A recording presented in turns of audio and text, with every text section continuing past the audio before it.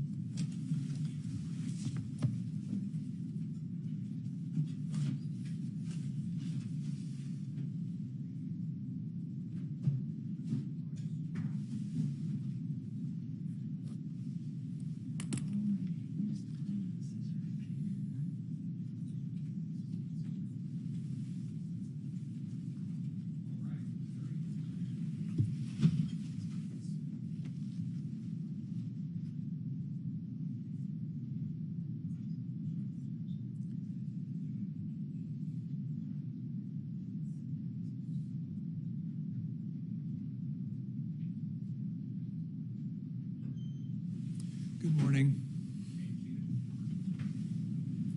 We're just waiting on a few more parties, so it'll just be a moment.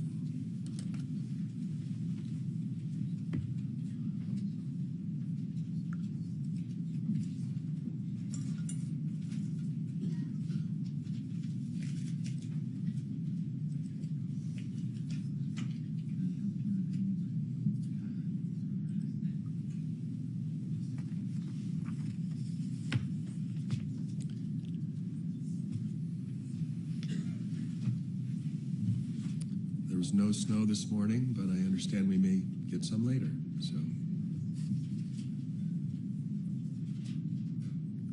So let the record reflect that all parties and counsel are present, the jury is present. And I realize we took a few witnesses out of order, but at this point, does the plaintiff rest its case? Yes, Your Honor. Okay. Are you ready to call your next witness? Yes, Your Honor. We call Dr. Carl Black, our neuroradiology expert. Thank you.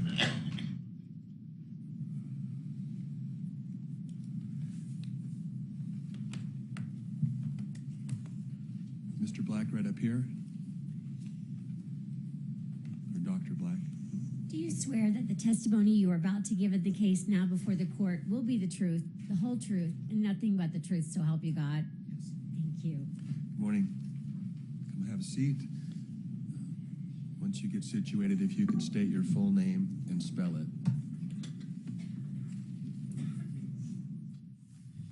My name is Carl Milton Black, CarlMiltonBlack.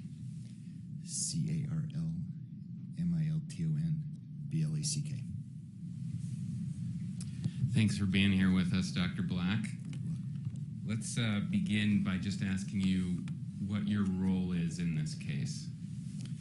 I was asked to review imaging related to this case between the years of 2009 through 2021. And what expertise do you have that allows you to opine on imaging of brain scans?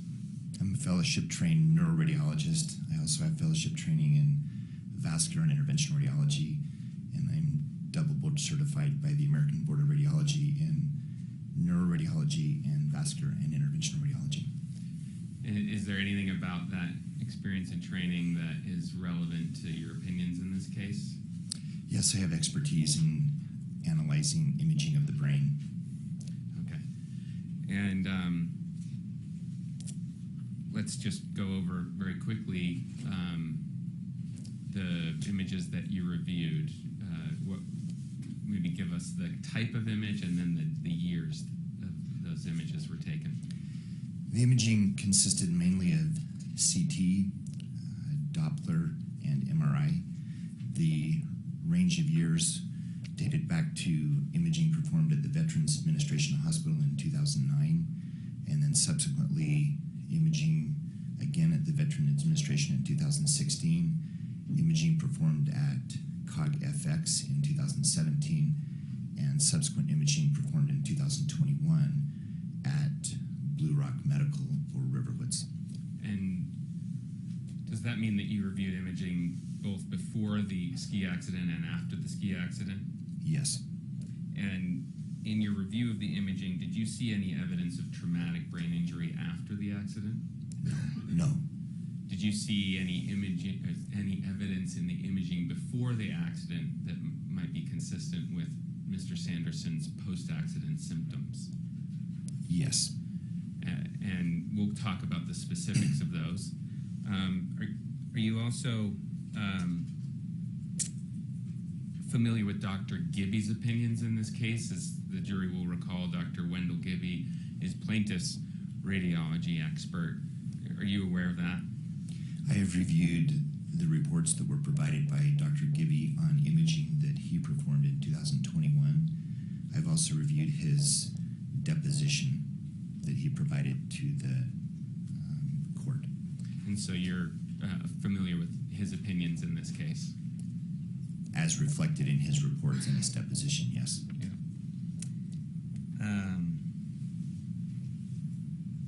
In addition to the imaging itself, did you read the reports that were created by the radiologist who took that imaging? Yes. And we'll look at those reports in detail.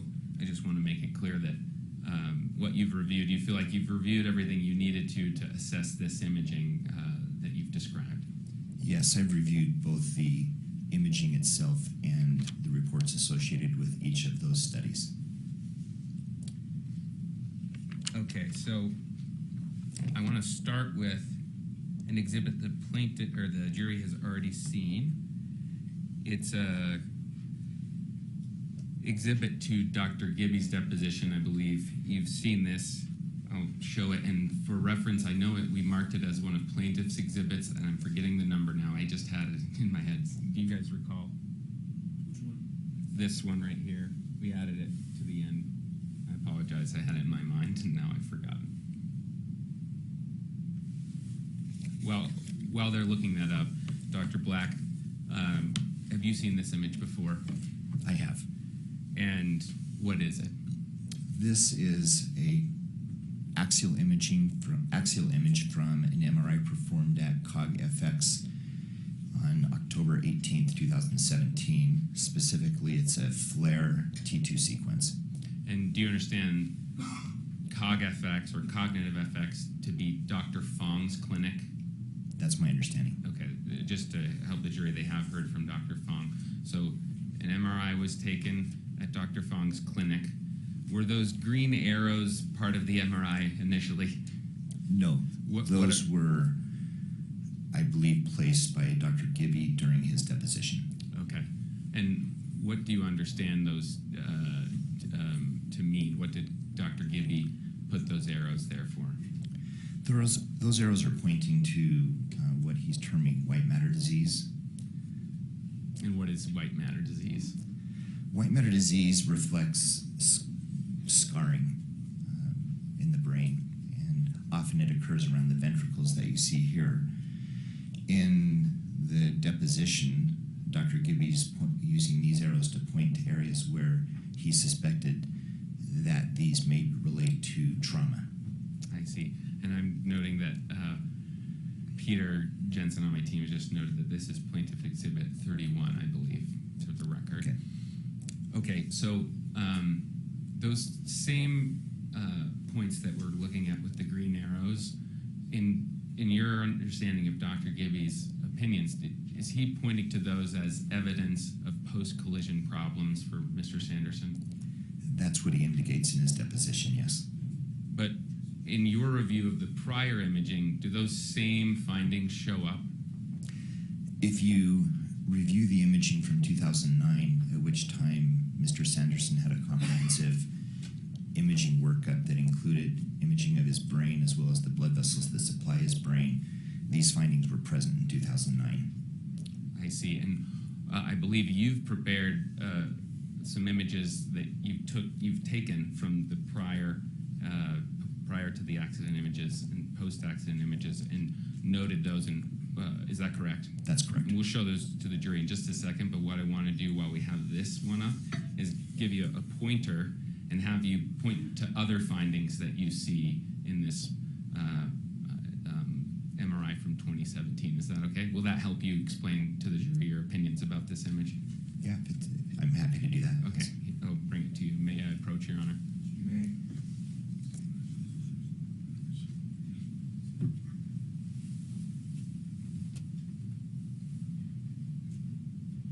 Okay, Dr. Black. So you've talked about the green arrows. What other findings do you see here? So one finding that was consistent over. Can't hear it. Yeah, should we get him a microphone? Sorry. Dr. Black, the hand up right there. Oh, yeah. Thank you. Does that work?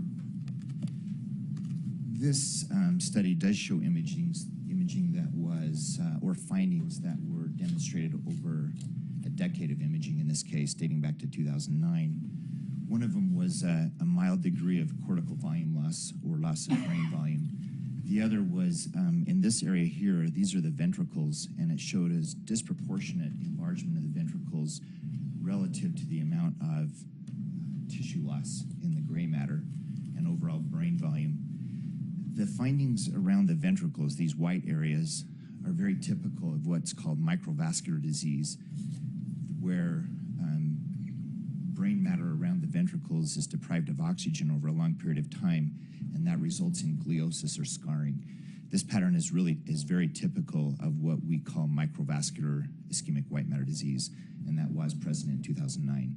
And did I hear you correctly earlier? Do you have specialized training in those particular findings beyond what a typical radiologist might have? My fellowship training and experience in neuroradiology and consistently reading brain MRI gives me expertise in looking at these findings, which we often see on a regular basis. I see. So this is a post-ski collision image, correct? This particular sequence is from 2019. My understanding is the accident occurred in 2016. Yeah, and I think you said 19, but you pointed to Yes, 2017. I'm sorry, 2017. Yes, Right. correct. Yes, and so you said earlier, I believe, that the same findings you're pointing to, again, not just Dr. Gibby's findings with the green arrows, but the other ones you just talked about, they're in the pre-accident images, is that right? Yes, my review of the imaging that was done at the Veterans Administration Hospital in 2009 shows these similar findings, and in the reports that were provided by the neuroradiologists who read the imaging at that time, they described these findings. Right. Okay. So let's maybe have you sit down again, and I'll pull up those slides that you made. Thank you. Thanks.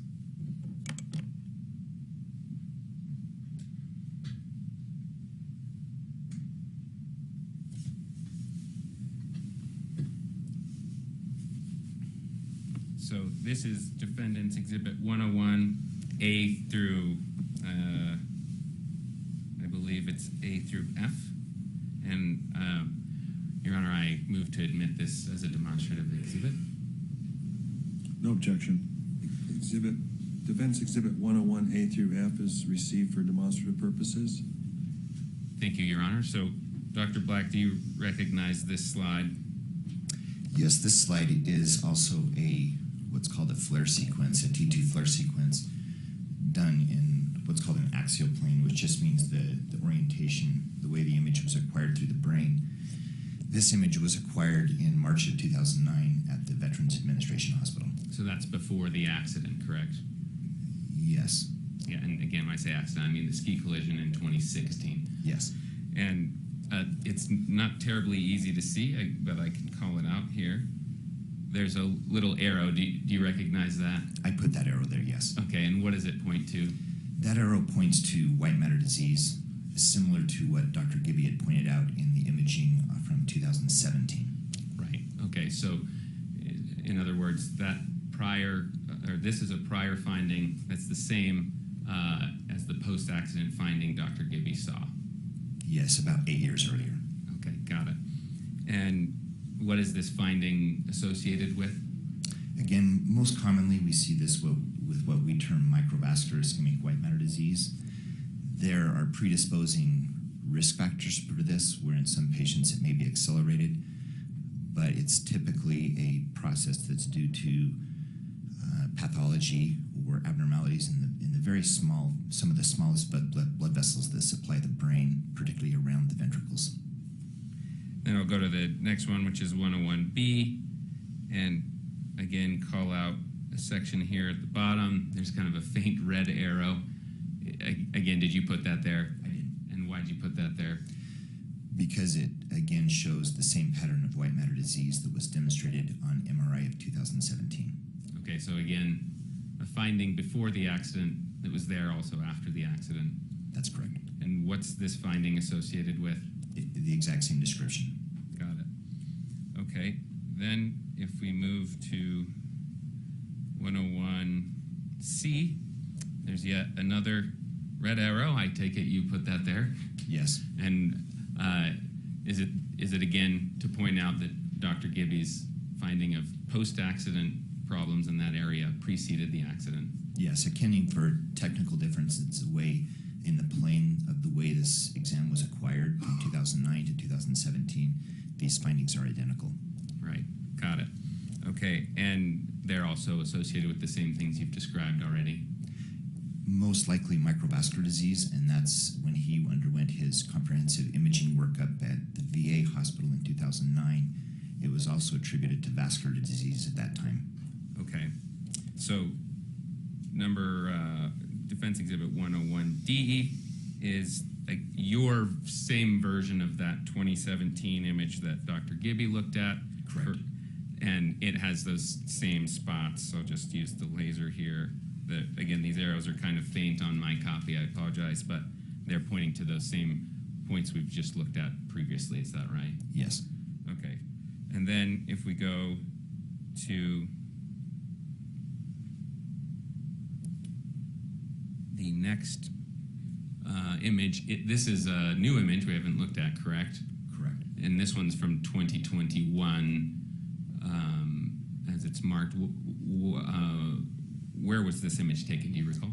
Yes, this image was obtained at Blue Rock Medical or Riverwoods Imaging, which Dr. Gibby owns, and this is the same sequence that we've shown before as far as how it is technically obtained by MRI. Same slice. Got it. And again, we have some arrows, correct? Correct. And those are your arrows? Yes. And they're showing, I take it, the same disease process or same findings that you've seen in the 2009 and then 2017 images. That's correct. So you're seeing this same condition in the brain for many years, both before the accident and after it. Over an 11-year period, a similar pattern of white matter disease, yes. And then if we go to the next image, 101F, we call out that upper left quadrant arrow, and again, I believe you put that there, correct? Yes.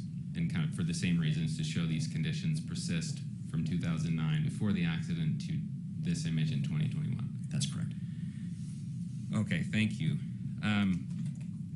And let's see. So let's. I'm giving the jury 101G. That was referenced, was it not? That would be the next one, Okay. which I haven't referenced. But if there's no objection, that's just the next bit of the slides. No objection. Okay. What is that? Could we see it though? Can you move that, Steve? But just let us see it before you. Sure. Yeah, it's in your hard to find. Okay, thank you. Is that 101F? So this is 101F on the screen, and then what Steve has put here is 101G. Correct. Right. Defense Exhibit 101G, is that also for demonstrative purposes? Yes, Your Honor. Okay. Received for demonstrative purposes? Okay, so Dr. Black, you've used various medical terminology that we might not all be familiar with, microvascular disease, for example. Can you give us a sense of what, in lay person's terms, what these sorts of findings are correlated with, how they impact a person? Sure. The microvascular disease itself is a term that's used to describe micro just meaning very small, and then vascular, the blood vessels, that when these blood vessels over time become diseased, which happens in a broad section of the population, in some people it's accelerated due to underlying high blood pressure or perhaps other diseases of the blood vessels, then you start to see scarring initially around the ventricles. These are unlike large strokes that may affect the cortex of the brain. These are smaller areas where the blood vessels are compromised, and it results in scarring of the tissue around the ventricles, and that's why we call it white matter disease. The other imaging in 2009 from the Veterans Administration, the CT angio, specifically looked at the larger blood vessels that supplied Mr. Sanderson's brain, and in those images, they found plaque or hardening of the arteries in the carotid bifurcation on his right side, and then also in the larger blood vessels inside of his brain near where his retinal arteries come off, or the cavernous carotid arteries, and those also show plaque or atherosclerosis. Okay, is it too reductive to say that these findings are an indication of an aging brain? Well, aging can result in this because we're all deteriorating to some degree or other every day we live. Right. But because we have a baseline, you can attribute certain findings. If it's happening at an accelerated level, given someone's age, then it might indicate there's underlying medical problems. The other finding that was present that was consistently present was the enlargement of the ventricles, which on all images seemed to be disproportionate or out of the proportion to the amount of atrophy of the brain. In several reports, there was a suggestion of a diagnosis of normal pressure hydrocephalus, and in fact, if you go to the image, let's see, that maybe the 2021. We don't have it on here. There's an image you showed that shows what's called transependymal edema, and that's fluid that leaks through the side of the ventricle due to pressure buildup in the ventricle, and that's a supporting finding from an imaging perspective of normal pressure hydrocephalus. Obviously, that has to be correlated to someone's clinical presentation and symptoms, and that's where a neurologist would play an important role in that. I see. And I think the jury has heard about this term multiple times, but let's spend just a moment from your perspective defining what normal pressure hydrocephalus is.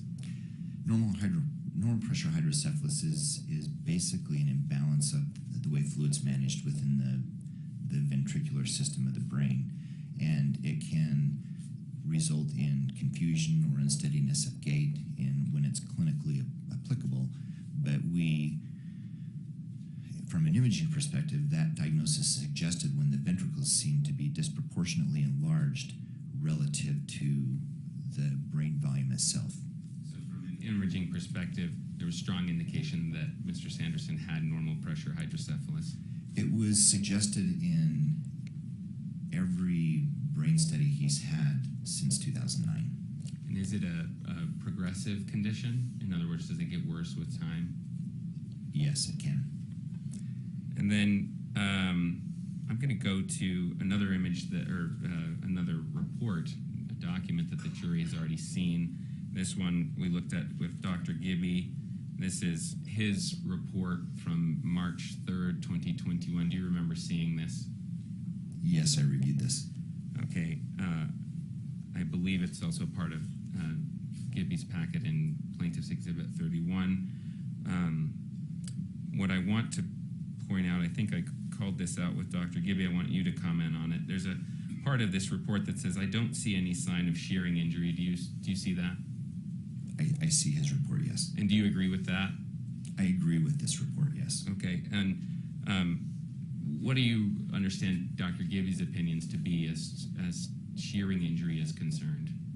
So this report was performed on March 3rd, 2021, specifically looking for evidence of brain trauma. So that was the clinical history provided to Dr. Gibby, and he was looking in detail for any imaging findings that would support closed head injury.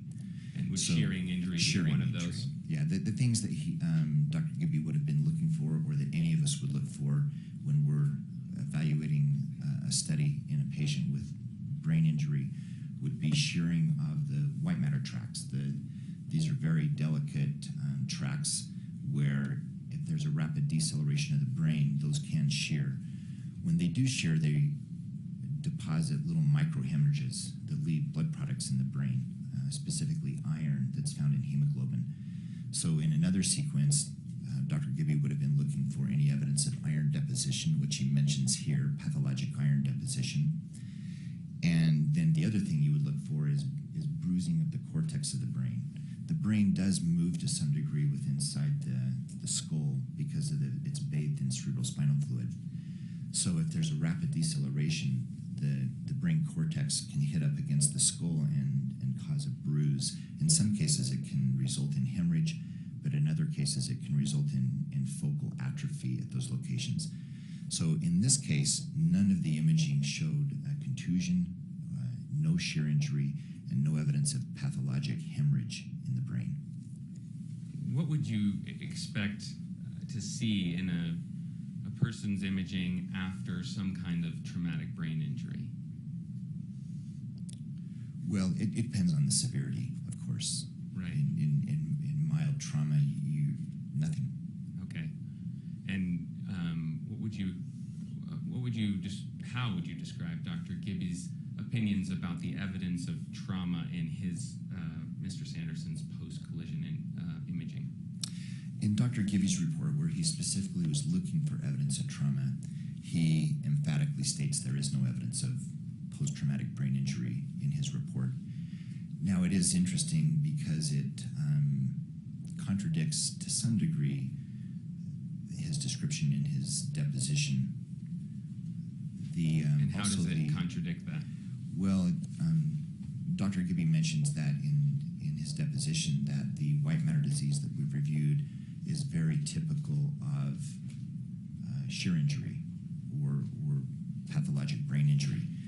But yet in his own report of the imaging which was performed at his center, which is identical to the findings in 2017 where he was offering that opinion in his deposition, he emphatically states that there is no evidence of post-traumatic brain injury. Objection. The state's prior testimony. Overruled. The jury will have to recall the testimony. Dr. Black, do you see on this report any indication that this image was compared to prior images? No, Is that common to do when you do a report, you compare it to prior images? there were 3 imaging studies done after the accident. One was a CT scan done again at the Veterans Administration in 2016, which was compared to 2009. The imaging that was performed in 2017 and 2021 make no reference of comparison dating back to 2009. So I presume those images were not available to them. Is that a problem? Does that lead to any limitations of a study if you don't look back at the prior studies? It does limit the way that a neuroradiologist can interpret an image. If you have prior imaging, it helps put things into context and can narrow the differential or the possibilities in terms of a diagnosis. For example, in this case, knowing that the white matter disease pre-existed in 2009 is helpful to exclude that it's a result of shear injury from an accident in 2016. So yes, comparison imaging, when it's available, is of extreme importance. So are you critical of Dr. Gibby for not doing that comparison? Not necessarily critical. Those images just may not have been available to him.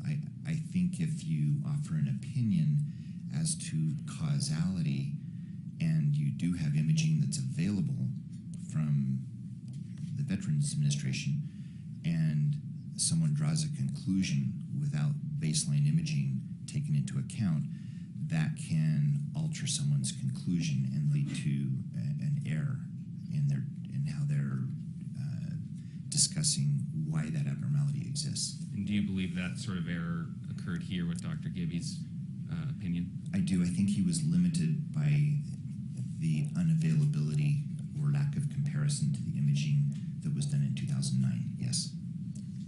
Okay, I want to move to another report. This is for that 2017 image we started with, the one with the green arrows that was taken at Dr. Fong's clinic.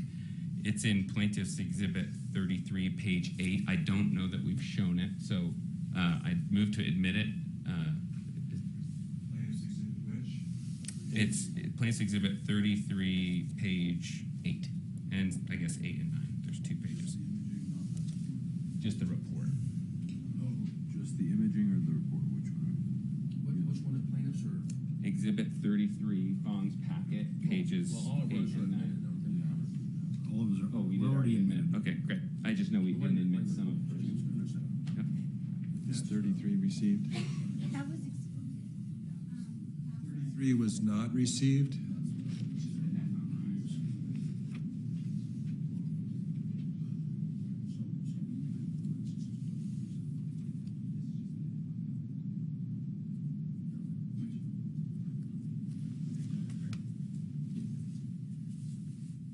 Seems like no objection. May I publish it to the jury, Your Honor?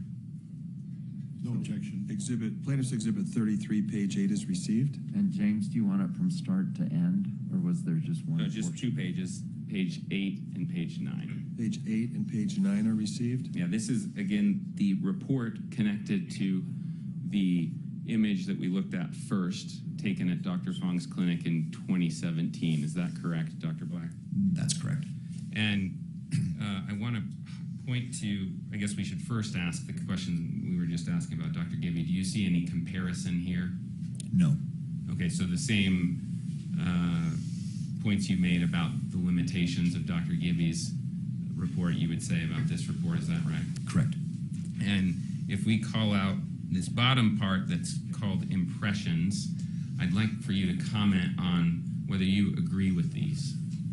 I do agree with these impressions. And will you take us through them in layperson's terminology? Maybe we could start. We covered some parts of the ventricles. You feel like you've explained that? Well, I think we can. Let me just emphasize one other aspect of Go ahead. the ventricles. Also, I think it's important to note that the context of this study being acquired was specifically with the intent to look for any evidence of closed head injury or significant brain trauma. And so there are pertinent negatives that are pointed out by the radiologist who interpreted this exam that did not exist, like hemorrhage in the brain or evidence of a contusion. So there are pertinent negatives, even with the strong bias of looking for those because of the history. So just to make sure I'm understanding you, that when you talk about bias, you're just saying going into this image, they heard a history of traumatic brain injury, concussion, so they're apprised of the possibility of various findings that might be associated with that, and they want to find them. They're looking Correct. for them. That's correct. Leading foundation. Sustained for leading. So maybe just comment on bias again, because that term is used in various ways. What do you mean when you talk about bias in these? When I'm referring to bias, I'm talking professionally. When we interpret an exam, the clinical context of that exam or why that exam is being obtained is important to us. If somebody has an infection or if somebody has a brain tumor, then we understand that and we're looking for various findings that would support that. In this case, if somebody has known trauma, then that would alert the radiologist to look for certain findings. So in the case of the MRI performed in 2017 and the one performed in 2021, there would be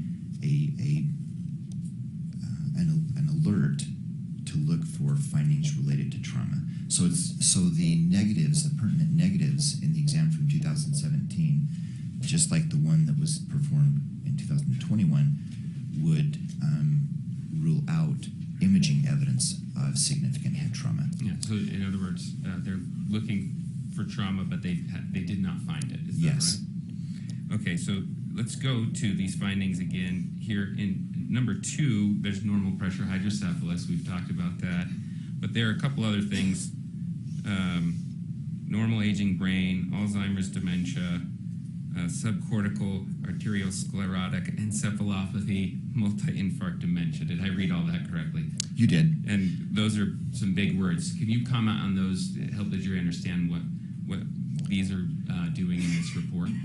Well, some of these are clinical descriptors, which would require a neurologist to make a correlation by examining that patient, because imaging can show a lot of things that don't necessarily manifest in someone clinically. So it's important to always take it into clinical context. The one description here that actually reflects underlying pathology would be the arteriosclerotic encephalopathy. That's just a big word for diseases of the blood vessels, specifically plaque or hardening of the arteries. The comprehensive workup that was done at the Veterans Administration in 2009 did show evidence of vascular disease at that time in the carotid arteries, in the neck, and also in the brain. And at that time, the white matter disease, which again was present over a decade later, was attributed to vascular disease. Did you see any evidence in the imaging that correlates with vision problems? No. There was mention of it with the functional MRI, but that is beyond my expertise. Okay. You'd leave that to a neurologist to speak to, somebody else? Somebody has who expertise in functional imaging.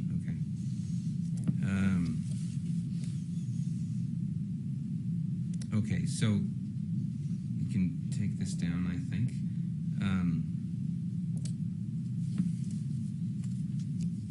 Did you note anything in the, well, let me ask first, are you aware that Dr. Gibby actually met with Mr. Sanderson? I'm aware of that. And is there anything about that meeting that has any bearing on your opinions today? The only bearing it would have is that Dr. Gibby makes mention in his report that he had told Mr. Sanderson that it's possible you could go through all of this workup and not find any evidence of post-traumatic brain injury. And why would that be significant to you? Simply because obviously the intent of that workup was to specifically look for evidence of brain injury. I believe the jury's heard Dr. Gibby give an opinion that I want to see if you remember and what your comment might be, your response to it might be.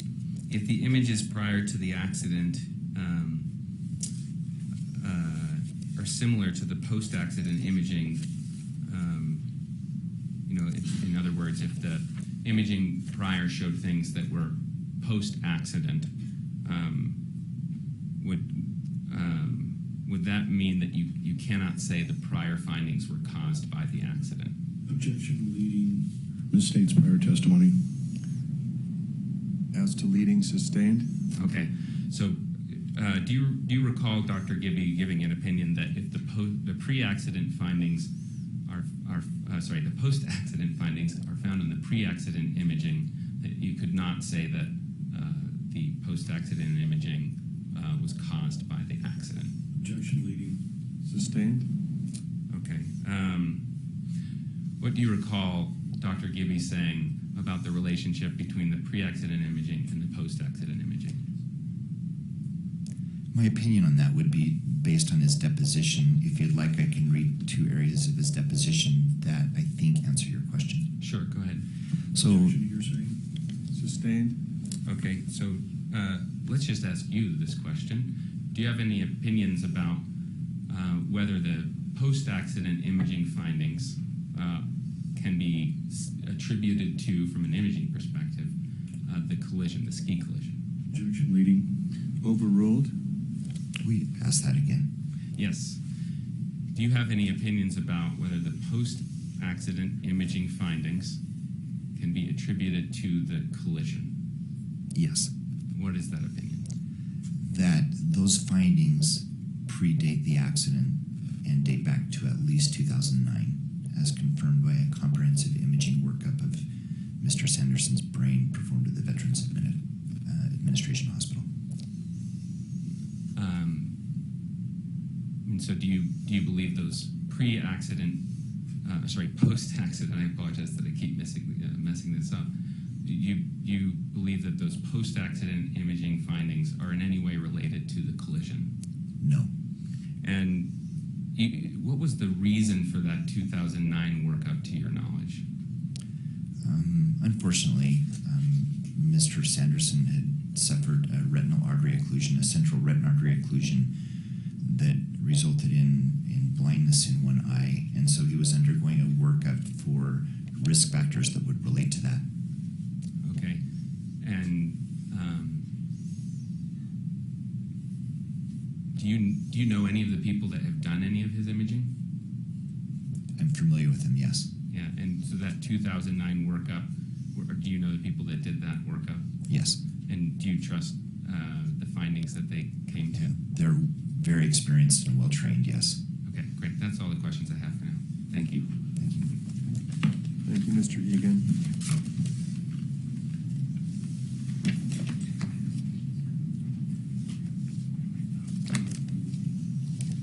Mr. Bueller? I'm going to start at the end. You're not an eye doctor, are you? I'm not. And you said the imaging from the retinal artery occlusion means blindness in the eye. Does that mean total blindness? Or? That's beyond my expertise, and I'm not familiar enough with his clinical condition to comment on that. So your term blindness is probably a little broad. Broad. I only gained that from the histories that were provided with his imaging studies. Okay, so he may still have some vision in his eye, even though... Absolutely. Okay. So I just wanted to point that out.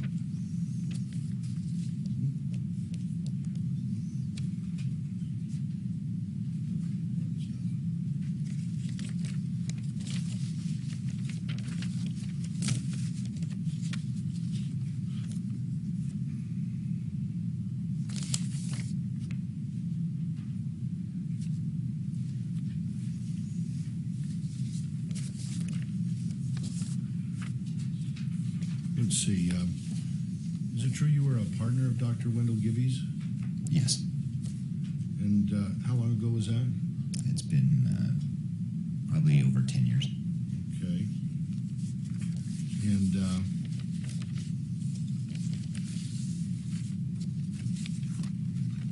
so you know his work, correct?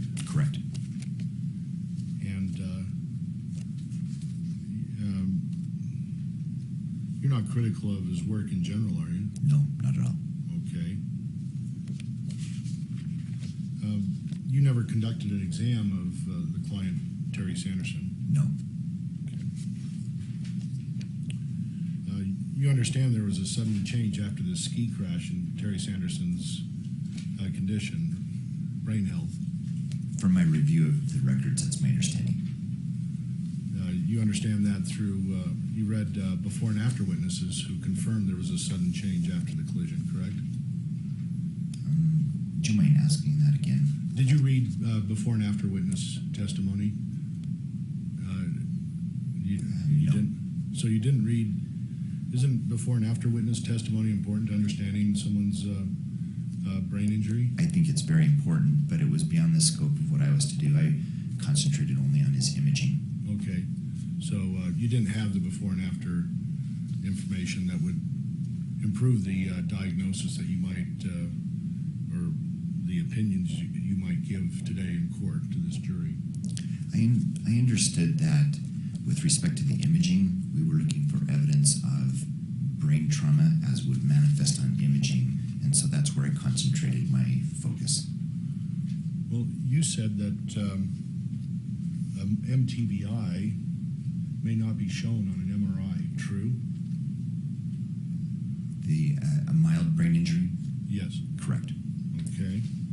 So Dr. Sanderson could have a brain injury, mild traumatic brain injury, and it not be shown up on imaging, right? That's correct.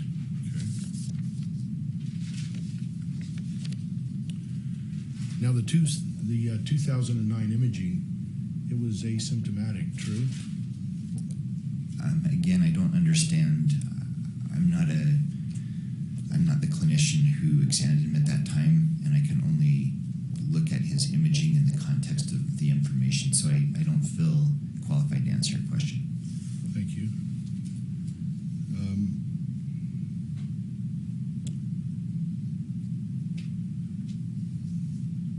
So from the imaging from 2009, 2017, 2021, there's no change, right? Very little change. Okay.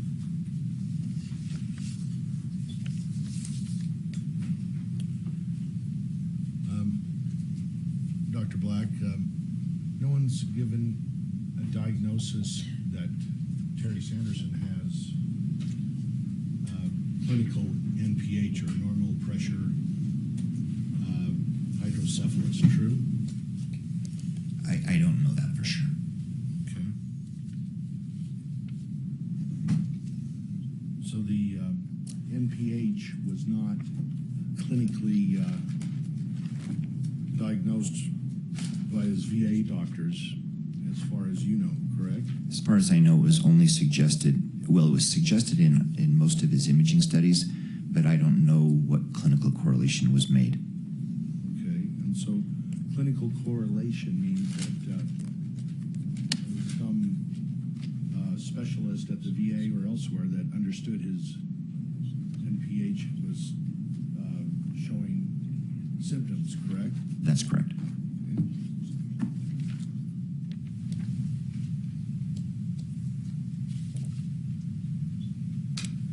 So you don't need pathological evidence of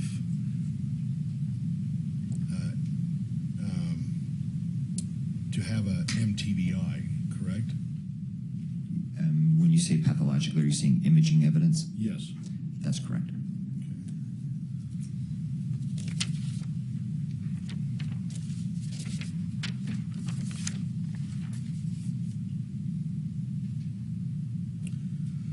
So, Dr. Black, imaging can show a lot that that hasn't really manifested or shown up, correct? Will you state that one more time? Okay, imaging can show a lot of things that hasn't shown up in a clinical setting. No, Yes, correct. so Terry could have these problems that show up on imaging, but there's no symptoms that would affect him from or stop him from skiing, for instance. It's possible, yes. Okay.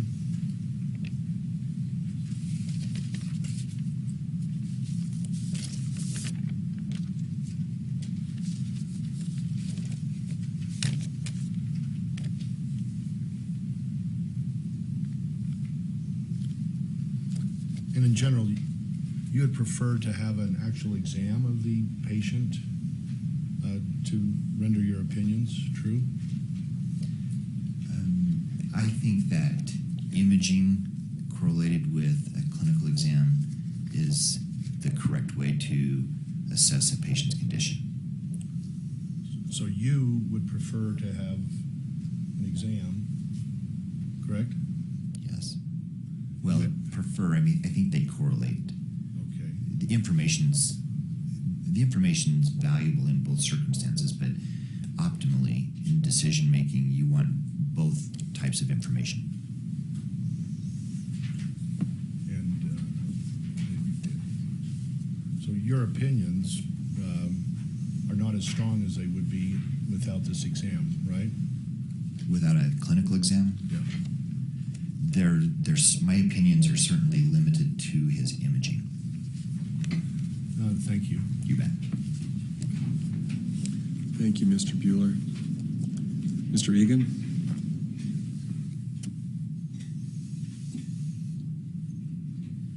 Dr. Black, you were asked about before and after witnesses, the family members, people close to Mr. Sanderson before and after the accident. I'm not sure I understand that question, but Okay, well, my question is just whether opinions from such witnesses would affect your read of the objective findings in the images.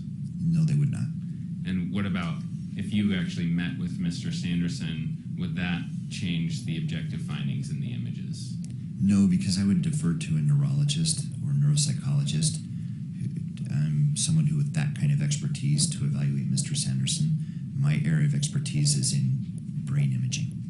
Do you typically evaluate patients when you read their imaging? With regard to brain imaging, no. And then after,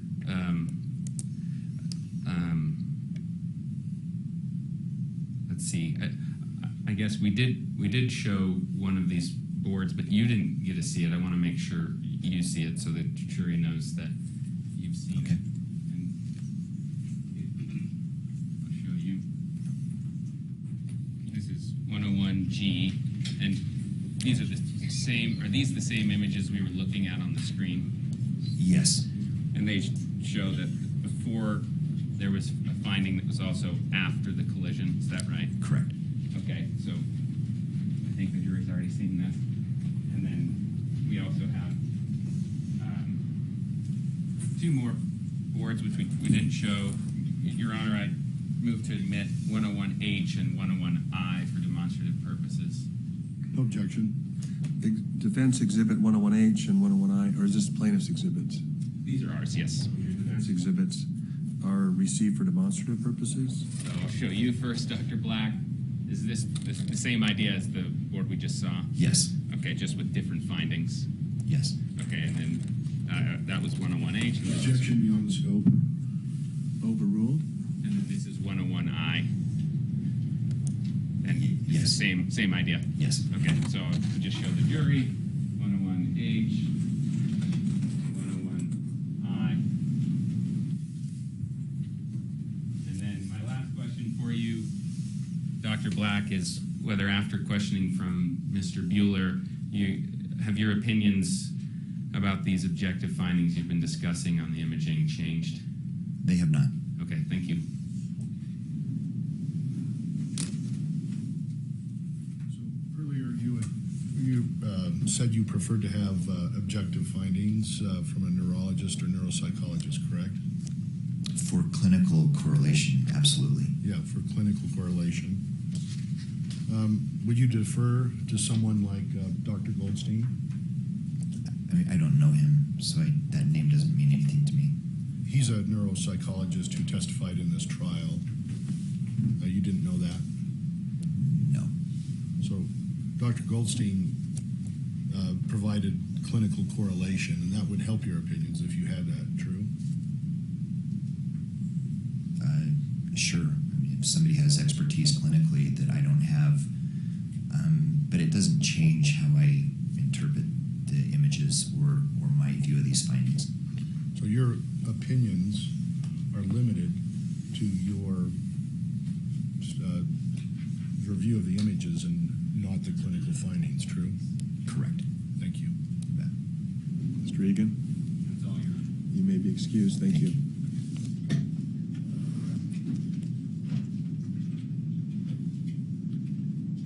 You can call our next witness or take a brief break. Is this witness going to take a bit? Robert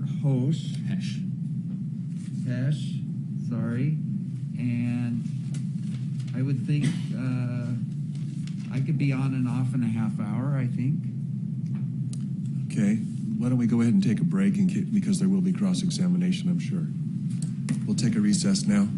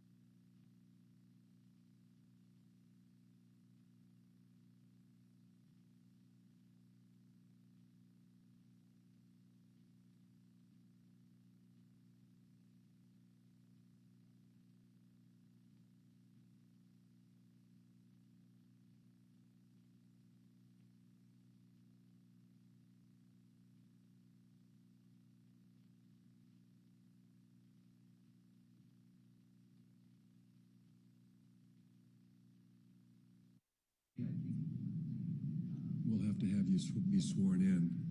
Why don't you take a seat out in the gallery?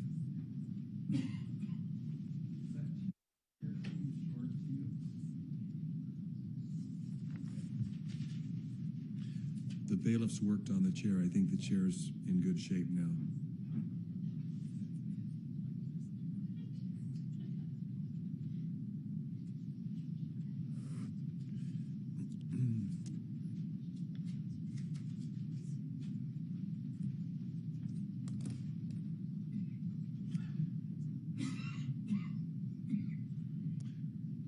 Okay, whenever the jury is ready, we're ready. Yes. They're not quite ready either, so.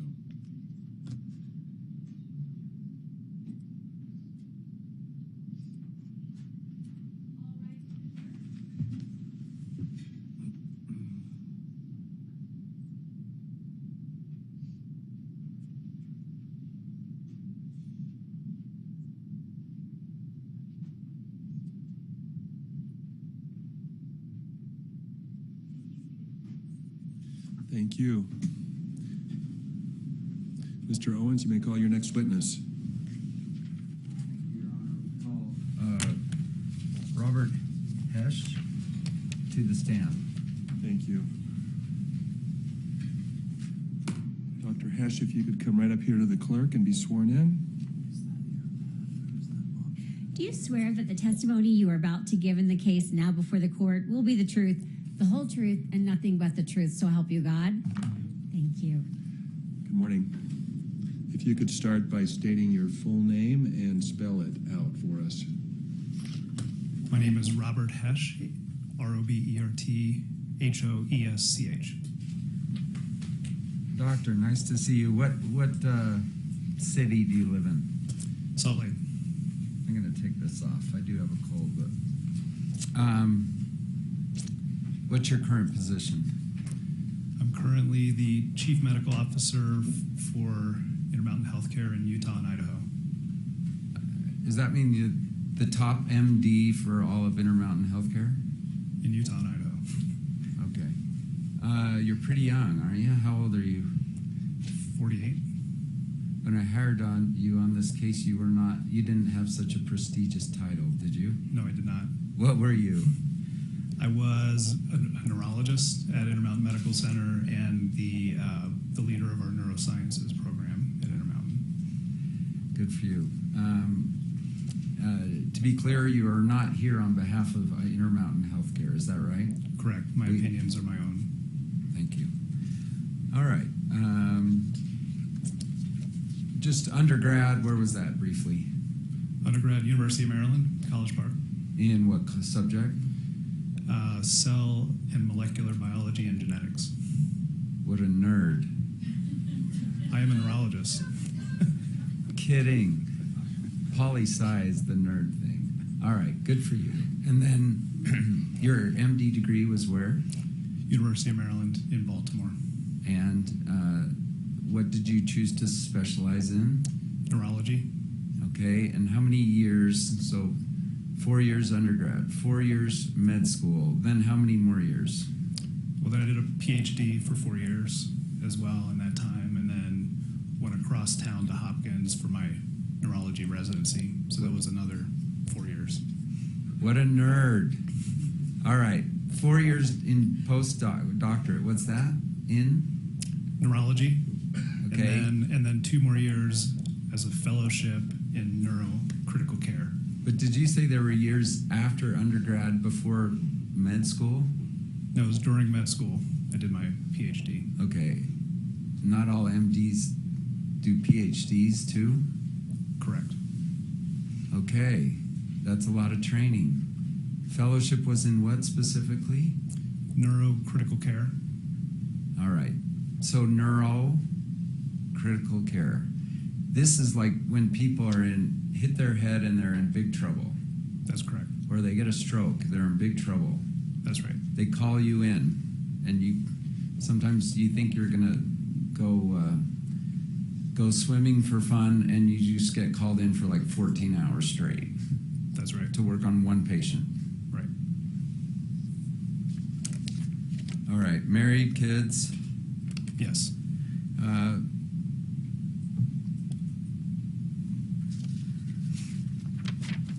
Have you reviewed some materials in this case? I have. All right. So the jury just heard from a neuroradiologist, and you are a neurologist. Okay. Distinguish the two again really quick. So a neuroradiologist reads images, MRIs, CTs, X-rays, all kinds of images of the brain and the spinal cord. Okay. And you, neurologists, do what? We diagnose and treat conditions of the nervous system, so brain, spinal cord, peripheral nerves. And then this afternoon, we're going to hear from a neuropsychologist. What's that? A neuropsychologist diagnoses and treats disorders of consciousness and awareness and language that are related to neurological conditions. And do the three of you work together on hard cases? Yes. And do you rely, for instance, upon a neuroradiologist and a neuropsychologist all the time? Yes. Okay. You know I was kidding when I said nerd. Really, I'm praising you in a backward way. I apologize if that sounded passive aggressive. We call ourselves nerds. That's okay. All right. You were here for Dr. Black's testimony on the neuroradiology. Is that true? Yes. And one of his opinions was that Mr. Sanderson's brain problems that he complains of as a result of the collision were actually all pre-existing. Did you hear Dr. Black say that? Yes, I did. And do you agree with that opinion? Yes, I do. Let's talk about what you've reviewed. So I think yesterday you told me you had received some 3,000 pages of junk. Just kidding. Materials, right? Correct. And a big chunk of those were medical records and a big chunk of those were depositions. Correct. And then you also received a lot of images before and after. That's correct. And did you review all of that? Yes, over several years. Do you believe you have foundation to render the opinions you're about to render in this case? Yes, I do. In addition to what you've reviewed, your background, education, training, and experience, do you believe that all comes to bear in rendering the opinions you're about to give? Yes.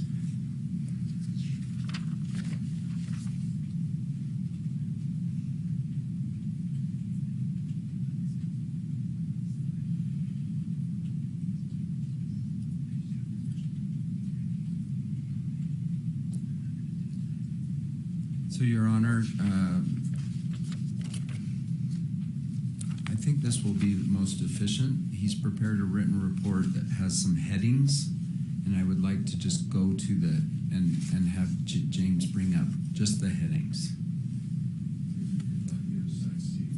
Well, it hasn't been admitted into evidence. I think he can just read them. I don't think he has to show the jury anything. Are we talking about a demonstrative exhibit to illustrate this witness's testimony? No. No, we're talking about just the headings of his report. All right. Reports are not admissible. Not admitting them. Agreed, but I think it might be efficient to do it that way. It's no different than the witness walking up to a chalkboard and writing the words out on a board. So I'm fine with it. If you just show the headings. Thank you. So, did you prepare a written report, by the way? Yes, and I have it with me. And it's broken down into some headings? Yes. And I thought this would be helpful. Can you read heading number 1? The persisting neurological symptoms Mr. Sanderson reports since the February 2016 ski accident are likely attributable to pre-existing health conditions. Okay. Is that indeed your opinion? Yes. And on what is it based? So based on my review of the records, his mental health professionals that evaluated him before and after, if you look at the trajectory of those evaluations, it looks essentially the same before and after. Also based on review of the imaging, and afterwards the neuropsychology testing that was normal or above normal compared to population. Okay, let's hit all of them, and then we'll go back if needed. Are you able to bring up 2? Yeah. Well, he brings up number 2. Comment upon the patient's pre-existing injuries. Which ones did you find particularly important? The pre-existing condition of depression and anxiety is the most salient. Okay. Pre-existing condition. And how is it that his pre-existing depression and anxiety is related to his complaints of post-collision symptoms? So the depression and anxiety can cause all of the symptoms that he is complaining of post-collision. And if you look at the records and you were able to remove the collision, just so just make it evaporate, the history reads coherently. This is a man in his 70s with depression and anxiety, and it's gotten bad enough to the point that it's impairing memory and concentration and other activities that he was used to doing.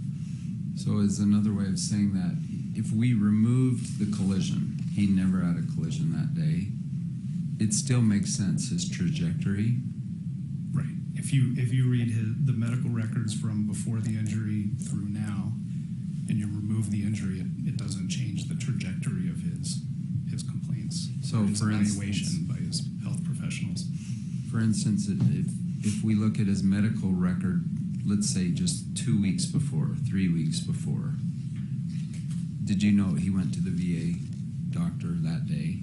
Yep. With complaints of, I'm feeling really old, I can't do what I used to be able to do. That was pre-injury, correct? Correct. And then you compare it to his records even soon after the collision. You're saying it doesn't really show anything happened, correct? Hasn't changed his course. Okay. And whenever you're ready, James, can you read your opinion number 2? The only neurological problems, Mr. Sanderson. I object to reading a report to the jury. You can tell it, no problem with that, but you shouldn't be reading it. We already dealt with this. Yeah, overruled. I think I ruled on it. Go ahead. The only neurological problems Mr. Sanderson has had may be partly The only neurological problems Mr. Sanderson has had that may be partly attributable to the ski accident are those associated with the mild concussion he experienced during the accident. Okay. Can you fill in the meat on those bones? Help us understand that a little. Yeah, so my opinion is if he had a concussion, it was very mild.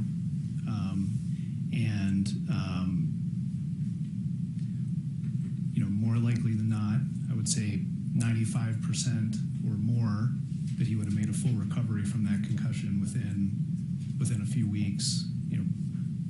Not more than 99% within a few months, based on the severity of the concussion. So, I think he's saying, I'm in that like 1%. I'm not in the 95 and the 99%. How do you respond to that? So I would say, if as a neurologist, I have patients that come in. They complain of cognitive symptoms, memory loss, attention problems, difficulty doing things that they used to do, and they can have depression and anxiety. They may have early signs of dementia. Those things are far more common for someone in Mr. Sanderson's category. Man in their 70s, they don't feel the way that they used to feel like they're getting old, like he said before the accident or after the accident, concerned that they may be getting Alzheimer's disease. So I think those things are far more likely than a very minor concussion causing symptoms 7 years later. Do you see hundreds of those patients a year who've never had a ski collision? Correct. Okay, any other comment on your opinion number 2 that you would like to make?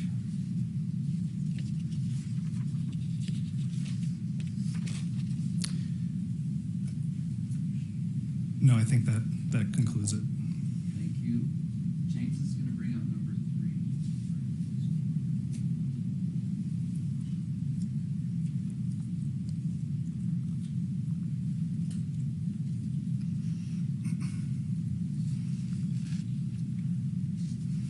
3. And do you have it there?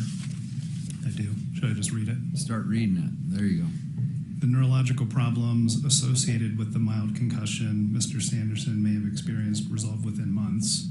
They were not permanent as plaintiff's experts claim. Okay, mild concussion. You weren't here, but did you hear Dr. Edgley testify or read his deposition? I've read the deposition. All right. So did he talk about, hey, a couple things we look at is length of... Objection. This states facts. There's no deposition. Sustained. Okay. Comment. I did misspeak. I forgot you didn't take his deposition. Is there some importance in determining the severity of concussion in terms of how long they're unconscious? Is that a factor? Yeah. Length of amnesia, length of loss of consciousness, or length of confusion. All right. I think those were the same 3 he said. All right. What do you know about length of unconsciousness? From my assessment, looking through the records, I don't think that there was loss of consciousness. Okay. Even if there was some loss of consciousness, it would have been brief. Is that fair? Seconds, yeah. And let's see, in terms of, I think, to be fair, I think Mr. Ramon said he was spread eagle, head down, out cold, over 2 minutes. I just want to put that in the record. Not substantiated by any other witness, but did you at least observe that?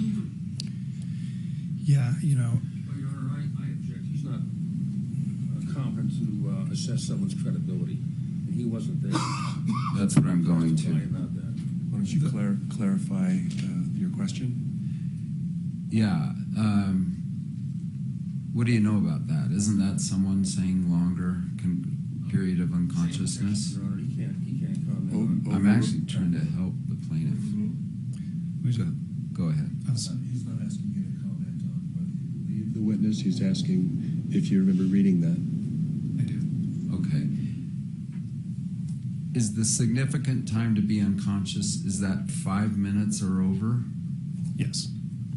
All right. And then comment, you said period of amnesia. What do you understand on that? Length of amnesia. What do you understand? The period of time that the person that has the injury is not able to remember either before or after the event. All right. And are you acknowledging that Mr. Sanderson had a mild concussion? More likely than not, he did. He had headache in one of the, I think it was the Instacare report, and so that would be consistent with a mild concussion. And it resolved within months. What do you base that on? I believe there was a report where he said it's getting better. Okay, and they are not permanent, as plaintiffs claim. Please comment. Correct. So the head injury was very mild. I mean, it fell in the most mild category of concussion, so kind of a grade 1. And the rest of the symptoms that he has, what could be caused by other conditions, which I would say are more common. And do you believe that more likely than not, that is why he continues to have some symptoms? Yes. in other words, not because of the ski collision, but just because of his aging, progressive brain. Correct. Let's read your fourth opinion. There are a total of 6, by the way. And the latter two we might just touch on briefly. So the fourth opinion is that Mr. Sanderson does not currently need ongoing neurological treatment. That's related to the ski collision. That's related to the ski collision. So I have to modify that slightly because this report was written before the assessment by Dr. Goldstein was available to me. Right. Goldstein, I think, recommended some care with regard to dementia. Correct. Did you hear that personally? I didn't hear it personally, but I read it in his actual report from when he evaluated Mr. Sanderson. Do you believe Mr. Sanderson to have sort of dementia symptoms? Yes. Your Honor, he's never evaluated him. Can't possibly comment on that without a clinical evaluation. That's a speaking No objection. foundation. Is it in the report? Do you have symptoms? So he's commenting on his further needs, and he's commenting on Sam Goldstein. There's nothing in the Why don't you report. ask a question, Nothing in and the then we'll report about it, see. Judge. Go ahead and ask your next question. Okay, so you said Mr. Sanderson does not currently need ongoing neurologic treatment, true? Correct. That's what the report says. Okay. Since you wrote this, did you then read Sam Goldstein's updated opinion? Yes. Objection, Your Honor. Can't offer new opinions. Sustained. Thank you. Is there a drug that treats dementia? Yes. What is that called? It's called Your Aricept. Honor, I object. There's no opinion on dementia. Sustained? Thank you.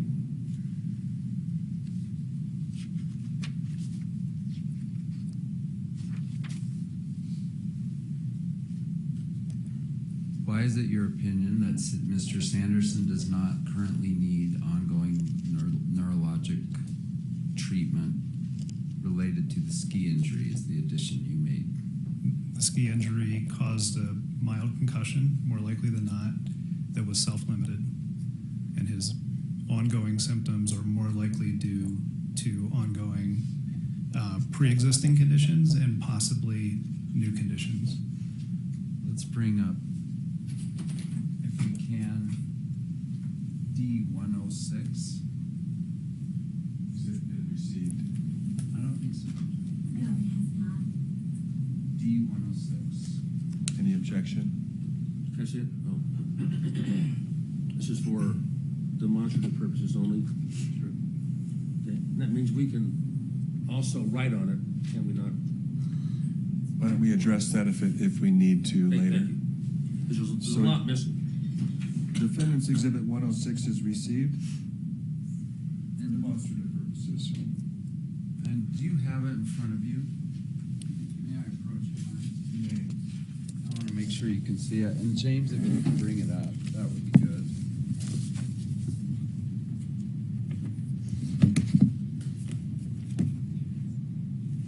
Oh, I think you might see it right on your monitor. Okay.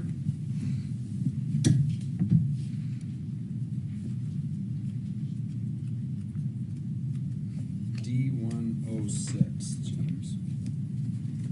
All right, you see it? Yep. I won't get you a hard copy now. Have you had a chance to read this document? Yes.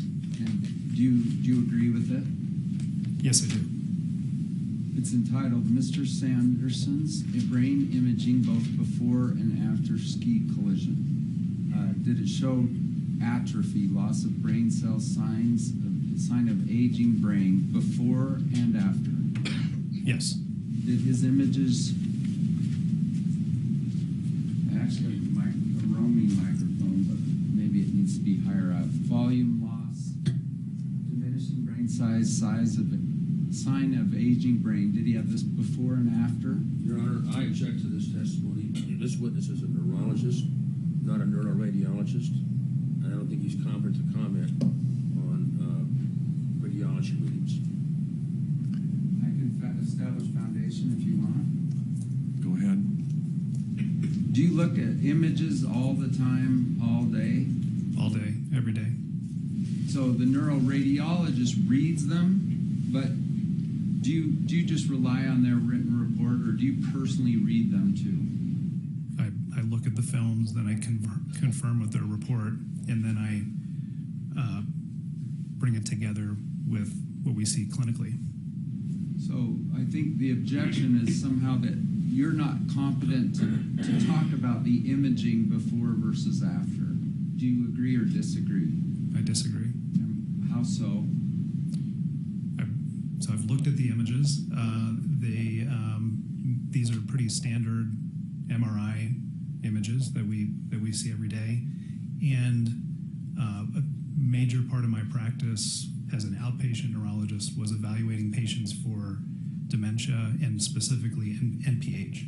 So hundreds of patients with the question of whether they had NPH. Which is that hydrocephalus? It's the hydrocephalus at the bottom. All right. So is it true that neuroradiologists essentially serve you? They don't personally talk to patients. You order the neuroradiologist to do a study, then it comes back to you, and you are the one who's face-to-face with the patient. Correct. I translate the... Just a second, sir. I'm sorry.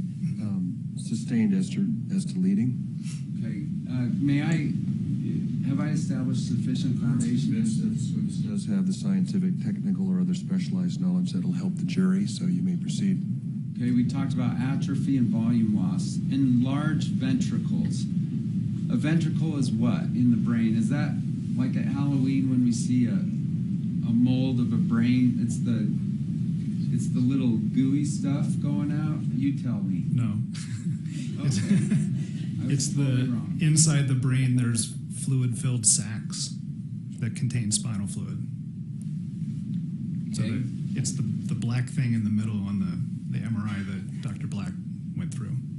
All right. And is that like the main blood feeding the brain? What are they? No, What purpose do the ventricles serve? they buoy the brain, so it prevents the brain from having as much shock when we just move around in everyday life. All right. Chronic microvascular disease, is that something he had before and after? Yes, that was described by Dr. Black. Is that associated with cognitive decline? It can be. And why does he have that? Is that from this stroke event years earlier, or just bad luck, or eating too many donuts, or what? I think it's a combination of his high blood pressure and high cholesterol with a little bit of genetics that makes our blood vessels harder than average. White matter disease, we've talked about that a little bit. It says they're damage to nerve fibers associated with memory, balance, and mobility issues. Did he have that before and after? Yes. And is that progressive in nature? It didn't look that like unbelievably progressive. Looked stable over time. And why did he have that? Was that associated with the stroke event? No, I think it's probably associated with the chronic microvascular disease. The stroke event was in his eye. No evidence of trauma before or after. Is that true? That's correct. Concern for disease due to excess fluid buildup. That's the NPH. Was that a concern before and a concern after? Yes. Does he in fact have that condition? So that would be a condition that I would need further clinical evaluation to determine, but his MRI would be consistent with that condition. You mentioned earlier that his conditions are not permanent, as plaintiff's experts claim. And I just want to comment, do you believe Dr. Fong to have used unreliable science to make some of her opinions? Objection, leading. Sustained as to relevance.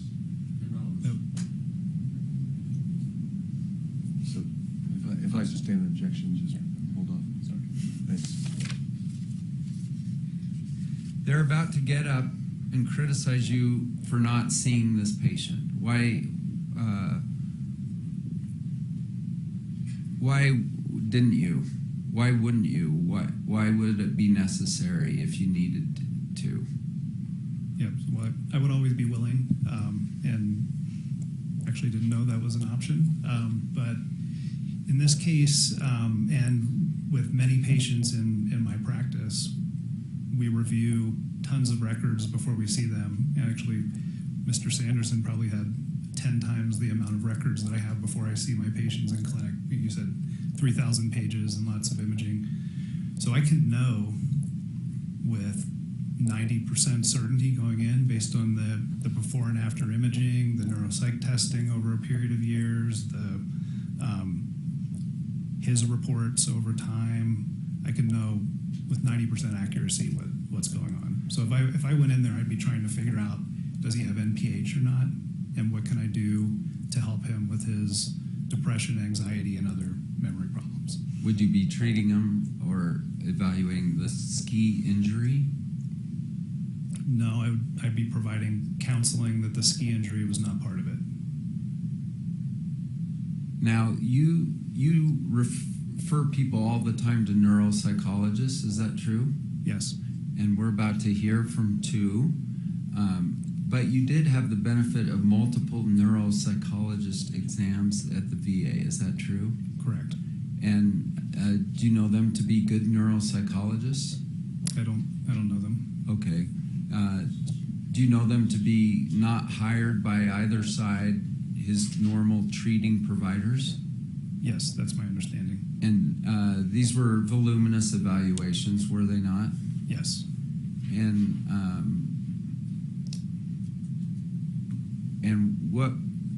what did they conclude? They were essentially normal, and they showed that he was performing above average. Now, is that above average for everyone on the street or for 75-year-old men with college educations or what? For a 75-year-old man with college educations and with a high baseline. So, in some places, even like near superior Correct. levels. Yes. So, I'm going to grab one thing.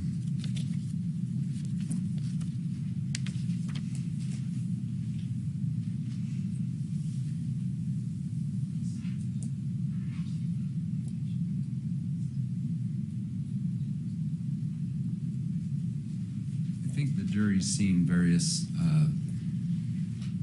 neuropsych overviews, but do you agree he was tested in tens and tens and tens of categories? Yes. Did you see any of them below average? No. Did you see many above average? Yes. IQ, for instance, was 114, is that right? That's my recollection. And for like a 75-year-old man with a college education, is that good? Yeah, it's above average. Okay, what's average again? 100. Okay. Now, I think they're going to say, hey, the family members are saying, we're noticing he's angrier than he used to be, or that he can't drive and read at the same time. There's things he can't multitask with. Can you comment on that? So, in people like Mr. Sanderson who are high functioning at baseline, above average IQ, superior in some categories like you described, a drop in functioning might still look like he's really high functioning compared to the average population. And the family will pick up on some of these changes, right? They see what they see. That concludes that. So if you did meet with Mr. Sanderson and he kept obsessively bringing up, I think the ski collision caused this, what would you say? I would I would say that it's my job as a neurologist to help him accept that that's not part of what he's experiencing now. More likely, way more likely than not, he has a history of depression and anxiety. We know he continues to be anxious, so that needs treatment.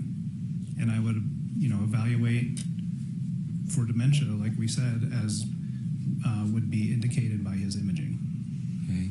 And so my job is to help the patient and family gain acceptance that this mild event 7 years ago isn't causing all these problems that he's having now. Or any of them. Right. Didn't you tell me the cure for Mr. Sanderson is the end of this lawsuit? Objection, Your Honor. No foundation, relevance, improper questioning. Overruled. Go ahead. Is that your opinion? Yeah, I mean, I felt anxious coming here. I also object to that. It's not in his report. Nowhere to be found. Overruled. Go ahead, just explain that, and then I'm sitting down. I mean, suing somebody, going through a trial that has, national recognition can bring on a lot of anxiety. And if you're prone to that, it's gonna make it worse, and it's gonna slow your recovery. His daughter said this notoriety makes him feel powerful. Did you read that in Jenny's deposition? I did. Objection, Your Honor. Jenny's deposition is not in evidence. Sustained. Is it coming into evidence, counsel? If we have time, we're going to read it in. Well, It's you been can't- referenced multiple Ain't times. here yet. if you're planning to ask this witness about evidence that's not part of the case or won't be part of the case, then it's an improper question. Okay, if he's read it as part of his opinions, experts can rely upon hearsay. They can. Yeah, but it's not referenced in his report, Your Honor. Well, if it's not in his report, then sustained. Okay, I'll let you go. Thank you. Mr. Sykes.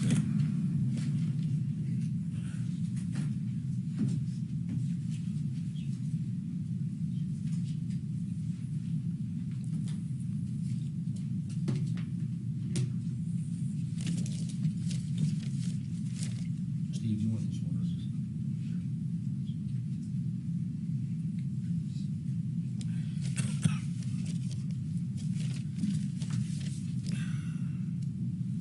Doctor, do you commonly render opinions on your patients without a clinical exam? No. In the last 100 patients that you've seen or that are referred to you, how many have you rendered opinions on for other doctors without an examination, a clinical exam? So, I mean, we do have conversations with other doctors where they say, hey, what do you think about this case? And I may render an opinion without seeing the patient. But if it's my own patient, then it's part of my standard evaluation to see them. If it's your own patient, your last 1,000 patients that were your own patients, you would never render opinions about them without a clinical exam. Is that a fair statement? No, Never. I would form an opinion, but I wouldn't create a treatment plan and execute on it without seeing them. So, a clinical exam, would you agree, for this jury, is an important factor for a physician? Correct. Yeah. No. Did you read the opinion of Dr. Edgley, testified yesterday? No, I did not. Okay. If he called a clinical exam the gold standard for a physician, would you agree or disagree with that? Overruled as to relevance, the jury will recall the testimony of Dr. Edgley. Well, in all honesty, he didn't say it in his testimony, he said it in his report. I'm asking if he said it in his report, would that make a difference? You're Trying to be honest here. referencing testimony that's not, there are no facts and evidence. I withdraw the question. Thank you.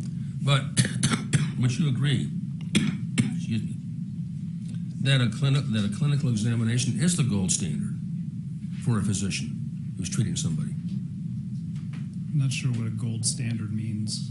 Pretty important. It's a big part of my evaluation. Excuse me.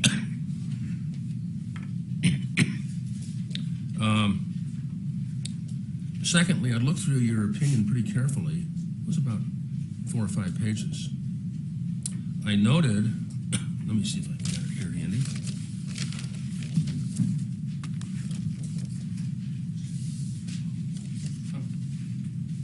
Yeah. Well, I'll just ask you if you remember this. It's on my computer. But you had a list of things that you reviewed, is that right? Yes. Okay. Can you tell this jury a summary of what Carlene Davidson said in her deposition about Terry before and after the ski crash? I can't from memory. Okay. Can you tell the jury what Holly Gresham, the daughter, said about Terry before and after the ski crash? Yes, I did read Miss Gresham's deposition this weekend, or her statement. But you didn't read Carly Davidson? I think I did, but I can't remember all the names. If you want to show it to me, I can comment on it. Tell the jury, if you can, what important information about Terry before and after the ski crash Holly Gresham said. So she feels that he, is not as engaged and able to do things in the way that he used to. I think that's probably the summary. That's a pretty mild statement of it, isn't it? Didn't in fact she say, Holly Gresham, daughter, excuse me, that there was a marked and sudden difference in her father in a wide variety of areas: personality, executive functioning, social problems after the ski crash, almost immediately. Didn't she say that? I'm not sure she said executive functioning, but the rest of it sounds familiar. Did you read Shay Harris' deposition? Remind me of the relationship? Daughter. No, I did not. Okay? Those three are listed, and did you read or not read Carlene Davidson? I read it, but I can't remember what it says. You read it, but you can't remember it. Tell the jury if Shay Harris is listed there as one you had. S-H-A-E. I don't see it. One second, John.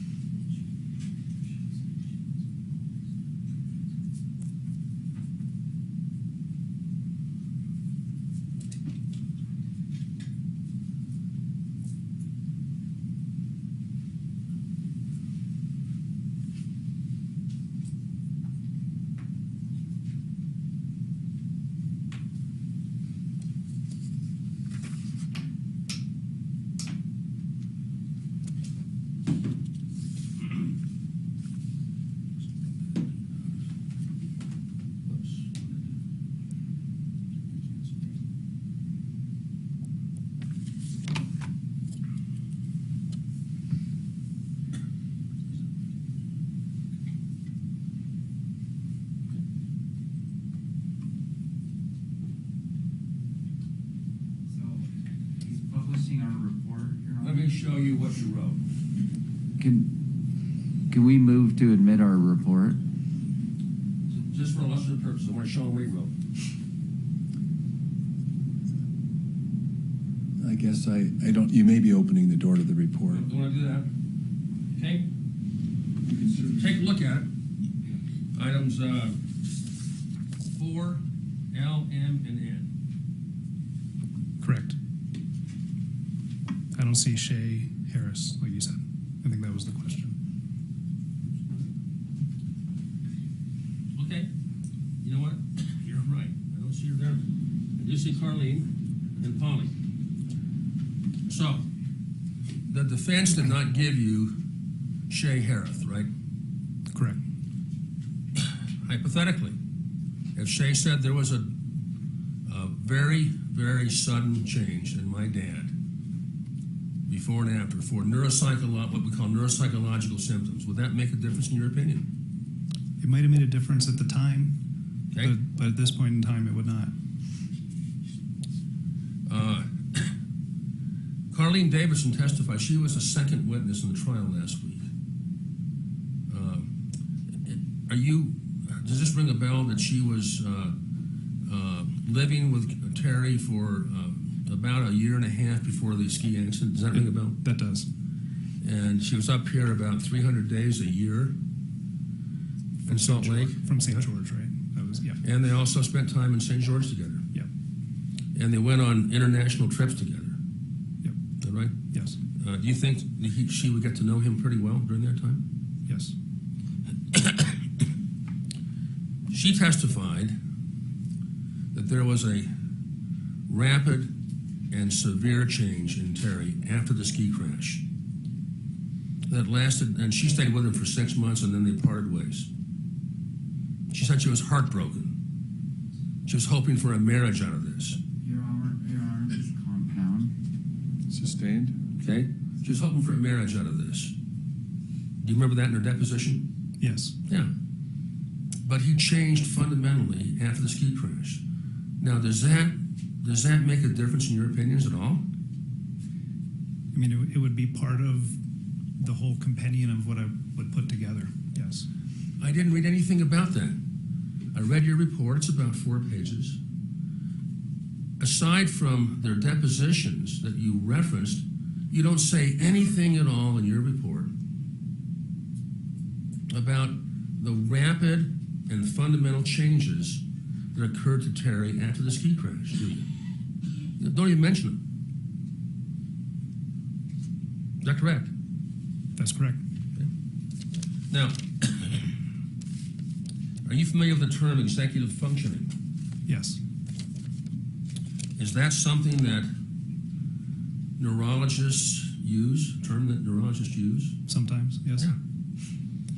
Because you realize, of course, as a neurologist, that you can have massive changes in a person with a mild TBI that don't show up on imaging, right? Yes, that's possible. You mentioned that earlier in your testimony. Yeah.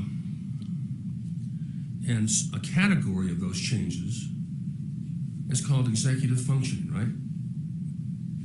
That is one manifestation, potentially, yes. It's one category. Yeah. And I didn't see the word executive functioning even addressed in your report. Not even a mention, correct? Sorry, is that a question? Or Yeah, correct. what's the question? With a inflection for a question, yes. Is it in my report? Yeah. No, it's not in the report. Okay. Hey, Pete, would you...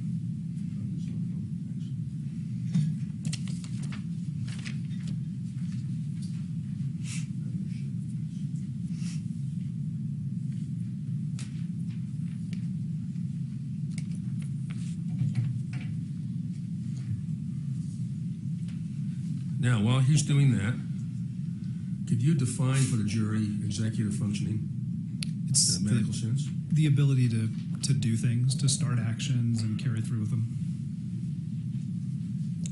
To start actions into what? I'm sorry. Carry the actions through. True, yeah. That's self-regulated, self-directed action, right? Correct. Okay. And that people use that to manage their affairs effectively. Correct. Right? Yep. Have you heard of Sam Goldstein? I mean, I know of his report as I testified earlier, and I read some of his deposition.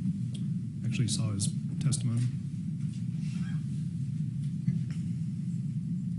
He testified here. And by the way, were you aware that he is a world-renowned neuropsychologist from Salt Lake City? Yes. Yeah. And he developed an executive function test. Correct. Can you see it on your screen there? I do. Yeah. And here's what he recorded with a high confidence level. That this man, Terry Sanderson, who was a former captain in the United States Army, ran eye clinics for the Army, has an advanced degree in optometry, which I think is a 4-year degree, if I'm not mistaken, and ran 2 clinics in southern Idaho. Okay? Would that indicate to you a man of superior intelligence and executive function? Yes. Yeah. Let's see what he did here. Okay? On attention, he was in the 25th percentile. Does that strike you as strange, or just average, by the way? 25th percentile. In other words, out of 100 people, he's 25 lowest, right? That's correct. That's what that means. Yeah. Yep. That for a man of his attainment, he's only the 25th percentile on attention?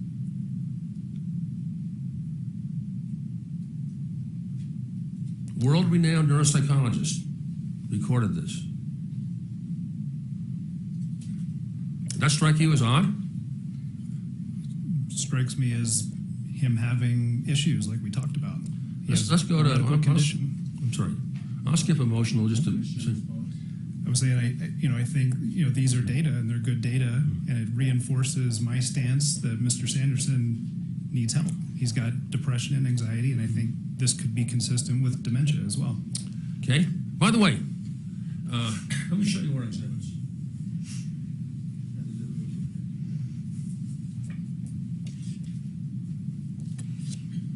Your Honor, did we get the court one of these? No. Is that Yes. It's just an exhibit, no procuration. May I approach?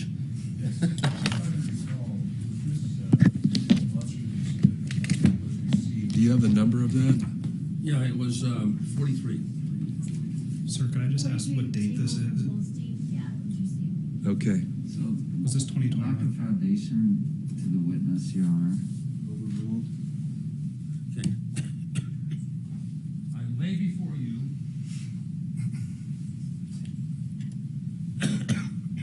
defense exhibits and plaintiff's exhibits. Can you show us where there's a diagnosis of dementia? This is going back to 2009 and up through, I think, 2021. What hasn't been made yet? Hasn't been made. Okay. So, Because we're you would agree, for the jury's help here, despite the fact that we're in a very important worldwide case, okay, like you mentioned, kind of, paraphrasing your words, there's no diagnosis of dementia. hasn't been made yet. Yeah, because we're talking about a minor brain injury that happened in 2016 Okay. and not allowing him to move on to have a true diagnosis. Let's talk about flexibility. Exhibit 43. Low average, 23rd percentile for flexibility of a man who ran 2 clinics in southern Idaho. Does that sound really low? Sounds low. Yeah. By the way, you asked me the date. I think this was done in 2020. Okay. You could check that, please. I think it's 2020. Okay. It's just a organization. Now, the ability to organize things is a very important part of executive function, isn't it? Correct. Very important part. 3rd percentile. 3rd percentile. Now, I'm just a simple country lawyer. If that were me, I'd understand it. But I didn't run 2 clinics. Okay? Yeah. 3rd percentile. Does that strike you as indicative of something wrong here? Yeah. Yeah. Planning. And by the way, below average. Below average. Excuse me. Planning, 4th percentile. Below average. Does that strike you as very low for a man of his attainment? Very low. Self-monitoring, 10%. That strike you as very low for a man of his attainment. It does. What about working memory? For a man who did everything he did, working memory of 5 percentile. It's low. All right, now, Can we make one more comment on that, by the way? Well- Or do you want to move on? let's just move on. It's related to Goldstein's report. What's that? You know, my impression from Goldstein's report is that that's why he was recommending the cholinesterase inhibitor, is based on these kinds of findings. Well, Which is a treatment for dementia. if you don't remember specific things about his executive functioning from his family, do you? No, I don't. Yeah. Or from Carlene. But Carlene told this jury just a week ago that there was a major change in these things overnight, and she couldn't live with it. All right, now, excuse my cough here. I don't get a cold very often, but this is a killer. Did you see anywhere in these records? Okay, now, let me just preface this. Terry Sanderson has been a patient of Veterans Administration. He was a veteran. Yep. I think since the early part of the century, early 2000s, when he moved down here from Idaho. Right. And he's got a lot of records there. And there are a lot of records that you read after February 26th of 2016, correct? Right. Yeah. Now, in those records, do you see anywhere where Terry Sanderson was accused of faking, malingering, or magnifying symptoms for money? No, sir. Nothing there, is there? Okay. Nowhere where he says, I meant it for the money. No. And did you read the reports of Goldstein, Fong, and Gibby? I did. Yeah. They're all treating physicians for him. Correct. You aware of that? Treating? Yes. Okay. They're all pretty competent, aren't they? Yes. Dr. Fong said she's treated thousands of patients with mild TBI. You aware of that? I wasn't aware of the number, but I know that she treats. She missed trial here because she's lecturing over in Holland on what she does. She's lecturing in the Netherlands. You aware of that? No, I'm not. I think she was going to Spain after that. Anyway, and she said, and by the way, are you aware that these kind of doctors, at least this neuropsychologists, they give tests that have cleverly embedded tests for malingering? You aware of that? I am. Yeah. And neither the VA or these three doctors found any suggestion of faking or malingering or magnification.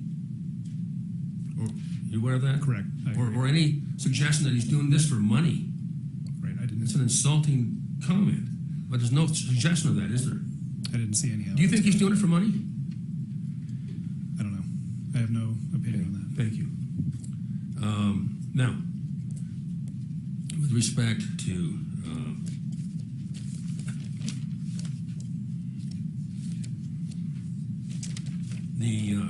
you had a thing up there about his scans, CT and MRI. Remember that chart? Correct. And you saw Dr. Black. Yes, I did. His testimony a few minutes ago. Yes, I did. Okay. And do you remember him saying that from 2009 through 2021, there's no indication of a change on these scans? Correct. Yeah. So there's no deterioration. That's the big point. He hasn't deteriorated on the scans, has he? Correct. That was Dr. Black's testimony.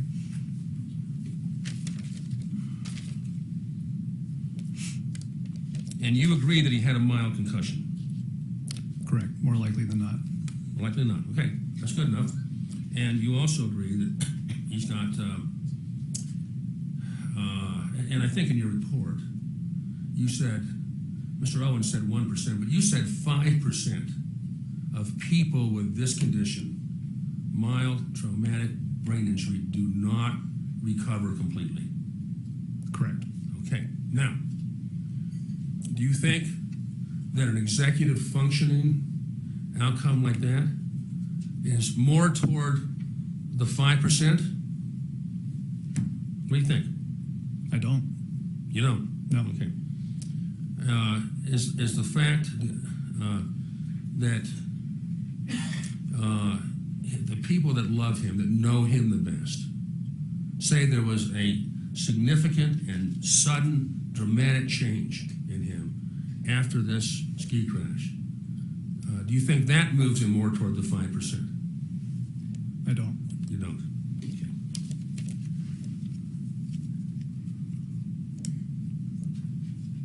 You think the fact that no one has diagnosed him with any other condition like dementia moves him more toward the 5%? No.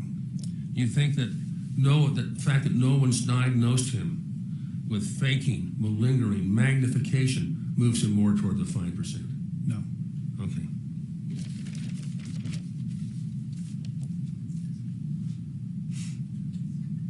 We talked about atrophy in the aging brain. Yes. Okay? That is a normal condition, right? It can be. And it's asymptomatic in many people. It can be. Okay?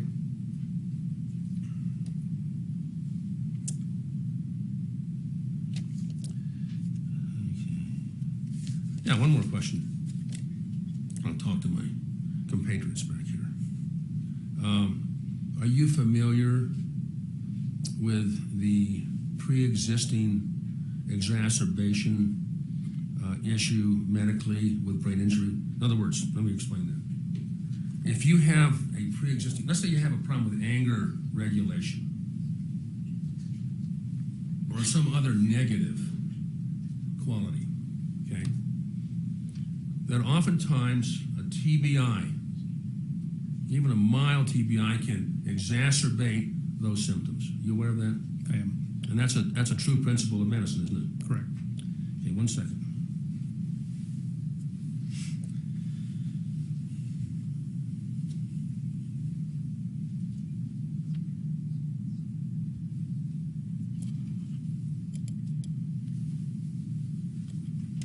Would you agree that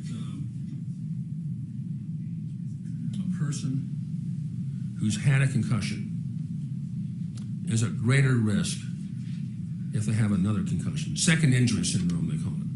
Yes. Okay. That's all I've got, Judge. Thank you. Thank you. Thank you. Mr. Owens?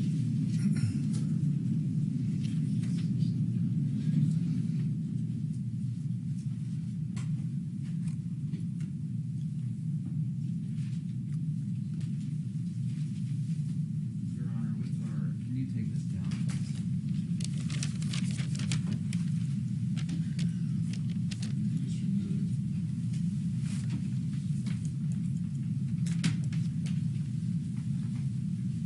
And James, are you hooked up? Thanks. In our last witness with Dr. Black, we actually referred to a document, plaintiff 33, page 8 and 9, and it was admitted.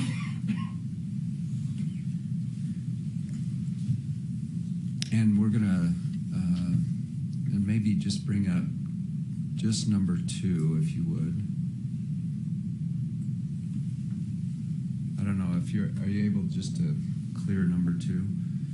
Do you remember, this is part of Dr. Fong's document? Yes. And do you recall plaintiff's counsel say, show me in those records where it says the word dementia? Yes. All right, so let's look at this. The most likely diagnosis for this appearance is normal pressure hydrocephalus.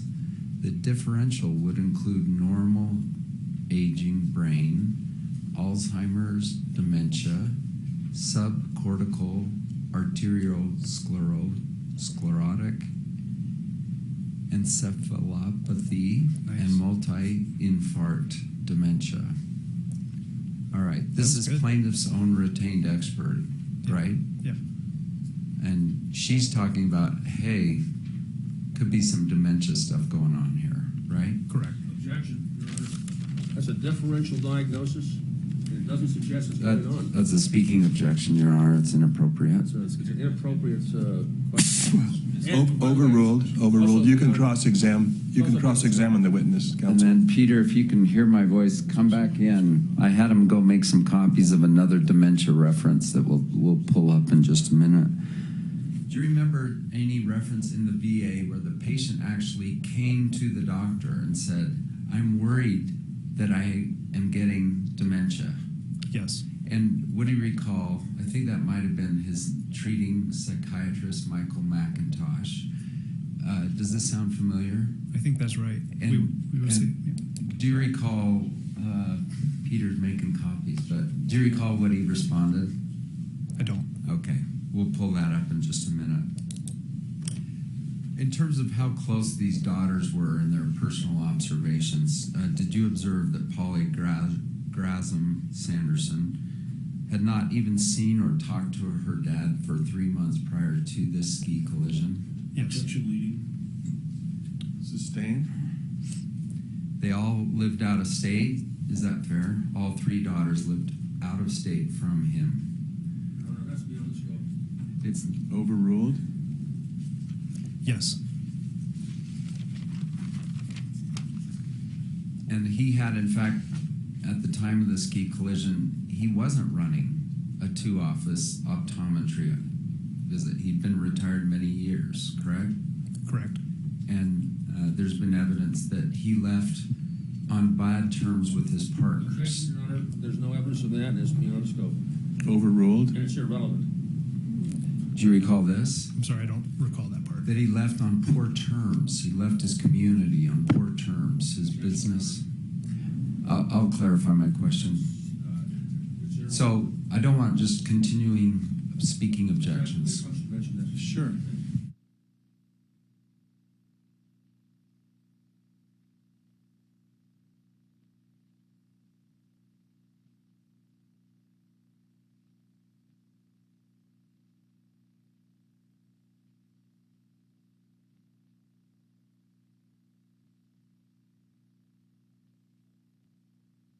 Right now, while we talk about this.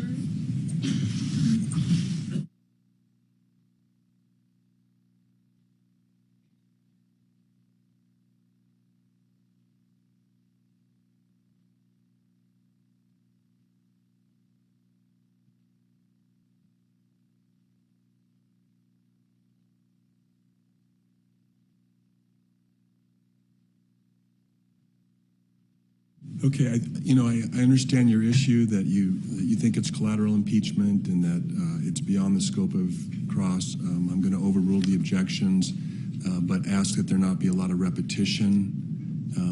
I think that the door was opened when this witness was asked about the before and the after from family. So I'm trying to recall my last question too. That was the objection was sustained or it was rejected. And then, but there was continuing talk, and I never even got to ask it. well, you'll have a few minutes to reorient yourself. Dr. Hesh, you can certainly step down during the break. Thank you. You have the black room, but I'm not asking for something that happened. He's asking about what happened with his leaving his hometown. That he never let that in, and it's a collateral issue which I might have to go into, consume time and waste. It makes no difference in the case. It was years before. Even if it's true. I thought there was testimony of both parties. Well, I thought there was testimony of issues with when he left his business, that there were issues. I don't think so. And so, Your Honor, and so let me finish. Sure. So, I mean, we can't bring up Gwyneth Paltrow's. No, I'm asking you to explain where. Well, first of all, where did that come in? Sure. It's in Terry's deposition, by the way. I think he even used the word like his partner had If it's in his deposition, then it's not in the record. only because I haven't been able to finish with Terry. But his own daughter, for instance, said that he left. He enjoyed a good reputation until his affair in that community. That was in the record. That's in our. That's in Was evidence. that in the record? That's in evidence. I think you sustained an objection, didn't you? No. I think you did. No, it's in evidence because you were making him out to be just this beautifully respected man in the community, and his own daughter said, not so. Well, I think Fair is one thing, but I mean, Business partner problem. I don't think that's come up, Judge. I'm saying wrong. I know I've read it. I just don't know if it came out on the record. I don't think it did. So I know it to be true because Mr. Sanderson actually. So I asked him. We're not proving truth necessarily right now. We're proving. Did you see it in the record? Because they can testify as to what they've reviewed, and then I can follow up on it. So it doesn't have to be in as a fact. I think under 403, I'll exclude it. That question. Which one again? You're on about the business dispute. Yeah, business dispute. Okay. And like a certain amount of cross-examination with this witness, and the closer it is to what the daughters observed or didn't observe, the closer it's tethered to that, the more relevant it is to responding to the cross that came out. But if you're, to pull out, I guess, the defense's laundry list of complaints about the plaintiff, or not complaints, but points, I don't know that this is the appropriate place to do that, given the scope of direct. All the family members are saying he had dramatic changes before, and I've been saying, actually, they're pretty distant, and sure. So questions that are tethered to those issues are fine. Okay, and just so we know what we're doing as soon as we go on, we're going to present VA record 922 to 924. And then what? So that's defense exhibits what? And is this part? Are you introducing these, or are you just showing them? I'm about to find out. Some of these, are they,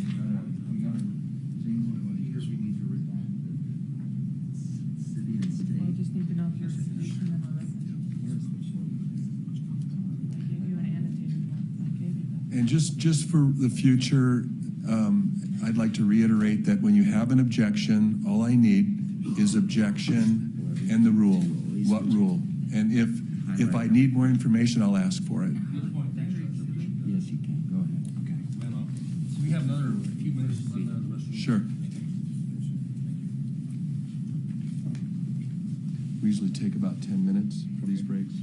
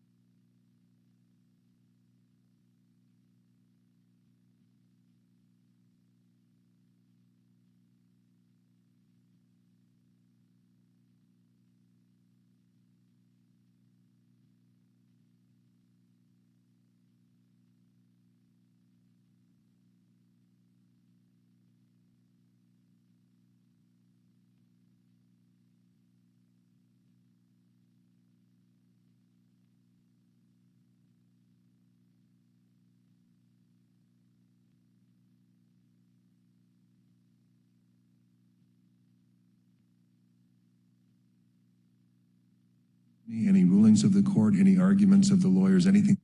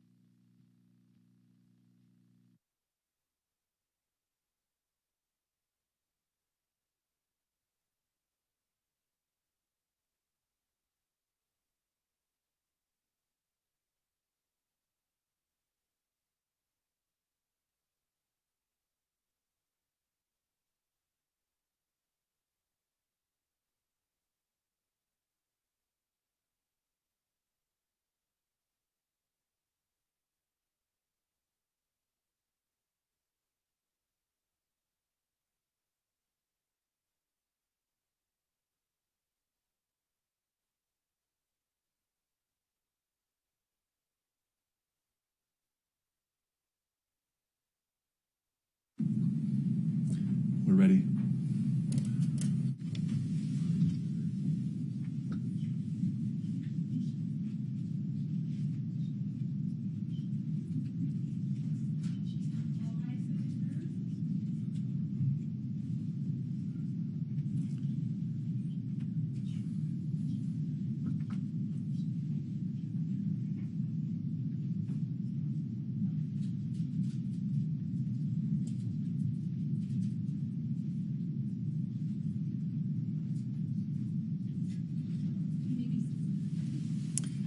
Mr. Owens, you may continue. Just to let you know, I've got another court hearing at noon. Thank you, Your Honor. I'm circulating Defense Exhibit 114. May I approach you? You may.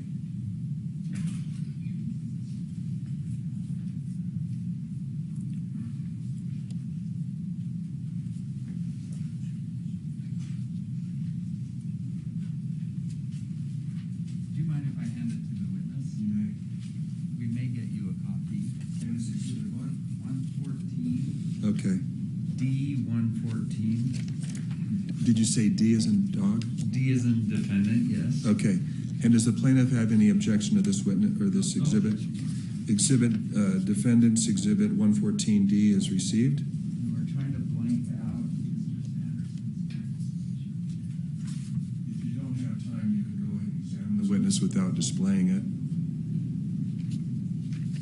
So, James, page 2 and 3 does not have Mr. Sanderson's address blanked out. Yeah, I blanked that. Thank you very much. Okay, have you seen this document? I can't remember. This is part of his VA records. It's dated May 22, 2017. Bottom right is marked VA 922. Yes. So if the incident was in February 2016, this is about a year and 3 months later. You with me? Yes. And if we go to the second page, VA 923, and James is going to bring this up. You see under the subjective, and James, I think the address is there, so you want to get rid of it. I'm going to come show you where I'm going to start reading. Patient reportedly. Yes.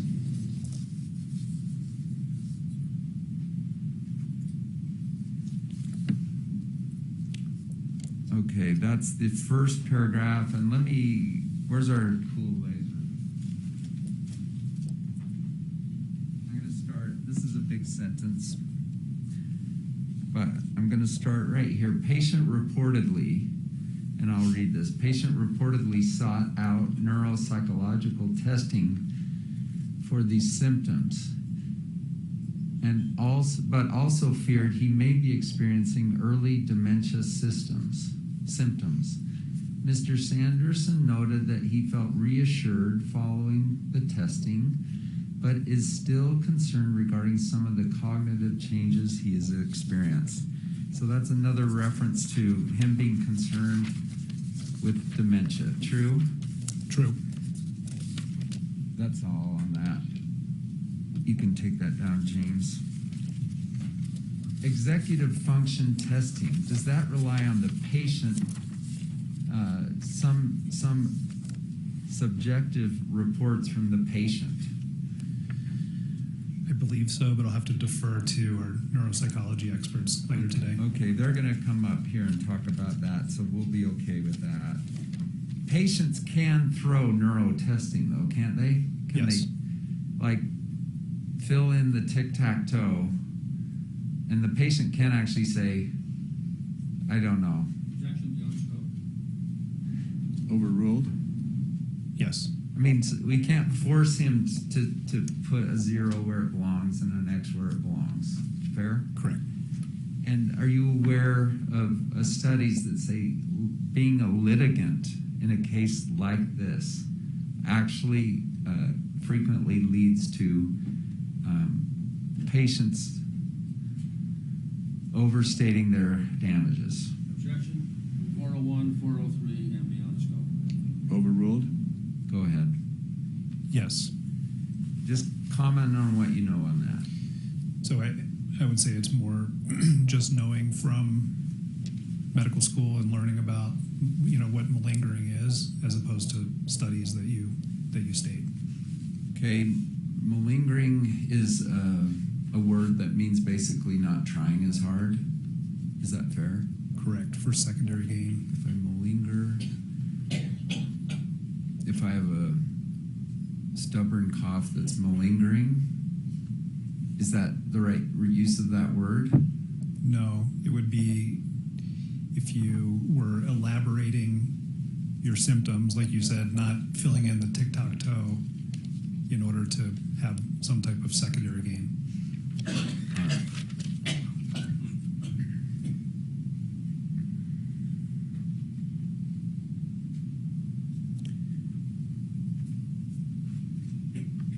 What we do know is that he ran a business in Idaho many years earlier. True? True. Objection, Your Honor, same thing we talked about previously.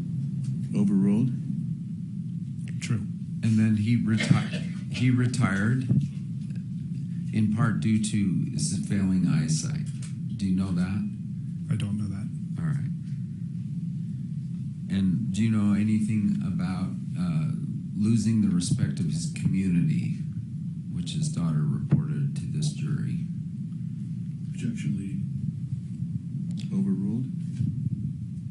Sounds familiar, but I don't know the details on that. Due to an affair he had. He Objection, lied. Your Honor. 401, 403. Sustained. Thank you.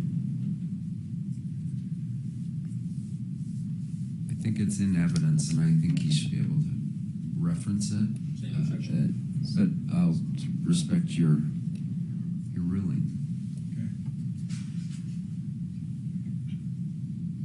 Can anxiety and depression and hyperfixation, can they throw off executive functioning? Yes. All right. One thing Sam Goldstein said the other day was that he's obsessed. He's obsessed with this case, this notoriety, this media. Can that throw off if someone's obsessed, can that throw off their executive functioning? Yes. Objection, foundation. Overruled? Just comment on that for me, please. Yeah, so being obsessed, being extremely anxious, or having other, being depressed, kind of that's a whole continuum, can cause a whole host of cognitive dysfunction, including executive function, but also problems with concentration, attention, memory, all the above.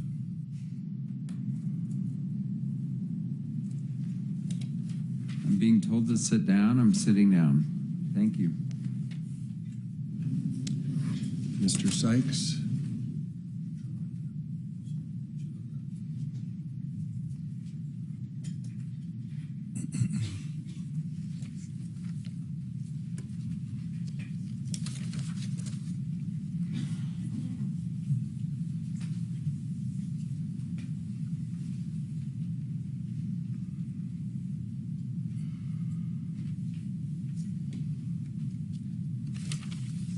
Doctor, in that report that you have there, the progress note from the VA, May 22, 2017.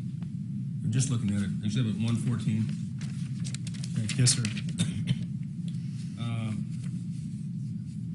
This was the reason, read to the jury the reason for the visit.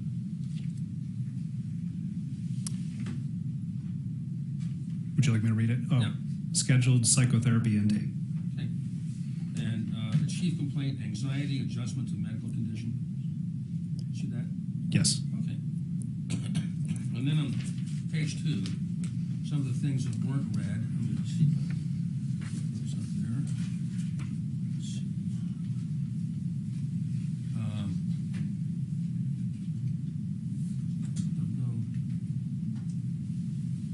It says subjective. Now, Mr. Owens read you part of that. Okay. Can you see what I'm referring to here? Yes. Okay, it says, recently referred by Dr. Madsen following neuropsych testing, where anxiety was suspected to be affecting patients' cognitive functioning. Do you see that? Yes. Yeah. And Mr. Sanderson reported that he was in a ski accident 1.5 years ago, where he was hit by another skier who lost control. He reportedly had a 5-minute LOC and broke 4 ribs. You see that? Yes. And he was evaluated and told he had a concussion. Yes. And that's actually what happened. He was evaluated and told he had a concussion, wasn't he? Yeah. That's what we by discussed. several. Yeah. He said that over the past year and a half, his cognition has gradually improved. Right? Correct. Now, people that are malingering don't go tell their doctors that they've improved, do they? I don't know that I can make that general statement, but I think the fact that he improved, we talked about, which is a sign of. But he has continued to have concussion. difficulties. Your Honor, With, Bob interrupted my client. I'm sorry, I didn't mean to. Sorry, my expert. I'm Can sorry, you I'm finish sorry. his But you, answer? I didn't mean to interrupt you. Yeah. Did you finish your response? Well, I was just saying that we did talk about this earlier, that he had gotten better from the concussion. Not gotten completely better, but he improved, right? He improved. That's Says his cognition has gradually improved, but he's continued to have difficulties with motivation, energy, and anhedonia. That's a term that the jury may not understand. Loss of enjoyment of life. correct. Okay. So, at least 2 of the 3 of those are things you commonly see with executive functioning problems, aren't they? Motivation, energy. Correct. Okay. He also described difficulties with spatial tasks such as driving, getting lost, and puzzles. Those are frequently executive functioning problems, aren't they? Yeah. There are also major signs of dementia. Okay. He reportedly sought out neuropsychological testing for these symptoms, but also feared that he may be experiencing early dementia symptoms.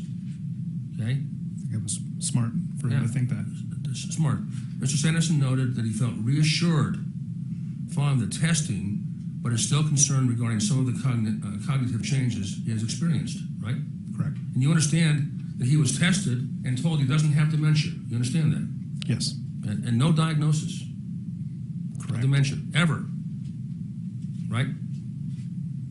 Correct. Okay. Now,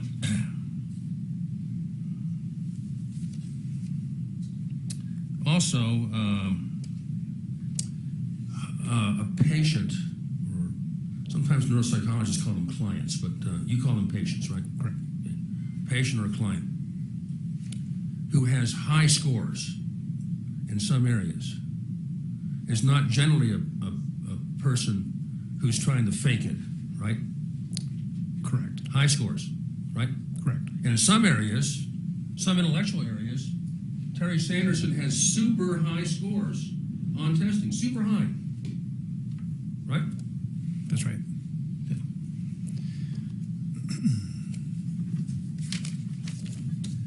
Hold on 1 second, Your Honor. I think I'm done here.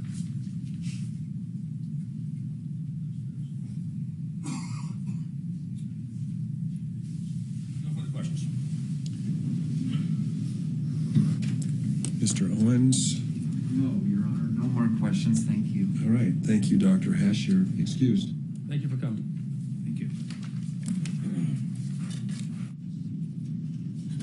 Just leave it right there in front. Thanks. Oh, you know what? I do have one more. Do you mind if I just take one more minute with him? I think he's excused. Sorry, Mr. Sykes. Yeah, he's still in the courtroom. Do you have another minute? Very short. All right, come on in. Thanks. So you're still under oath? I apologize for missing this one. You talked a little bit about NPH, Yes, normal pressure hydrocephaly or hydrocephalus. that's correct. Okay. That is a condition, is it not, that can exist for years and years and years without any symptoms. Correct. And the three main symptoms of NPH, if it's active, okay, are ataxia, dementia, and loss of continence. Correct. Okay.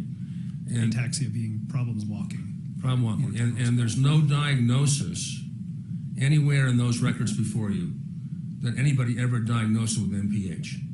That's right. Okay. A lot of good doctors looked at him, right? Correct. Thank you. Mr. Owens? Entirely separate from the ski accident, do you believe Mr. Sanderson would benefit from anti-dementia medications? Your Honor, I object. That's beyond the scope. I asked only about NPH. That was Your Honor, he Overruled? go ahead. I think it's worth a trial. Low side effects, and it could help him. And Sam Goldstein felt the same way. Correct. That's all, thank you. Mr. Sykes, anything further? Okay, thank you. You should now run from the courtroom.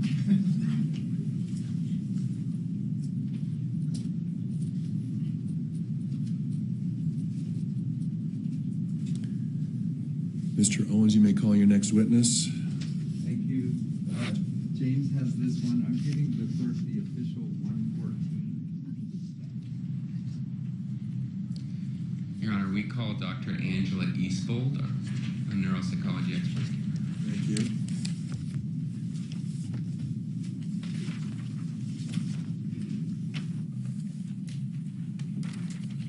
Do you swear that the testimony you are about to give in the case now before the court will be the truth, the whole truth, and nothing but the truth, so help you God?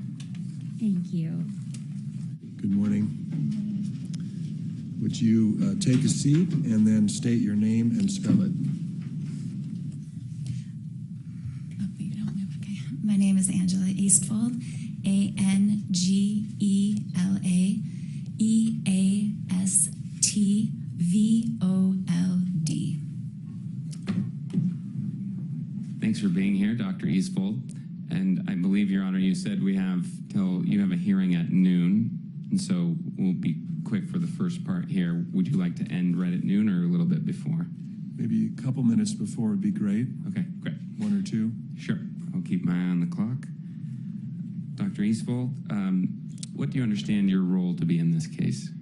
I was hired to review the records and provide opinions on the facts around his injury. Okay, and were you asked to look at Dr. Goldstein, plaintiff's neuropsychology expert, and his evaluation in particular? Yes, But you looked at everything. You looked at all the records. I did. And we don't have to name them all. There are thousands, correct? Yes. And they span what period? Do you recall? 2004 to 2022. Okay. And I think after we come back from the break, we'll do what we did with Dr. Hesh. You have a report that also has some headings, and that will help us help us take you through those. But if we may start with just a general understanding of your expertise and why the jury should listen to you about these matters. So I'm a board-certified neuropsychologist. I have a PhD in clinical psychology with a specialization in neuropsychology. I then completed a 2-year fellowship at the Veterans Hospital in Tampa, Florida, where I received 2 years of specialized training in the full spectrum of brain injury, from mild to severe. And brain injury has been my primary area of expertise since. I was then a faculty in the neurology department at the University of Utah for 6 years. And during that time, I regularly lectured to physicians and psychologists and trainees on concussions and provided continuing education courses on concussion diagnosis and management of this. And then since 2011, I've also been an independent consultant to professional sports teams as part of their concussion protocol. That is all required now. So when a player gets a concussion, they are required to have an evaluation by me in order to be cleared to return to play. So I am deeply involved in concussion. And for the past 2 years, my work is 80% concussion. So in your review of Mr. Sanderson's medical history and other records, I guess we should mention, did you review the Deer Valley records? I did. Okay, the incident report and the instructor comments, these accident records, you reviewed those? Yes. And you reviewed depositions connected to the events of the collision? I did. So in your review of all of that, what is your opinion about Mr. Sanderson as it relates to concussion? You want me to go into my first opinion? Yeah, we'll get to it, but just for the general overview. In general, that if he suffered a concussion, it was at most a mild concussion. Great. And what about the symptoms connected to that concussion if he had one? I believe that the symptoms resolved, or the symptoms that were there might be better explained by other conditions. That pre-existed the collision? Yes. Okay, so that's a good just general overview. Anything else you'd add as a general overview of your opinions? No. That's a good, just short. Again, we'll get into introduction. details. Yes, there's a lot of details I'm looking forward to going into. Okay, great. So I want to pull up the exhibit that the jury was just looking at with Dr. Hesh. It's a plaintiff's exhibit P43. I just switched my iPad here into the system. It looks like it's taken a second. This is the executive functioning table. Do you recall seeing that? I do. And do you recall reviewing that in Dr. Goldstein's evaluation of Mr. Sanderson? I do. And that's where this comes from? Correct. And I'm going to just pull it up right here and ask you, what does this table, what is it trying to accomplish? Okay, this is important. So this is a self-report measure that Dr. Goldstein himself designed and published. I can't speak to it. It's not something that is commonly administered in clinical practice for adults. I've never seen it used anywhere other than Dr. Goldstein. So I can't speak about the validity of these scales. But what I can say is that this is a really nice quantification of the patient's subjective complaints. It is not evidence of objective deficits. It's just a summary and quantification of what the patient is reporting. And so if you would, for the jury, when you use those terms subjective and objective in a neuropsychological sense, what do you mean by them?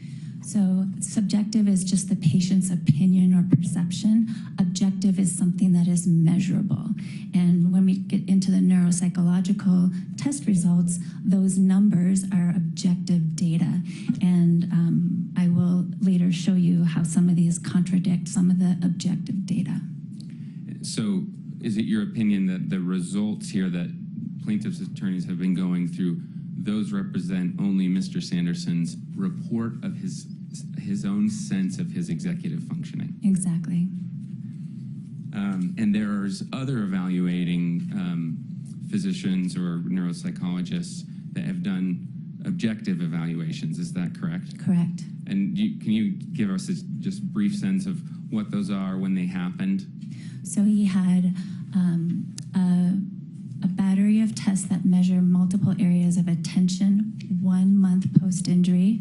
He had a battery of tests that measures multiple aspects of memory 2 months post-injury, and then he had a full neuropsychological evaluation 1 year post-injury.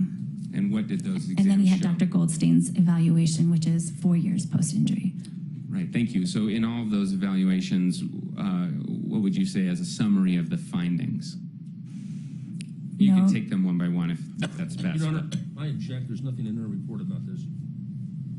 It is in my report, and Yeah, I would love to be able to talk about it in the context of my first of my So you have to opinions. listen to the I'll have to judge. deal with the objection. That's okay. That's quite all right. I will do that. Maybe we could do that over lunch. Sure. And do you have another area that you want to go into for the next 5 minutes? Seems like this is a good time to wrap up. Okay. Why don't we take our recess now, and then we'll return at 1:25. Okay, thank you. Thank you.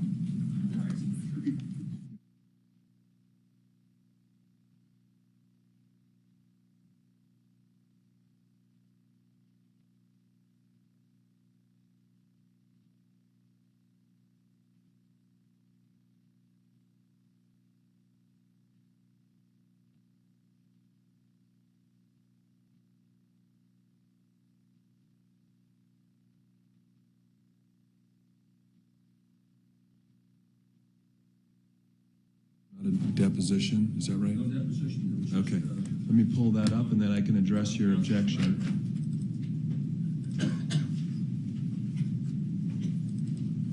And if we can, Your Honor, we know we're on the clock, and we're in the sort of the last 5 hours or so of evidence. If we can get an update, we would like one. Okay, yeah, we can do that over the noon hour. All right, so remind me again, what was your question, Mr. Egan? I was just asking about the post-accident evaluations, and she does discuss those, I believe, under section 3 of her report, and maybe also in section 1, cognitive assessments in March and April of 2016. She talks about those there, and then she talks about Goldstein's and the 2017 Dr. Madsen evaluation in point 3. Okay, and so that was the direction that you were going based on using the parameters of her reporting? Yes. All she Okay. talks about is March and April of 2016, March 8th of 2016. And this is under 3, neuropsycho evaluation completed by Dr. Madsen, 2017, and then she talks about Goldstein's evaluation in 2020. Okay. It's different than what. So the subject matter in general is certainly within the scope of her report, so objection will be overruled. That's what, Your Honor? As I've said, it's under point 3, and if you go a couple paragraphs in, you'll see. Excuse me. All right, so objections overruled on that question, and if you need the court, this pretrial should take no more than 45 minutes, so you can let the clerk know and we could get back together if necessary, but otherwise, 1:25. Should we clear off the tables? No, I'll go to the next courtroom. Just update, we intend to ask our 2 neuropsych people, and then I intend to ask Terry Sanderson to the stand. Can we confirm? Your Honor, He will be in the courtroom this afternoon. Your Honor, they released Terry Sanderson. They said they weren't going to call him again. Yesterday. Yeah, yesterday. So were you That was there? for the to complete their cross of the scope of your direct. They're going to call him under the rules as the adverse witness in their own case. So, anything else, counsel? No, I just want to make sure he's in the courtroom this afternoon. In the courtroom or available to testify? Oh, I thought he was going skiing. So Okay. Can you make him available, Mr. Sykes, this afternoon? No problem, right? Okay, thank you.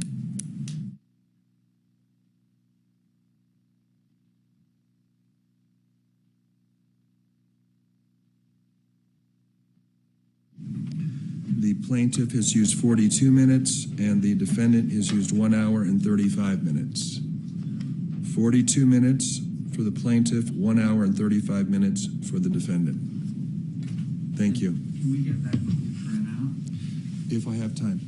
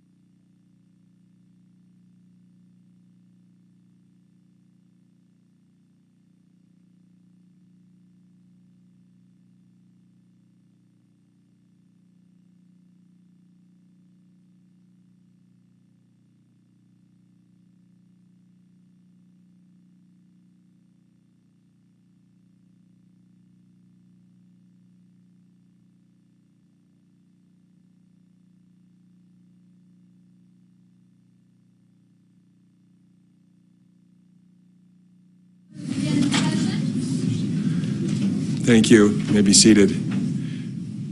Counsel, are we ready for the jury, counsel?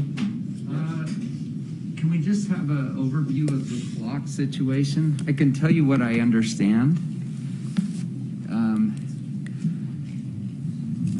Let me pull it up.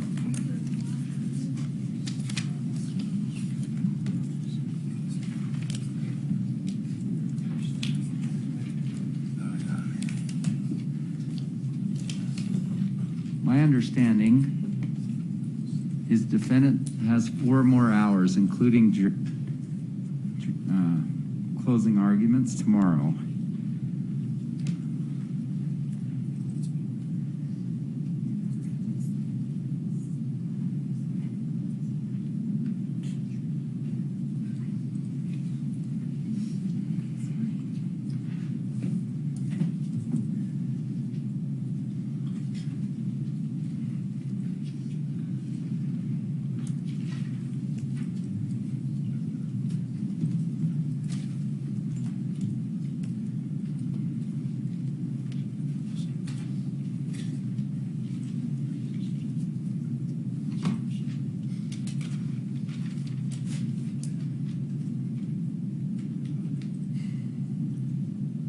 Thank you for doing this.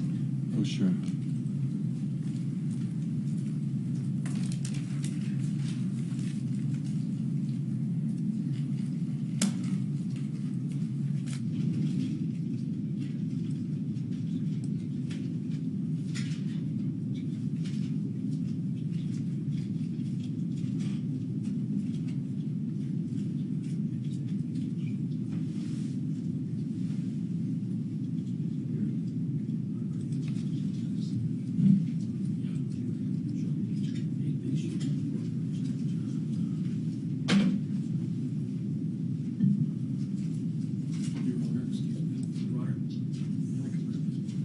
Sure.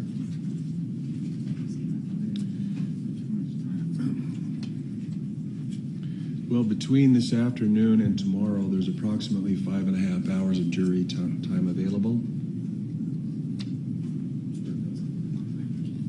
And the time that I have that each party has taken is 16, for the plaintiff, 16 hours and 1 minute, and for the defendant, 16 hours and 25 minutes. Does that comport with your computation?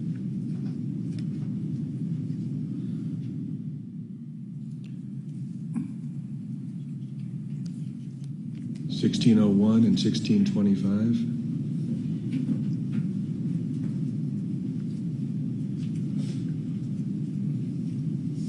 So, can you calculate what I have left? That will help me.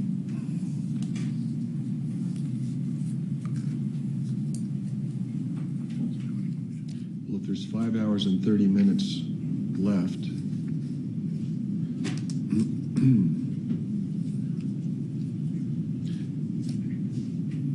you get less than half of that, right?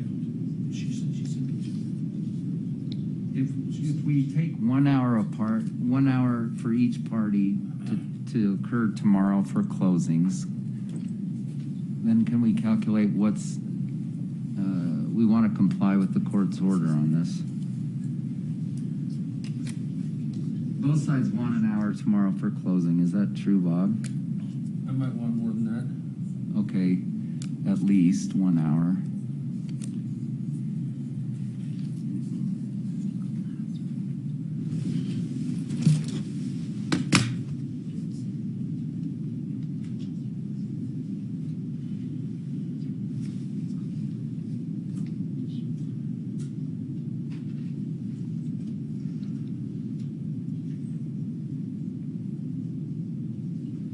So that's about 6 hours and 30 minutes in front of the jury, including closing arguments. So which is roughly divided to where the defendant would have 3 hours and 3 minutes and the plaintiff would have 3 hours and 27 minutes. And then if we take out the 1 hour closing tomorrow, 1 hour each, that leaves us about 2 hours each today. 203 for the defendants, 227 for the plaintiff.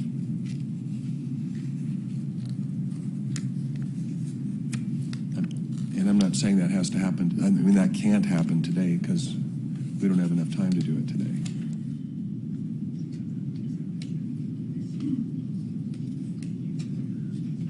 Because that's almost 5.5. That is 5.5 hours right there.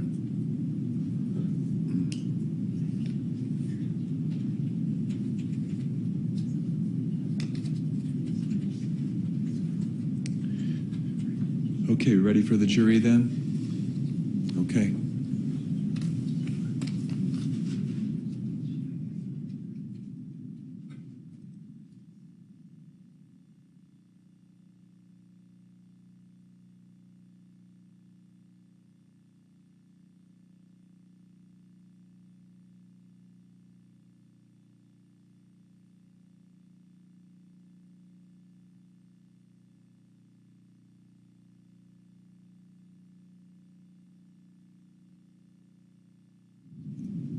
Why don't you come on and take the witness stand, be ready.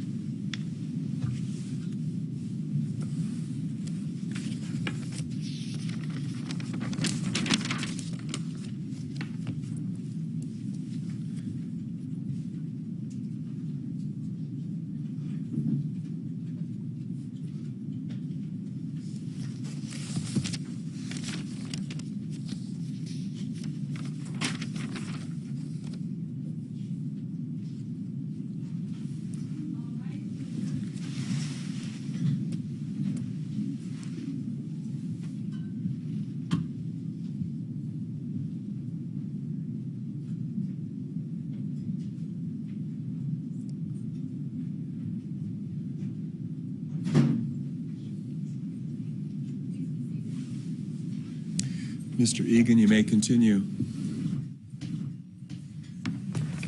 Thank you, Your Honor. Dr. Eastvold, we're back from lunch, and Yes. I think it'd be best to just go right into your opinions. Your Honor, do I have permission to do as we did with Dr. Hesh, show the heading of the report? Yes. Thank you. So I'll put that up here on the screen here. Dr. Eastvold, is this the first opinion in your report? Yes. And maybe let's just read it. Plaintiff suffered at most a mild concussion from the collision occurring on 2/26/2016. Okay, so and why is that your opinion? Okay, so when I'm forming opinion on whether there's been a concussion or not, there's three main things that I'm looking at. One, the mechanism of injury. Is it sufficient enough to cause a concussion? Two, the acute injury characteristics. What symptoms were present in the minutes and hours immediately after the collision? And then what did the clinical course look like after that? And I'm most interested in the 3 to 4 months after an injury. Things that are happening after that are less likely associated with the concussion. Okay, so those are the three things I'm looking at. So one, the mechanism. So there was a collision, two people ran into each other, he hit the ground. That is a feasible mechanism for an injury. Two, the acute injury characteristics. So there's two symptoms. One, loss of consciousness. Now, he's reporting 5 to 10 minutes of loss of consciousness. Based on all of the available evidence, that is improbable. And I can go into that more, but you've probably heard a lot about that. But my opinion is that if he suffered loss of consciousness, it was seconds, not minutes. Okay, the duration of loss of consciousness is important because the longer the loss of consciousness, the more severe the injury.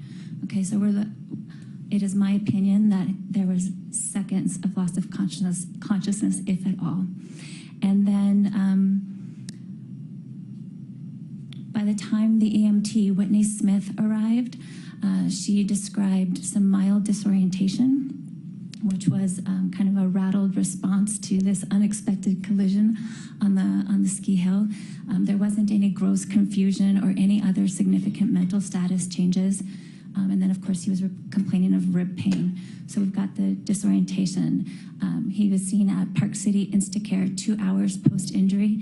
And at that point, he was complaining of a slight headache. rib pain, and I think a dullness in his head. But the provider there very specifically documented no signs or symptoms of concussion. There were no clear signs like dizziness, nausea, vomiting, any double or blurry vision, any of the really classic symptoms of a significant concussive injury. The next day, he was seen at the VA, and in the VA, he is only reporting, again, a slight headache and rib pain and irritability. Again, no other significant signs of an acute concussive injury. In the 2 to 3 weeks after that, the only person that really saw him was his girlfriend. And in her deposition, all she described was that he was really grouchy and didn't really want to be touched, and that he was in pain. She is also not describing any significant symptoms.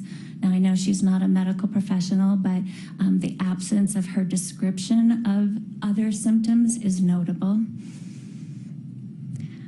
And then we've got some really important objective indices of injury. So, as we had started to mention before lunch, 1 month post-injury, he underwent an extensive battery of tests that assessed multiple aspects of attention.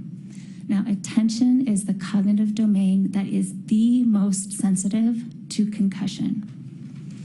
And he performed consistently in the above average range on measures of sustained attention, complex sustained attention, divided attention, alternating attention, and selective attention. So very clearly, no objective indices of attention deficits. Then, 1 month later, so 2 months post-injury, he had a similar extensive battery looking at multiple aspects of memory. Same thing, no deficits. In May, which is about 2.5 months post-injury, he had a thorough vestibular evaluation.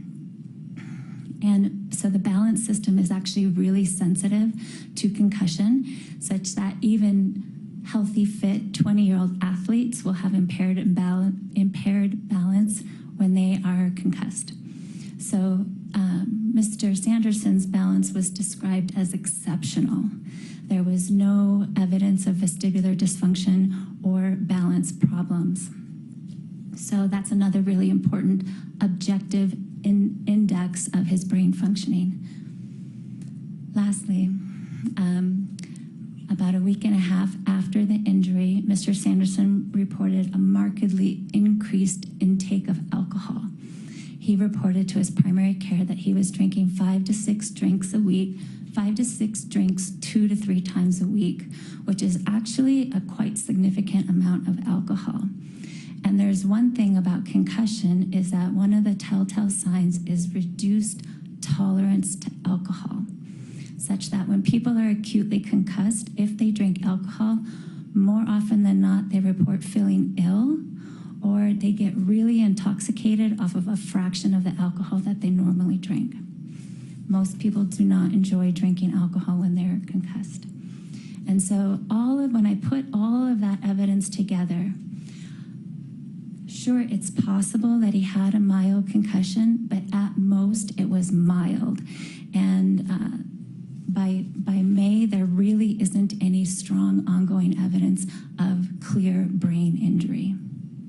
Is it possible that he did not have a concussion? It's possible. You mentioned in that answer the objective measures that were taken in evaluations following the accident. How would you evaluate the discrepancy that there might be between objective measures and a subjective report that vary? You know, and maybe that just for the jury's sake, and I can clarify my question, the patient is reporting certain experience of symptoms versus an objective finding through some sort of assessment. Well, it's hard to make sense of, and there could be many things, but one of the most prominent things that was very clear is that his anxiety went sky high after this injury. His blood pressure was through the roof. He was emailing his providers saying, I'm having a hypertension crisis. He was doubling his medication, and it wasn't helping. So it was very clear that he was experiencing a lot of anxiety, and anxiety can certainly drive perception of a lot of these difficulties. Did you note a record a few weeks prior to the ski collision that included Mr. Sanderson's report that he was feeling old all of a sudden? No, I don't think that's in her report, because I haven't seen it. She's Overruled? Have you reviewed that record? I definitely have. And Does it play into your evaluation of where post-accident symptoms might be coming from? it plays into me trying to understand where he is now. And there's been a lot of talk about decline, and some of those records offer some telltale signs that I see in older adults that decline is starting to happen. So there's a line in there that describes that he's overwhelmed with paperwork and trying to get things organized, and he's I can't remember the exact line, but those are the kinds of things that I'm listening for when I'm evaluating older adults, because those are the behavioral signs that functional changes are starting to happen in someone's life. Okay, great. Let's go to your second opinion here. Give me just a second to pull it up.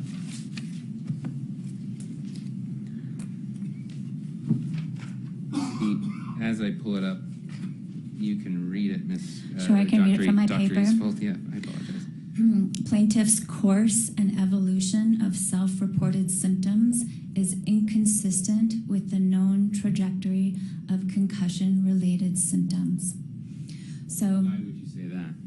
So the thing with brain injury is that the symptoms are worse in the beginning and then they gradually improve.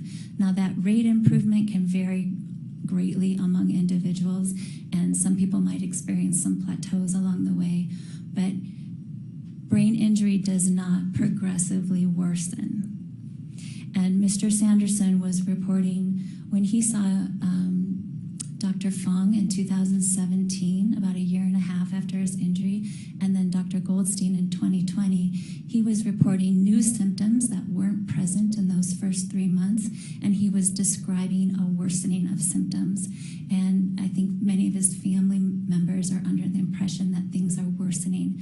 So a worsening in 2017 and 2020 cannot be attributed with any medical probability to a concussion, a mild concussion in 2016. And maybe so the jury has a sense of the new symptoms that you're describing. What are those in particular? He was describing neck pain. There was some dizziness and a lot more just general dysfunction. I can't remember all the symptoms offhand. Sure. What symptoms would you attribute to a concussion if, in fact, he did have one in the ski collision? Well, again, there really isn't any strong evidence of symptoms in those first 3 months. He wasn't even really, he was reporting difficulties with his thinking skills, but yet on objective tests he was performing normally. So it's difficult to separate what was anxiety during that period and what was true concussive deficits. But I think another piece is that even one of his daughters saw him in May, I believe, for a graduation, and described him as feeling kind of slow and dull, not as engaged as he usually is. And that could certainly be a symptom of concussion, but even she said that fully resolved, and he has since returned back to his extroverted self. And so, again, that's the known trajectory that I would expect for a concussive injury, but not new or worsening symptoms years later. Thank you. Let's move to your third opinion, unless there's anything to add. I think that suffices. Okay, thank you. So number 3, will you read that for us?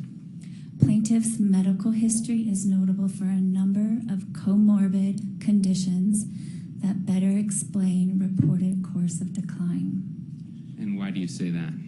Okay, so as a neuropsychologist, a really thorough medical history is essential to understanding the context of the person, of the brain that I'm evaluating. And there are a number of medical conditions that are known to increase risk of premature premature cognitive decline as one ages, or risk for developing dementia. Okay, so this is a really important piece. So the biggest and most important one is the topic that we've been discussing today, is this abnormal brain MRI. Okay, a grossly abnormal structural abnormalities on his brain. There's volume loss, there's enlarged ventricles, there's microvascular ischemic disease. So there's a lot of problems here.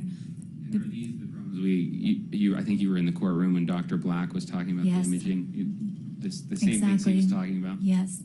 And so that brain MRI alone, and no other information, that MRI alone predicts problems as he ages. It is a question of when, not if. And again, going back to what you mentioned, the medical records 3 weeks prior to this collision. Again, like, there's subtle evidence that decline was happening, and I can talk about. Well, maybe that's I'm jumping ahead. That's another. We'll get there, I'm sure. Okay, so the MRI. That's a huge red flag for me as a neuropsychologist. Okay. Now he's got a lot of other medical issues, and I'll briefly go through these. Okay, so he was diagnosed with sleep apnea in 2003. Sleep apnea is a disorder where one stops breathing for short episodes repeatedly through the night. The consequence of that is that when you stop breathing, the blood oxygen levels go down. Reduced oxygen is not good for your brain, and over time that causes problems. Untreated sleep apnea alone will cause cognitive decline over time. And most importantly, it's also associated with fatigue and headaches, and most prominently, attention and executive dysfunction.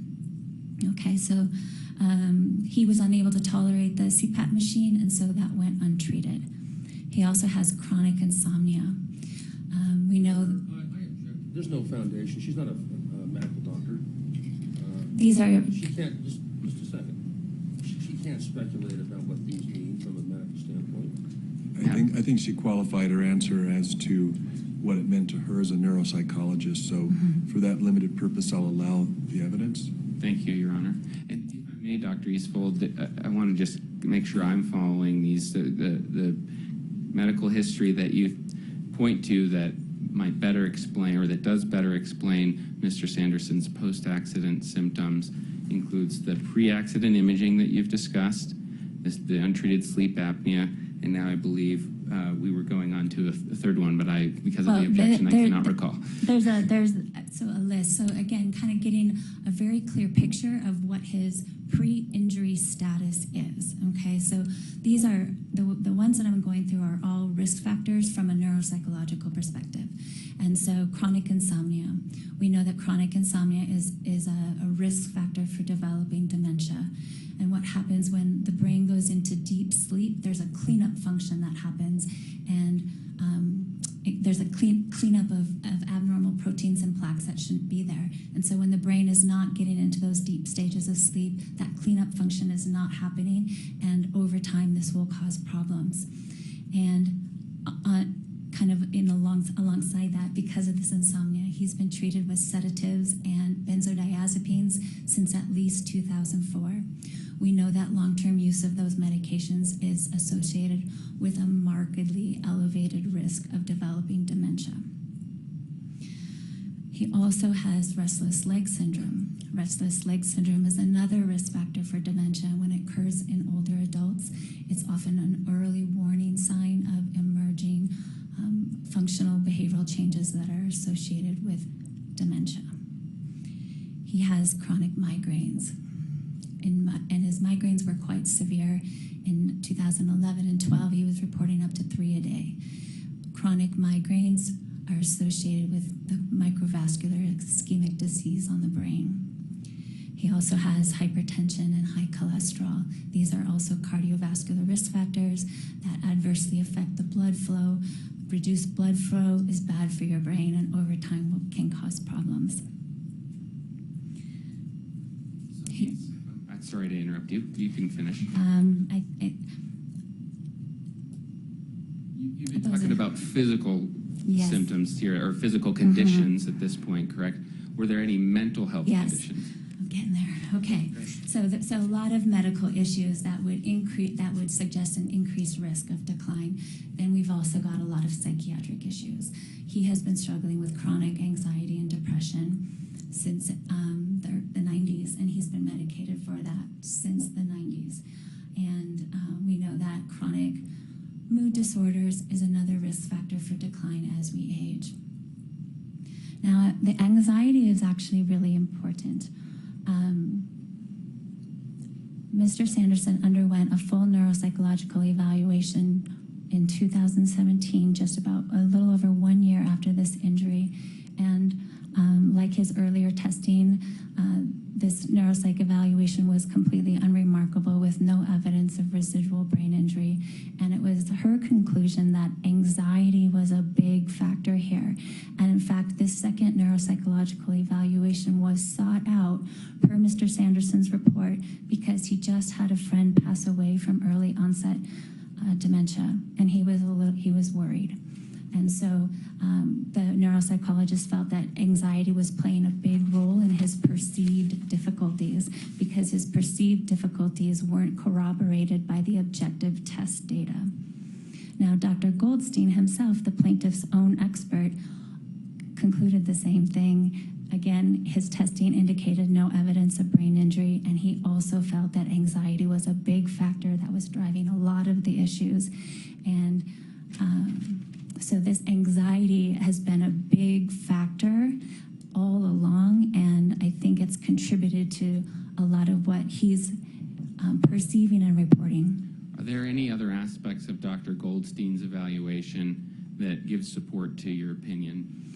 Yes, if we could bring up that executive function table one more time, that would be great. Sure. And this, I believe, is plaintiff's exhibit 43. Yeah, thank you. Okay, so if you look, that working memory, that very bottom line there, again, this is Mr. Sanderson's subjective reports. This is just his complaints. He's reporting really significant working memory problems. On Dr. Goldstein's testing, he exhibited exceptional working memory. So on objective tests, he was performing in the high average range, and his working memory index, which is an average of 2 scores, was at the 87th percentile. So this is a really great example how perception does not equal reality. And are there any other aspects of Dr. Goldstein's evaluation that help support your opinion? And so Dr. Goldstein made a conclusion that based on extensive personality testing that Mr. Sanderson was a well-adjusted adult, but his own data does not support that. And so if you could bring up that next, the Milan table. Oh, sure. I believe this is, I wrote this down, pages 27 and 28 of Dr. Goldstein's evaluation, which for plaintiffs... Your Honor, we object to this. This is not predisclosed. It's not an admitted exhibit. We had no notice that this was coming, so that's unfair. And, It's in my report. Why don't you approach the bench?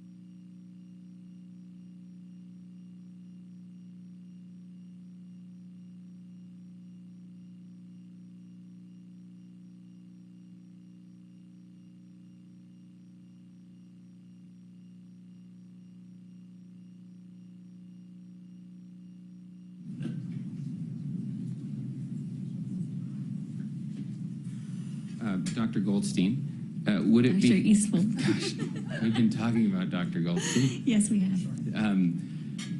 Would it be helpful for you to look at that page, the evaluation page, the data in Goldstein's evaluation that you were talking about?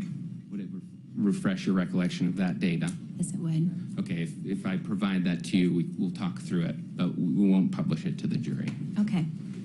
Okay. Well, I actually don't need to see it. If you want me to just talk about it, if we're not going to show them, sure. For time's sake, that would be great. Okay. So Dr. Goldstein administered a long questionnaire that assesses how one thinks, feels, and behaves. It's a measure of personality. And on this measure of personality, Mr. Sanderson's responses indicated a very high level of generalized anxiety. Along with that was also a very high elevation of what we call somatic symptoms, meaning that there's a high focus or preoccupation on health and physical symptoms. When we see high anxiety and symptom, it's symptom, I forget the title of the, I can't remember that, it's a symptom disorder or something like that. When you see them together, there's a high rate of somatization. Somatization is when psychological distress manifests as physical symptoms. So as a neuropsychologist, this is always something that I'm looking out for because it can certainly help me understand their presentation and their reported complaints. Additionally, as part of this evaluation or part of this questionnaire, there's a number of personality traits that are measured, and Mr. Sanderson scored extremely high on narcissism, and specifically the pattern of his responses within that category suggest somebody who might be feel that he is superior. He may feel that he lacks empathy. He may lack empathy. He might have an egocentric perspective on life, not see things from other people's perspectives. He may expect special favors or special treatment. There were additional scales that were elevated. There was a histrionic scale where he was extremely dramatic and expressive. Other characteristics that go with that scale are volatile, overreactive, explosive. And then there was also some scales that indicated that he's someone that likes and needs attention and approval. Does that data that you're going over tell you anything about the executive function chart we were looking at in the self-reporting that we get from Mr. Sanderson there? No, personality by itself doesn't necessarily correlate with executive function or dysfunction. People who have high anxiety, executive functions is kind of a funny construct because people can have executive dysfunction for a lot of reasons. Some of them could be neurologic and some of them can be psychiatric. So most people with serious psychiatric disorders evidence some degree of executive dysfunction. You can also have executive dysfunction if you're sleep deprived or stressed. So it's an interesting concept. It's not necessarily, it can be, many things can affect it.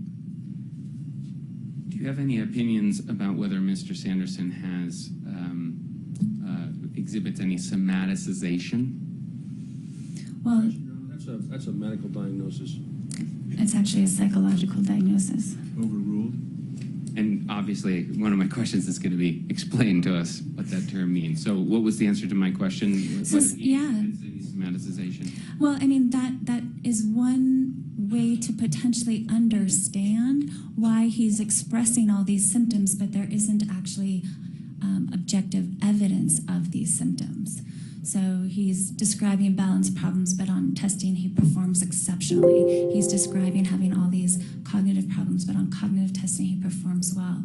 So somatization is one thing that helps somebody make sense of what he's experiencing and understanding his presentation.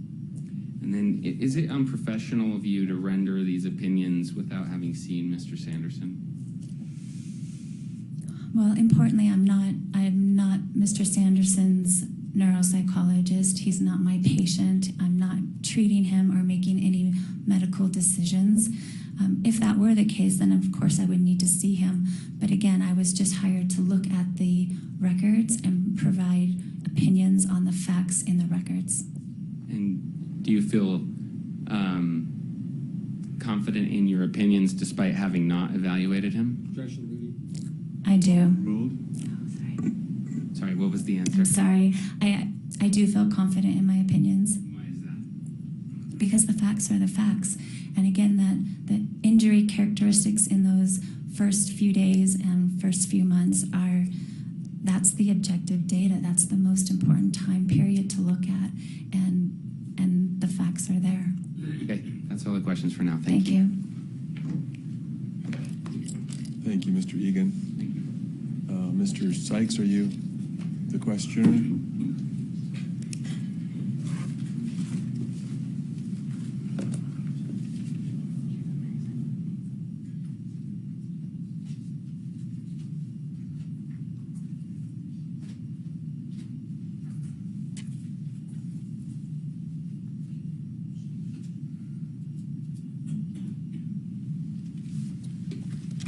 Dr. Eastvold, how much have you been paid in total to do this records review and to come today for your testimony? I don't know. I didn't review my invoices. You've come to court in an important trial, and you can't tell the jury how much you've been paid for your testimony? There were invoices for 6.5 hours, and I want to say 20 hours. I'm not 100% sure. Is it more or less than $20,000? Oh, way less. More or less than 15? Way less. 10,000? Probably less. Okay. Now, let me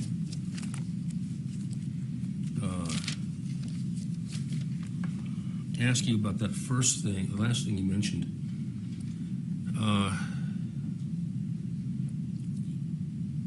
It's important, is it not, if you're going to render an opinion about somebody like you have today, a lot of negative or contrary opinions about Terry Sanderson, right? In other words, he's maybe got dementia, he's somaticizing his problems, and you've rendered those opinions, have you not? I have not said without that ever examining the patient, correct? I have not rendered any specific opinions that he has dementia or somatization disorder. I'm merely describing Dr. Goldstein's results and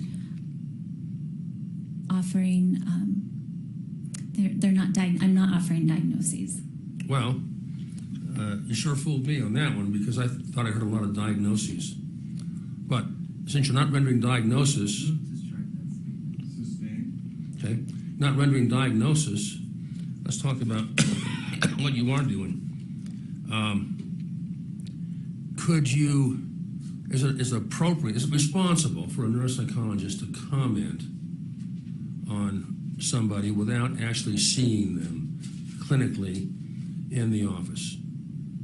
Again, if he was my patient, yes. He's not my patient. I was hired to review records and provide opinions on the facts in the records. Aren't there standards with the American Psychological Association that recommend that you see someone before rendering opinions on them? Those ethical principles apply to clinical practice and patient-doctor relationships, which does not apply in this situation. So you don't have the same ethical principles in this case that you would if you was your patient. Is that the idea? Ethical principles applies to clinical care. This isn't clinical care. Okay. Do you agree that if you're going to evaluate someone and then come before a jury and tell us about him, that it's better to have more information or less information about them? What do you think? More information or less information? The more information, the better. Okay. Do you get more information if you actually have a clinical interview with someone? As a neuropsychologist, my job is to evaluate for brain injury, and he had had numerous neuropsychological evaluations, and none of which have found evidence of brain injury. And so a fourth neuropsychological evaluation wasn't going to uncover brain injury that nobody else uncovered. So there was no point in me providing another evaluation. Okay. So you're saying that you wouldn't have got any more information that would be helpful in doing a clinical interview with him or clinical testing, right? Well, again, he'd been previously seen by three different neuropsychologists who all did the same interview that I probably would have done. And so I had most of the information that I would have requested, in addition to 20 years of medical history. Do you have any idea why each one of the 6 defense experts, no one did a clinical interview with him? Do you know why? I do not. Okay. Did you request a clinical interview? We discussed it, and again, I felt there was no point in doing another interview because or another evaluation, because he'd had so many, and they all came to the same conclusion. No evidence of brain injury, and anxiety was a major factor. Now, you have 2 other cases with my law firm, is that correct? 2 other cases. Your law firm? 2 other cases. I'm not aware of this. Okay. One in St. George, right?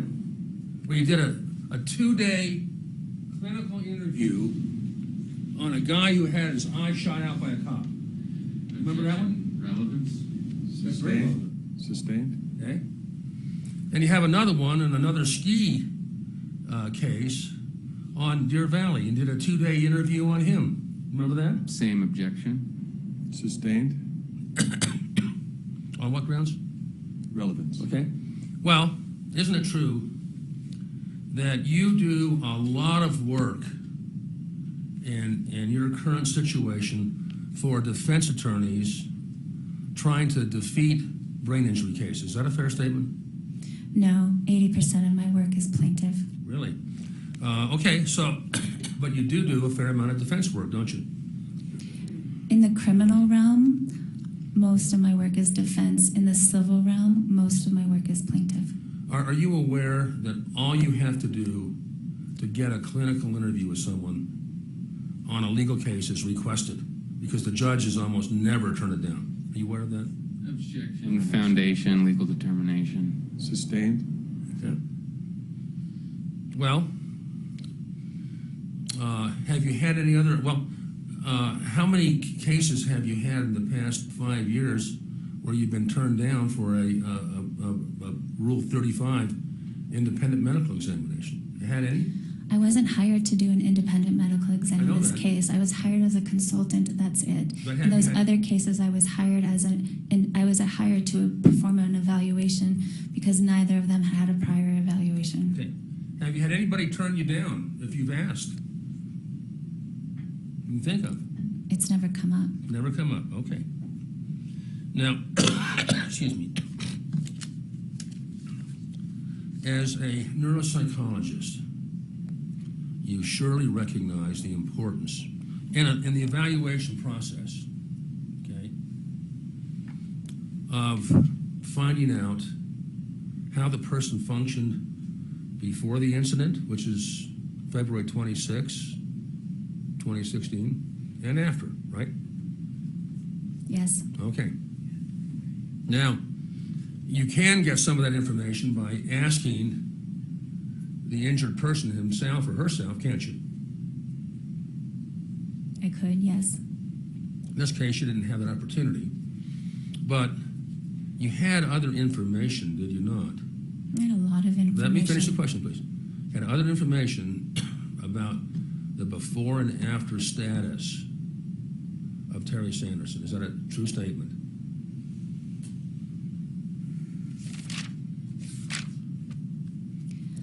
I had a lot of information, yes.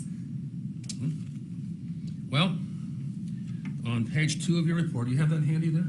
Yes.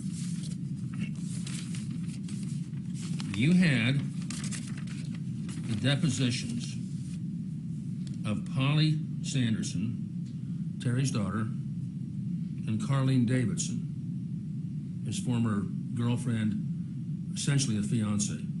Did you read those two? I did. You did. Okay. It's not my understanding that they were engaged. Well, do you remember Carlene saying that she was living up here 300 days out of a year, and they were together about a year and a half before the accident? Remember that? I remember that they spent a lot of time together. I was under the impression that it was split more between St. George and Salt Lake. Oh, really? Okay. And that's what you took out of the deposition? That it was split? Actually, it's an irrelevant factor for me. Irrelevant. Because I knew that they spent a lot of time together, and that's all that mattered. Are you telling this jury of the good people of Summit County that what a girlfriend who's essentially live-in says is irrelevant for before and after? Is that what you're saying? That's not what I'm saying. Sounded like it. That's not what I said. Now, are you aware that Carlene Davidson testified that there was a night and day difference between Terry Sanderson before and after this ski crash? You aware of that? I do. Okay. Did you simply disregard that? Because I don't see any reference to Carlene Davidson in your 5-page report here. Not a single reference. Why did you omit that? So Carlene spent some time with him in that initial recovery period, and she described that he was grouchy and didn't want to be touched, and that was pretty much it. And then he withdrew from the relationship. He became hyper focused on his symptoms and himself, and he withdrew from the relationship. And she was heartbroken, and then they didn't really spend a lot of time together after that. So your testimony is that all Carlene Davidson said about changes afterwards is that he was grouchy? But the problem was he was recovering from broken ribs.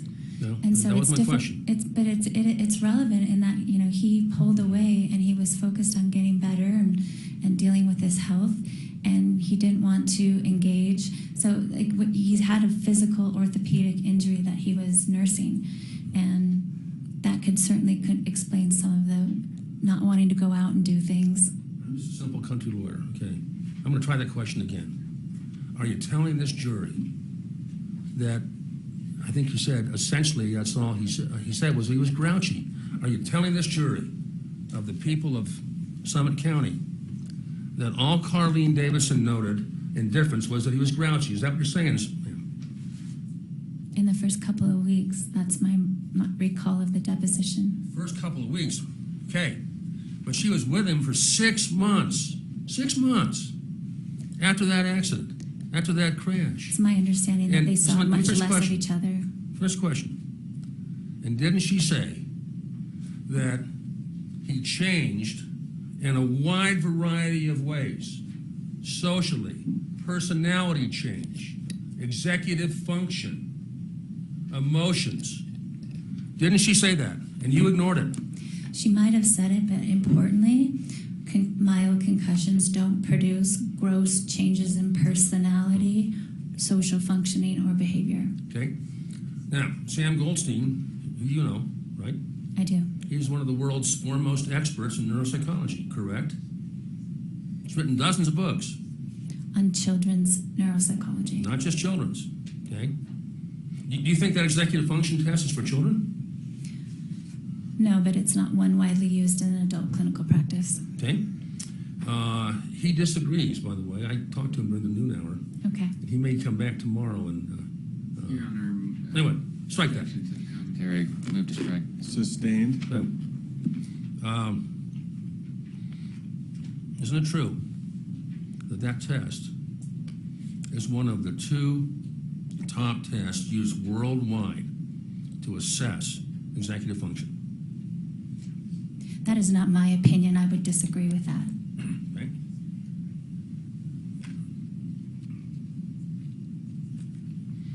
Now,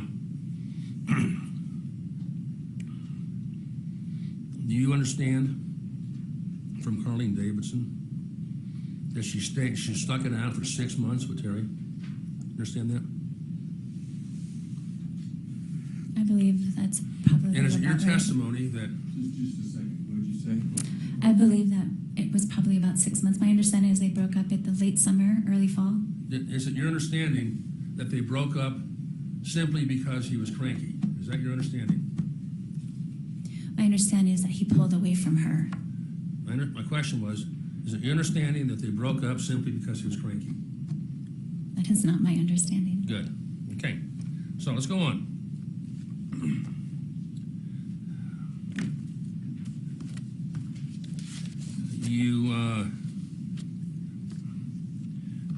Did you read the deposition of Polly Gresham, I did. his daughter?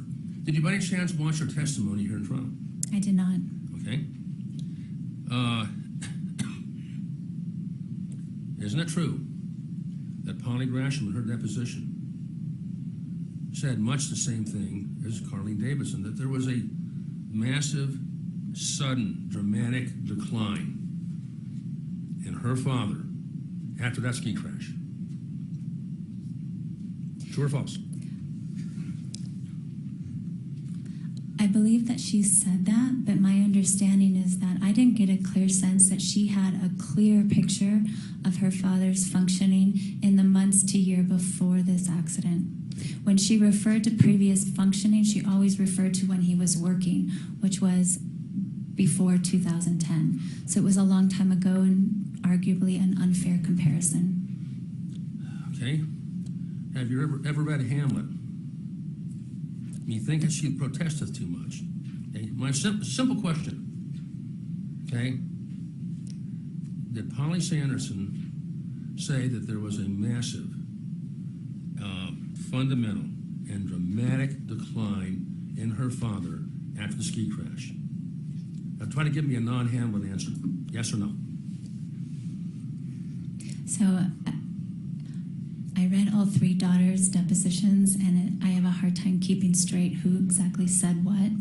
I know that they all described some changes after the accident.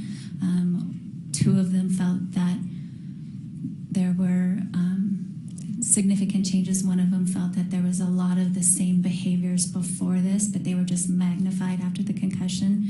And one of them noted that there were some significant changes, but a lot of it improved, and then a whole different set of behaviors really emerged. So you can't answer my question about what Polly Sanderson said then? I know that she No. endorsed a lot of changes. The problem is in clinical practice, I see this with families all the time. So with older adults, it's really tricky because many older adults are experiencing some degree of decline. Unfortunately, that's just part of aging. And then when you've got a complex medical history, it's more probable. And a concussion like this might happen, and the patient and the family grab onto this concussion as the defining factor that changed everything. And they misremember or underrepresent their pre-injury functioning and overestimate their problems after this, and everything gets tied to the concussion. And so that's what I saw happening with this family, is that everyone's really grabbed onto, including Mr. Sanderson, that this concussion was the cause of everything. And the behavioral presentation that he and his family are describing is inconsistent with a mild concussive injury and very consistent with what I would predict based on his medical history. And so, again, yes, they are describing a lot of changes after this concussion, but I can't rely on them to clearly indicate a causal relationship with this concussion, because I don't think that they were carefully observing and aware of his level of functioning in the year prior to this. No. So the jury understands. That was a 2-minute answer to a very simple question. The simple question was, can you tell me what Polly what Polly Harris said. I'm sorry, Polly Gresham. And you gave me a 2-minute Queen of Denmark answer. Now, why did you feel a need to add all that detail when the question was very simple? Why? Because it's important for the jury to understand. I don't want them to be misled. Mm-hmm. Okay. All right. So, you can't really tell the jury, because you either don't remember or you didn't read it, you can't tell the jury what Polly Gresham said about the dramatic changes, right? And instead of telling me, you can tell me yes or no, you know that, you give me a 2-minute answer. Is that what happened here? The changes that were described were changes such as severe disorganization, getting lost in the details, ruminative thinking, obsessive thinking, gross disorganization, confusion, getting lost. None of these are symptoms of concussion. Okay, now let me ask you this. You talked about the concerns about these MRIs. Now, you're not a medical doctor, but you say you look at them, right? They're an important piece of my evaluation, yes. Did you hear Dr. Hesh's testimony this morning? I did. Yeah. Excuse me. He said, did he not, that from 2009 to 2021, all the MRIs he saw, there's no change. Did you hear that testimony? I did. No change. Mm-hmm. So, this testimony you gave the jury about being worried about him, this explains he's getting worse because of this. There's no evidence of that in these scans, is there? The structural changes are not worsening, and if I'm going to go ahead and add that, it's pretty miraculous that he wasn't having more significant problems back in 2009, and it was just a matter of when, not if. And so I wouldn't predict that more structural changes needed to happen for him to actually start manifesting symptoms of that. Okay, now before you get into their 2.5-minute answer, let me just ask you this. Can you look in those records and see where any physician, not yourself, you're not a physician, has diagnosed those conditions that many people have asymptomatically, where anybody diagnosed those conditions as causing his current problems? There lie the books before you. Open them up. I didn't understand that. Could you repeat that question, please? Show me a record where a physician, now he had many at the VA, right? Yes. Many, not just physicians, but speech pathologists, psychologists, neuropsychiatrists who are MDs. And no one at the VA diagnosed what you're saying is the case, did they? I'm not diagnosing anything. Well, you're saying that these scans explain his problems, but no medical doctor has done that. Now, how can you diagnose it and you didn't see him and no medical doctor has done it? Now explain that to a simple country lawyer. The medical doctors have all noted, it's repeatedly been stated that his brain MRI looks like he has normal pressure hydrocephalus. Is there a diagnosis? No. Now, has he ever been diagnosed with normal pressure hydrocephalus? Ever? He hasn't, because typically the diagnosis requires clinical correlation with a triad of symptoms that involves a very specific characteristic change in gait and confusion. They don't have to have dementia, but cognitive changes and urinary incontinence. Now, they say he's asymptomatic. I'm not convinced, because the most common mood symptom associated with normal pressure hydrocephalus is this lack of energy, lack of motivation, low drive, and he's been reporting this for decades. Now, let me stop you there. Would it be accurate to say that you have a better handle on what these pre-existing problems that are identified have caused him than his medical doctors at the VA? Is that a fair statement? No, I'm not saying I have a better handle than any of his medical disorders, but as a neuropsychologist, I have a very unique perspective, and I'm the one that puts together neurologic data and psychological data. That's my expertise, and that would be an important piece that I would take into consideration if I were evaluating him myself. Okay, now, let me ask you about executive function. I looked through your report, and again, I'm a simple country lawyer, but I can read. I don't see any reference in your report to executive function anywhere. Am I missing anything?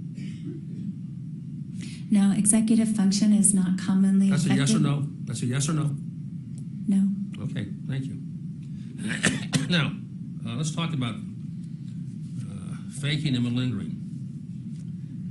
Are you suggesting that Terry is faking these problems for money? Is that your suggestion? No, there's no evidence of faking and malingering of any kind. He's genuinely distressed. Now, you say that in your report that your diagnosis is somatization disorder. Is that what I'm reading here? No, I did not diagnose him. Okay. Well, you say on page 6, somatization may also explain delayed onset or worsening of plaintiff's reported symptoms. Your words. Somatization is used more like a noun there. Mm-hmm. It's not a diagnosis. Okay, that's what you wrote. And somatization, so the jury understands it. Okay, I don't need a 2-minute answer. It's a very short answer. Tell the jury what it means. Somatization is when psychological distress manifests as physical symptoms. Okay. Now, has any physician, psychologist, or anybody else diagnosed Terry Sanderson with somatization disorder? Anybody? Not that I know of. But they all repeatedly talk about his anxiety and anxiety about his health and his symptoms and his preoccupation on his symptoms. Nice of you to add that. Thank you. Kept it under 2 minutes. Okay. Your Honor, I object. Argumentative. I'll withdraw it. Withdraw it. Okay.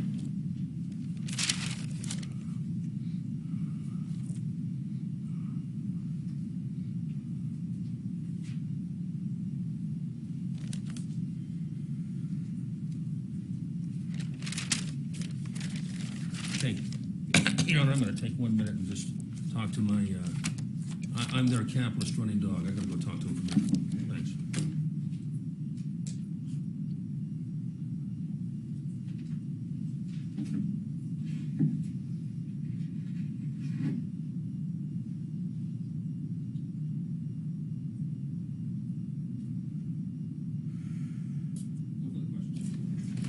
All right. Thank you. Mr. Egan?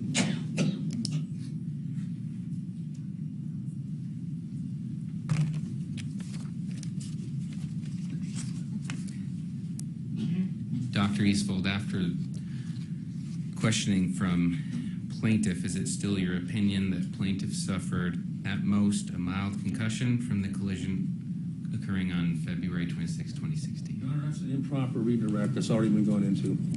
Overruled? Yes, that my opinion remains. And is it still your opinion that plaintiff's course and evolution of self-reported symptoms is inconsistent with the known trajectory of concussion-related symptoms? Yes. And is it still your opinion that plaintiff's medical history is notable for a number of comorbid conditions that better explain his reported course of decline? Yes. No further questions, thanks. Can I add something, please? Oh, Please don't. Sure, go ahead. Okay. I have a lot of compassion for Mr. Sanderson. I do believe that things are changing for him. It is terrifying when one starts to lose their faculties. And I'm not... I object to this. Sustain it. Non-responsive, thank you. It's a narrative. If you've got some more questions, go ahead. Okay.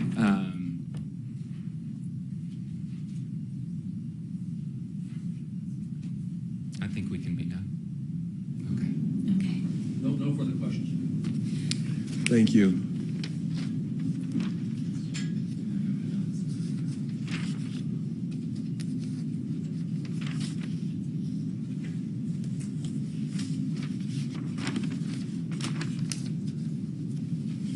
Mr. Egan? Yeah, Your Honor, we called Dr. Ashkenazi as an expert. Guys, you want to take a short break? It's been an hour. It has been an hour. Let's take a short recess.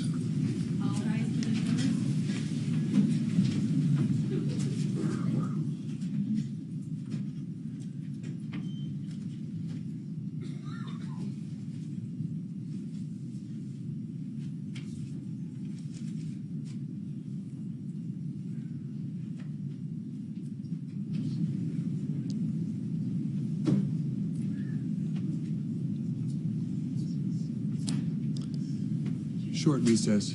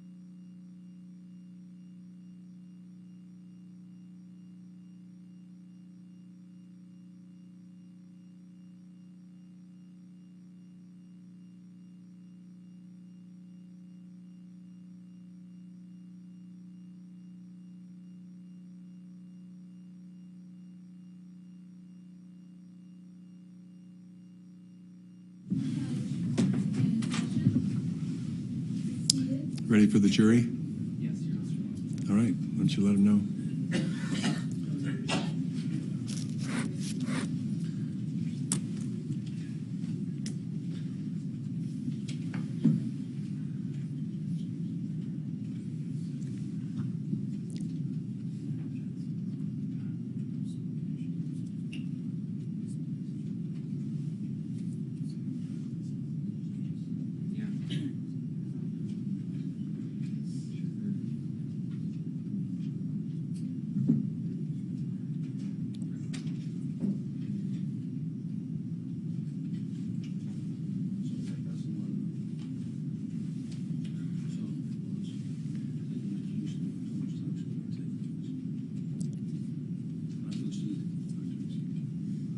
Would the lawyers approach the bench, please?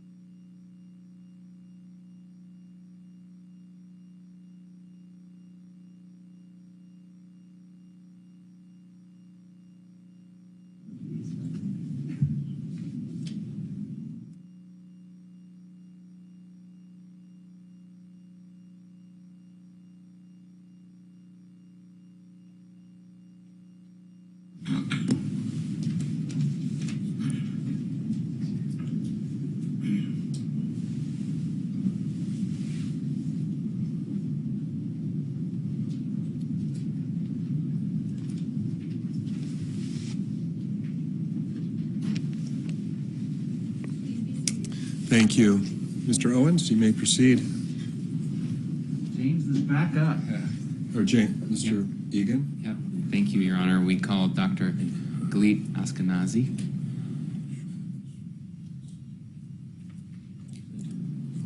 Do you swear that the testimony you are about to give in the case now before the court will be the truth, the whole truth, and nothing but the truth, so help you God? Yes, I do. Thank you. Good afternoon. Would you begin, once you get seated, give your full name and spell it? My name is Gwyneth Ashkenazi, G-A-L-I-T, last name A-S-K-E-N-A-Z-I.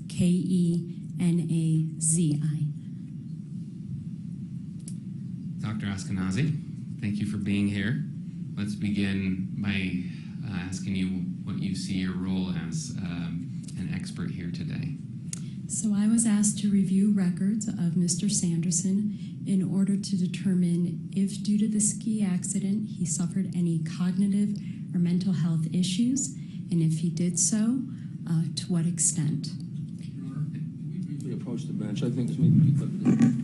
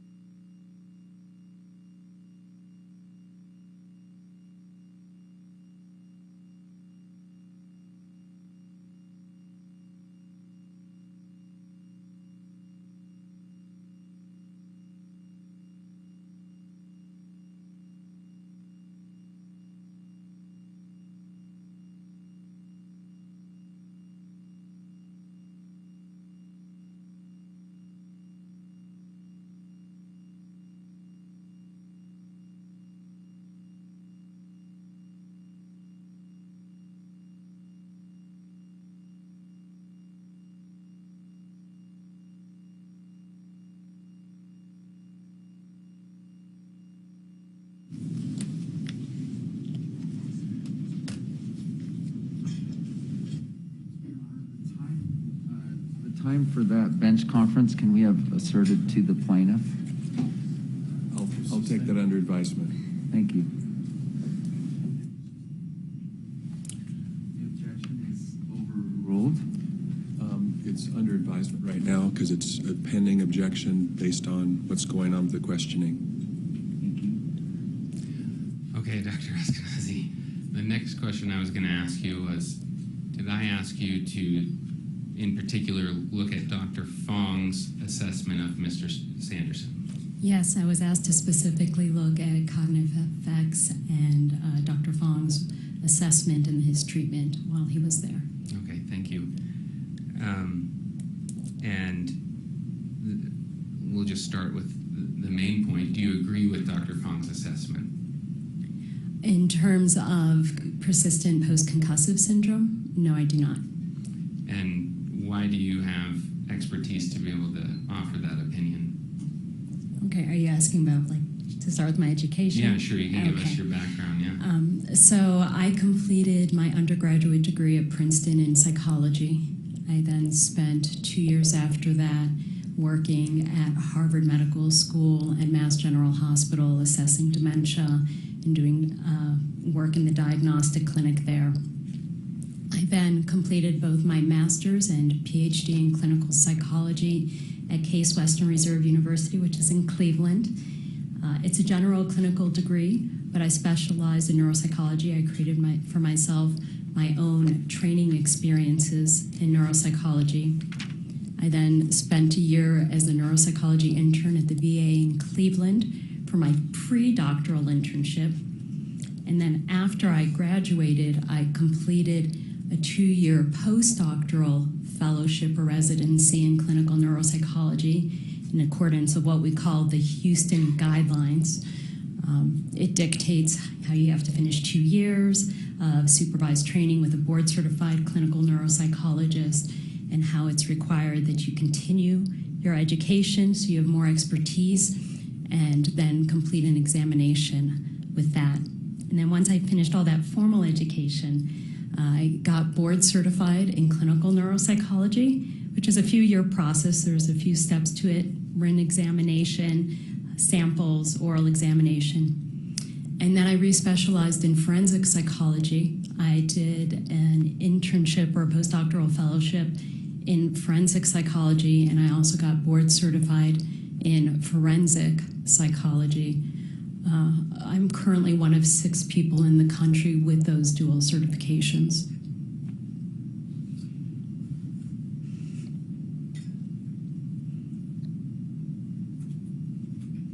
So, in your opinion, did Dr. Fong sufficiently assess Mr. Sanderson's medical condition and history to render the opinion that she did about his persistent post-concussive symptoms? No, and as people have already said today, and I don't want to be too redundant, in order to assess a concussion, first and foremost, you need to know the symptoms at the time. It's considered an acute and immediate condition, so you need to know the symptoms at the time. Then to establish if someone has post-concussive syndrome, you actually have to show the path from the concussion to those symptoms that a person is claiming. Dr. Fong reviewed absolutely no medical records, even though this was a legal referral to her. She took at face value his report that he'd been having certain symptoms for 1.5 years straight, which we know through the medical records that is not true at all. He had some symptoms at the beginning, completely resolved, and then actually his records after that show full resolution with multiple, of course, neuropsychological testings during that time. And are you familiar with Dr. Fong's testimony that, as I believe it, if I'm remembering it correctly, that the defense experts, which would include you, don't recognize persistent post-concussive symptoms? So post-concussive syndrome is a well-known condition, but the thing is, its symptoms overlaps with multiple other conditions, and that's why you have to connect it back to the acute concussion. Now, the term persistent post-concussive syndrome is one that's considered in the neuropsychology community to be one that's under research. There's no real evidence that after 3 months, a person continues to have symptoms from a concussion or a mild traumatic brain injury. So that's still under investigation if those symptoms are truly persistent. So Dr. Fong, as you said, did not review prior records, but did you review prior records? I reviewed the records from around the time. I reviewed 15 years of medical records beforehand, and as many of the medical records given to me afterwards, as well as some of the reports associated with the accident. And you have your own opinions about that prior medical history and how it might relate to Dr. Fong's diagnosis, is that right? Yes, that's correct, especially because when you're talking about any acute condition, you need to know what are the changes from before to after to say, well, this acute condition caused those changes possibly. And as I understand it, you've created some slides that go over some of those opinions, is that correct? Yes, so I created slides that summarize the records I reviewed and the information I thought that was relevant to form my opinions. And to respond to Dr. Fong? Yes. And so with that, Your Honor, I move to admit or to publish to the jury as a demonstrative exhibit, Defense Exhibit 105 is A through another letter. I got to go to the end here. A through V, as in vehicle. V, Victor? Yeah, Victor, yeah. Okay. Any objection to Defense Exhibit 105A Yes, through V on for demonstrative purposes that have any objections other than those that have already been voiced? Haven't been voicing any objections to it, but it's not in her report, and it's undisclosed. So we've never seen it. They could have shown this as earlier this week. Well, yeah, so It's in our are these demonstratives that were they provided under the pretrial order? They were provided before the deadline, Your Honor. These slides? Yes, Yes. they were. 105. I've not seen them. What's it? Can you cite them again? I don't think we've seen them, Judge. All right. Your Honor. I wonder if you could show me where you provided them to the other side so we can move on beyond this. Sure.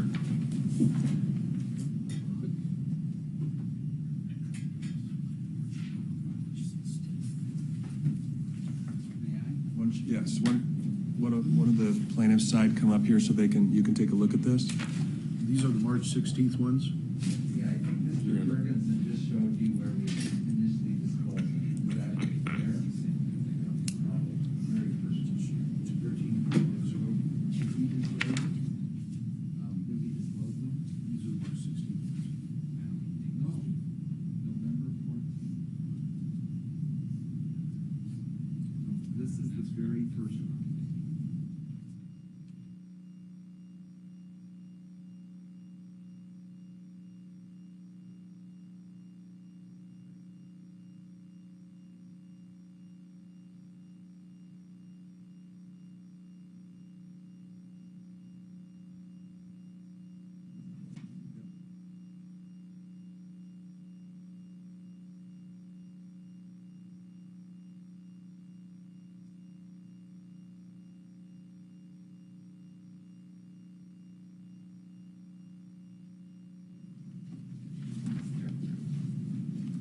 Judge, I see these in the document, but they were disclosed, I think, late. Incorrectly. But Why they don't were you never identified. take a look at what just came over there because, They were never identified as coming from her. Just Doctor. well, let me ask you this, Mr. Sykes. Do you want to take trial time up to nail this down? well, give me then 10 seconds then.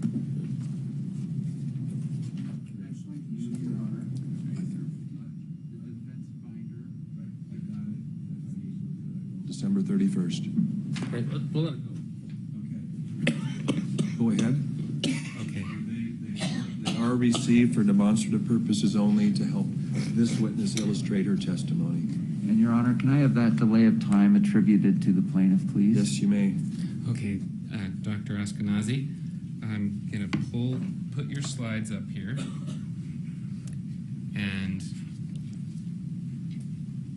my iPad is not putting them there. Connect.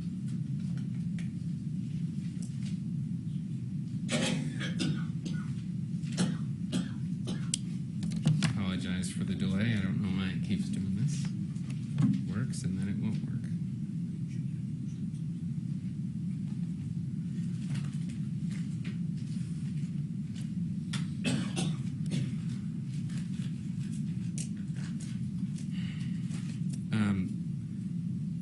Dr. Ashkenazi while it's coming up so we don't waste time. Oh, there it is. Are these the slides that we were just discussing? Yes, they are. Okay, great. And let's go into the first slide, which is Mr. Sanderson's mental health history. You note a number of things, but I would like to focus on some things that maybe have not been covered, Okay. including Mr. Sanderson's mental health history, how it relates to his emotions and relationships. So if you could discuss the mental health history with that focus. Judge, this is duplicative of Dr. Eastvold. We just discussed that at the bench. Overruled? Some minor overlap, but it doesn't seem significant. Okay. Okay, go ahead. Do you remember the question? Yes, I do. Okay. So I won't repeat the known history of anxiety and depression. And again, this is not something that Dr. Fong had assessed. And we know it dates back decades. But very specifically, he had sought treatment in 2009 because he was having relationship issues, both with his family and in other relationships, that he described as a conflictual interactional style that got him into trouble. He described that he is someone who likes to be in control and he gets frustrated when he's not. And these were in the treatment records as to why he was seeking out treatment at that time. Got it. Did you note in his history any significant anger issues? It has been brought to my attention that there was an issue that he punched someone at some point who he believed was in a relationship with his wife. There was also a restraining order. So the first one was beforehand, and the second one was in the last few years, a restraining order against him.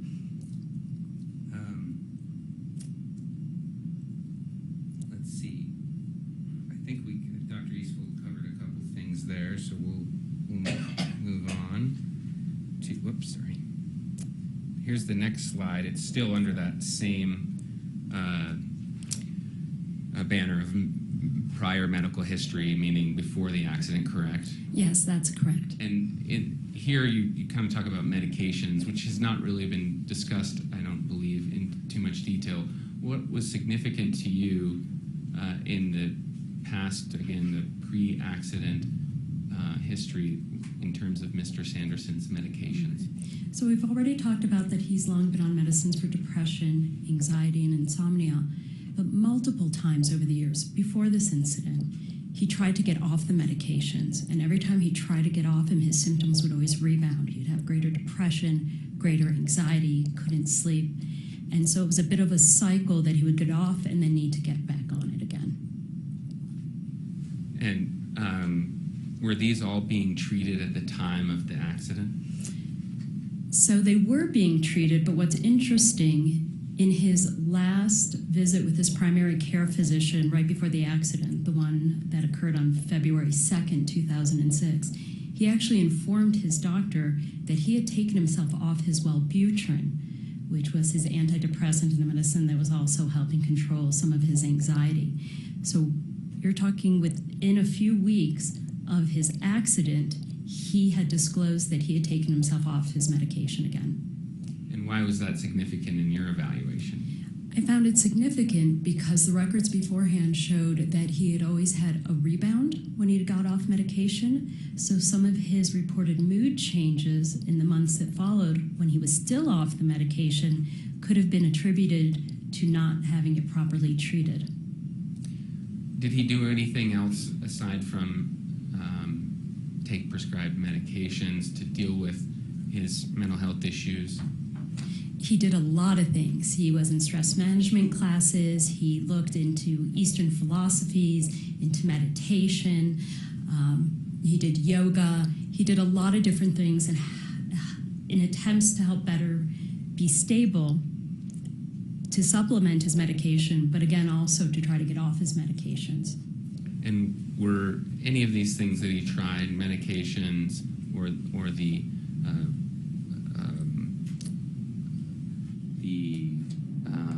what would be the word, the non-medication treatment, Was any of that successful? So I'd refer to that as adjunct therapies to the medication as well. So they were successful, but none of them permanently. So he always has cycled. So he'll be stable for a while, and sometimes even on medication, he destabilizes, and he tends to do it when there are family issues or relationship issues, or he has suffered an acute medical issue. So why is that history significant to the assessment post-accident? In other words, what is significant about this history for your opinions relating to his concussion? So you want to know what or how a person was functioning before any major event. You want to know, did the major event cause the changes, or would these be expected as sort of the normal cycle of that individual? And what can you attribute to what? I see. And these issues that you noted pre-accident, did they continue post-accident? They did. Now, he did have an exacerbation right after the accident. He was in pain. He was on oxycodone. His hypertension was out of control. He was irritable from the pain and from the medication. He was feeling foggy because of it. And he also, of course, was not on his medication that he had discontinued right beforehand. So you do see a flare-up of his mental health complaints, his anxiety especially, but also his his depression in the months that followed. But then you can also see that by the end of July, beginning of August, he's back to his baseline. I see. And when you say baseline, does that mean where his mental health conditions were before the accident? Exactly. So it's his baseline, not anyone else's. So he always had some chronic anxiety. He'd always had periods of depression. The insomnia persisted. So he was back to his baseline. So starting in about August 2016, you see that he doesn't have exceptional complaints about flare-ups of anxiety, flare-ups of depression. He actually has no cognitive complaints starting in August 2016 in his medical records, beyond those that would be normal for someone's age, some minor forgetfulness. So that's important because you see that there was an exacerbation, and about 5 months later, his ribs are healed, he's off the pain medication, and he's back to his pre-existing baseline. And in your review of Dr. Fong's evaluation, she did not consider any of this that you're discussing, is that right? No, she didn't seem to know that at all. She actually had documented that he reported things like dizziness, loss of balance, headaches, attention problems, memory problems that not only were present, but had been present the entire year and a half prior to her seeing him, which the medical records show is not true. Let's go to the next slide. It's the brain scan history. I think this was covered earlier by Dr. Black. Were you in the courtroom? Yes, I was. This has been covered quite a bit.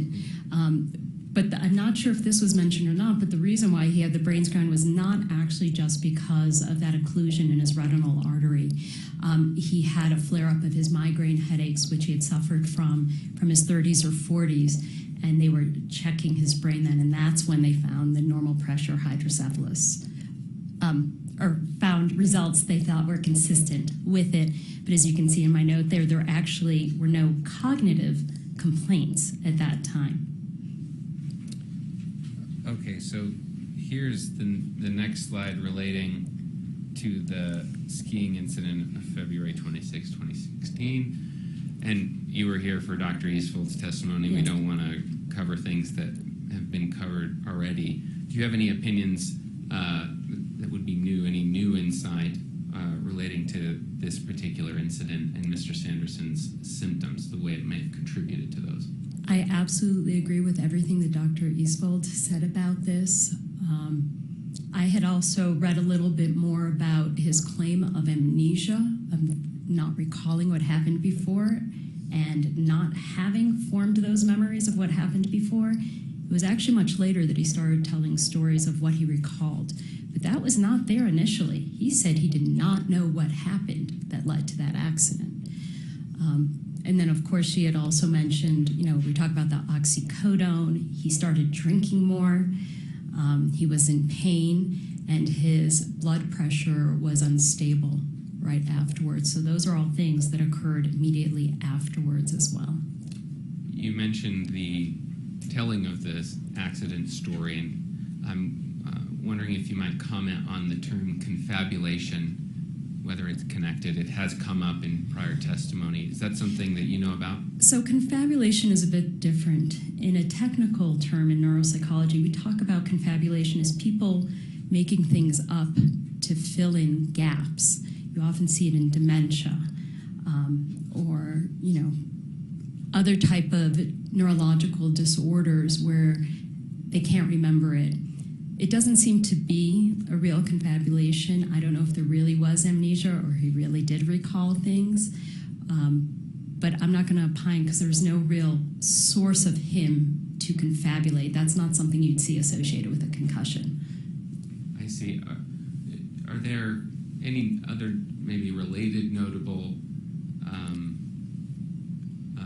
patterns that you see in Mr. Sanderson? For example, maybe embellishment? Yes, so he's very interesting because sometimes he embellishes his medical issues and sometimes he completely denies them or minimizes them. They're very extreme. The one issue that really comes to mind is when he cut his calf with a box opener. He was opening a box and he ended up cutting his calf and he needed stitches for it. And he went to the ER and he got stitches. He had some concern in the week that followed that he had maybe deep vein thrombosis or compartment syndrome. He went back to the ER. They said, no, you're fine.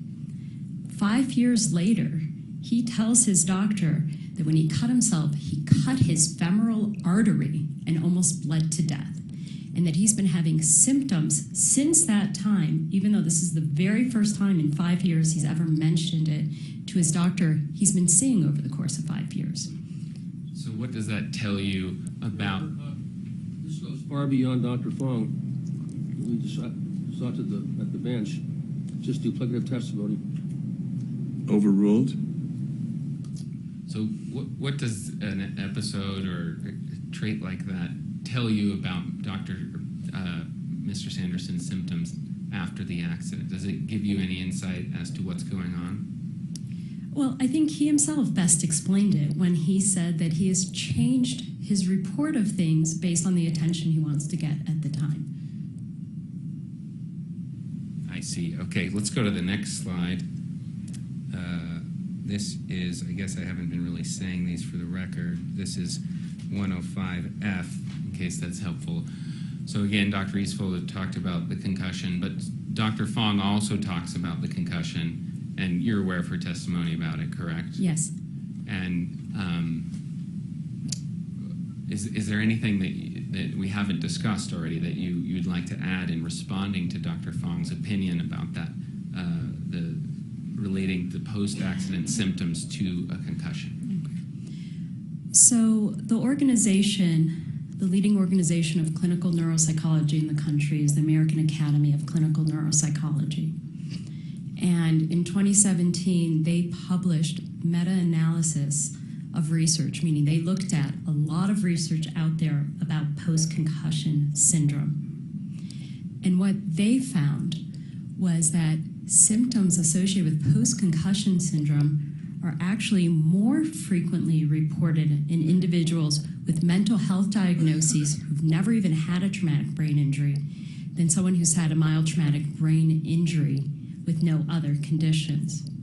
So I think it's important to realize that they're saying that once you hit 3 months, you really cannot use the symptoms that are reported to diagnose post-concussion syndrome. You really have to show the pathway from the concussion to those complaints.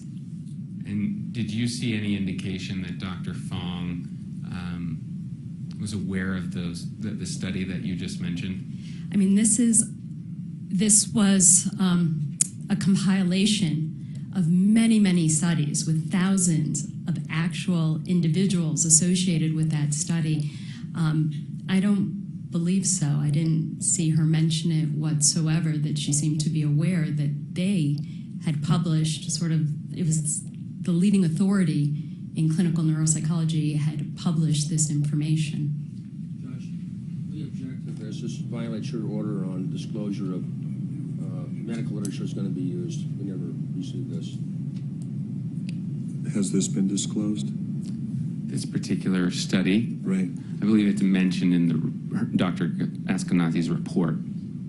Okay. Overruled?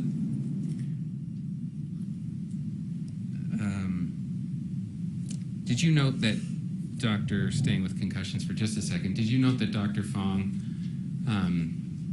offered testimony that studies are actually showing that there are increasing numbers of people that have post-concussion, persistent post-concussion symptoms? Again, that's still considered research because it's hard for us to distinguish this constellation of symptoms from other conditions.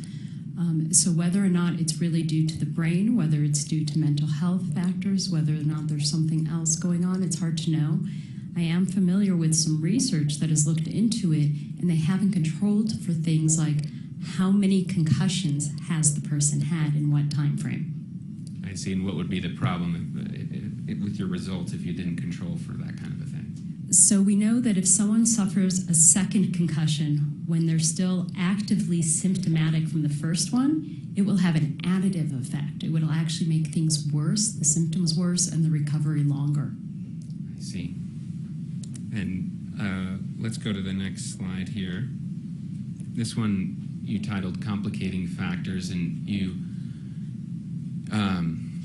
discuss, there's various things here, but I want to focus on the increased blood pressure. I don't know that that's been discussed very much. What's notable about the increase of blood pressure in your mind? So a few days after the accident, and he was prescribed the oxycodone the second day, he contacts his doctor and he says, my blood pressure is really high. I believe he had assessed it at home at something like 196 over 104, which is exceptionally high and could be really contributing to symptoms. He followed up with her the next day, then he went in and saw her the next week. And it's important because it can be contributing to the symptoms of feeling foggy or unwell or not like yourself. That's pretty high blood pressure. So was that blood pressure contributing to symptoms Mr. Sanderson believed were connected to the concussion in your mind? It appeared so, yes. Okay, so let's go to the next slide. Uh-oh. It's not letting me undo this.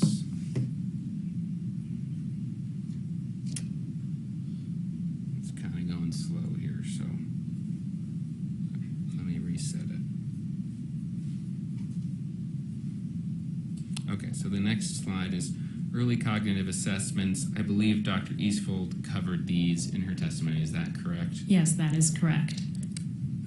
So I think we can move on from those, unless you have anything to add that she didn't cover. No.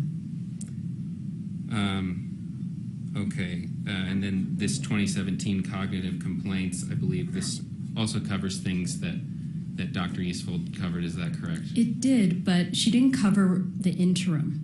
So in the medical records, between that August 2016 and through that early April 2017, again, he has not complaining exceptionally about mental health symptoms or cognitive symptoms. And the last time he sees his regular doctor is February 13th in 2017. There aren't complaints then. It was only when his friend dies from Alzheimer's disease that he starts worrying that he is experiencing cognitive decline.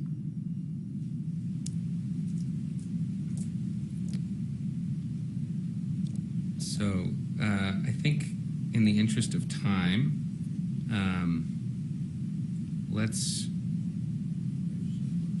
we're on 105J. I apologize, just we don't have very much time, so I'm trying to figure out what to focus on here. think most of this was covered by Dr. Eastvold. Could you actually go back to that last one? Sure. The cognitive effects. Yes. I didn't mean to skip that. Obviously, this is Dr. Fong's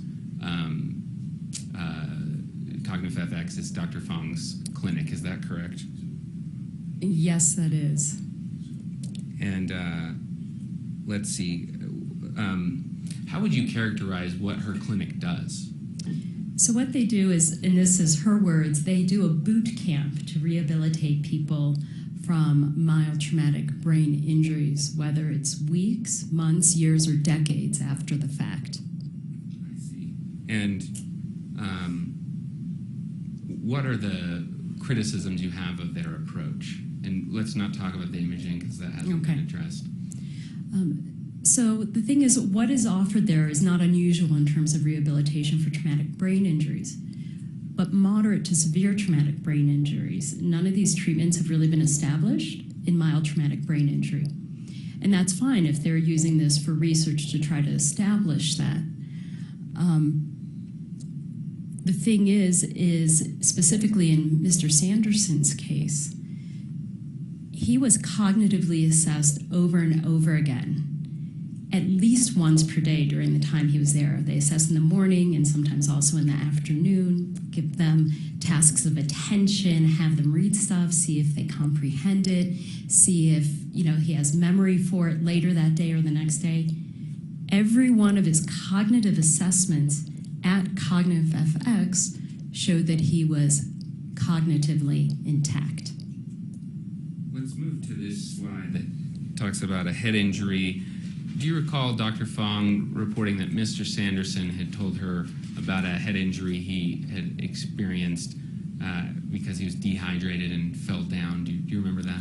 So yes, but this didn't occur during his intake for Cognitive FX because it happened afterwards. I believe it was for her deposition that it was mentioned. Right, and what's significant, if anything, about that injury in your mind? Okay. So according to Mr. Sanderson, he arrived home one day dehydrated, passed out, hit his head, and he believed he was unconscious for at least 45 minutes. And then he awoke with a bump on his head. As he described, he thought this event could have killed him, and he couldn't believe that he didn't call emergency services for it. Now, whether or not this is an embellishment of what really happened or not, I don't know, because he actually didn't seek treatment for this event. But what I do know is by his own description, this is a much more significant event than anything that happened in 2016. And did you note whether he reported this particular event to other providers, aside from Dr. Fong? No, I did not see it in my original review of VA records.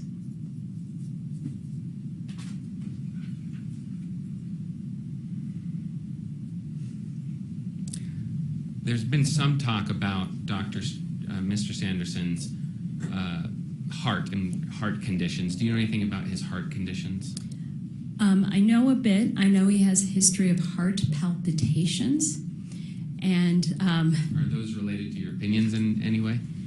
It's not related to the opinions about his medical condition, but it's important to know his sort of decision-making strategies associated with it, because after Dr. Goldstein recommended he either try a psychostimulant for attention problems or something for early onset or early signs of dementia, he chose to go the psychostimulant route, and he asked to get on a medicine like Adderall or Concerta.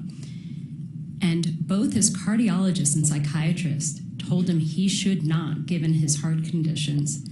And he researched and he communicated with him all the reasons why he thought should be taking this, and even the specific medication he thought he should or should not be taking. And he eventually did go on the medication, assuming full risk, because both of his doctors had told him they did not agree with that. So does that, do those events tell you anything about Mr. Sanderson's post-accident symptoms, the things he's connected back to the accident? I don't know if it's connected back to the accident, but again, it shows sort of this pattern of how he approaches his medical conditions and how he deals with them. And how it can be extreme at times. I mean, sometimes he overreports it, sometimes he denies it. We know before his accident, he delayed getting treatment for potential cancer for years. He got referred over and over and over again to have follow-up, and he didn't because he didn't want to deal with it. I see. And you've talked about Dr. Fong receiving a self-report from Mr. Sanderson. Do you have any opinions about whether Mr. Sanderson has a pattern of being an unreliable reporter of his own medical condition? So my concern is he's reporting symptoms to her in a way that it made it sound like it had continued through time. But he had complained once about gait difficulty. He was assessed and it was normal. He had complained about attention and memory, but it was tested and it was normal. And he wasn't providing the full picture of these symptoms he was complaining about and the time frame and the test results associated with these complaints already having been evaluated. Let's go, just because we got very little time here. This is your last slide, I believe, your conclusions. Maybe we can just use this as a moment to sum up and make sure the jury understands your opinion. Do you believe that Mr. Sanderson has any permanent symptoms relating back to his ski accident in 2016? No, by the end of July 2016, his records from his treatment providers are quite clean in that regard. And do you believe he had a concussion? It's questionable. There's been a lot of question regarding concussion, regarding loss of consciousness, regarding if there was real amnesia. Was his disorientation just a brief what happened, or was it real disorientation? But I prefer giving it to him, saying that, this event did cause a mild concussion, but we know almost immediately there's no more symptoms of it. All right. Maybe my last question for now is whether you believe it's unprofessional for you to render opinions about Mr. Sanderson having not met with him and evaluated him personally. Okay. So anyone that engages in a psychological evaluation for forensic purposes, meaning for legal purposes, we are guided by the Forensic Psychology Specialty Guidelines. So whereas the American Psychological Association oversees clinical work, the Forensic Psychology Guidelines oversees legal work. And whether or not you're boarded in forensic psychology, you're supposed to be abiding by those guidelines. And they very specifically talk about knowing that sometimes it may not be necessary to do an in-person evaluation. You may not have access to them. I've had cases where I've had to recreate mental status for someone who's passed away and change their will at the end of their life. Sometimes you just don't have that access. And they are very specific in saying that if there are any limitations to your opinions, especially due to if you don't see them in person, that you identify those. But I felt very comfortable in giving the opinions because I had all the records from the time and for at least 5 years afterwards. Dr. Fong noted that Mr. Sanderson complained of cognitive issues after the concussion, correct? Yes. And what is your response to her conclusions about those cognitive assessments or cognitive issues? Well, in the records, he does complain about being foggy and having trouble paying attention. And that's why he asked to get evaluated and why he was sent to a speech therapist for that evaluation in March and April 2016. So he was taken seriously at that time with those complaints. But as we know, that testing was clean, and even the speech therapist told him that there's a big difference between motivation and memory. Did you see that executive function table that we showed Dr. Fong, Dr. Eastvold? Yes. And did you have anything to add to what she said about it? No, I think she was very thorough in describing there's a big difference between self-report and what is objectively assessed. Okay, thank you. That's all the questions I have for now. Thank you. You, Mr. Egan. You want to take a Let's keep going.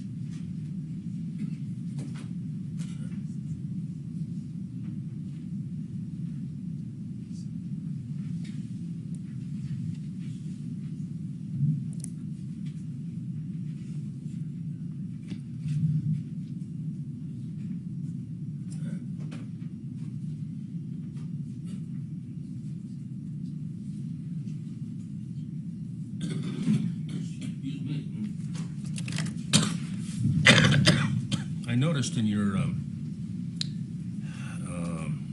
Vita that, at least as far as I could tell, all of your experiences with criminal cases. Oh gosh, no. Those were notable cases that I've testified on. About 75 to 80% of my forensic work is civil. Okay. So, with respect to this case,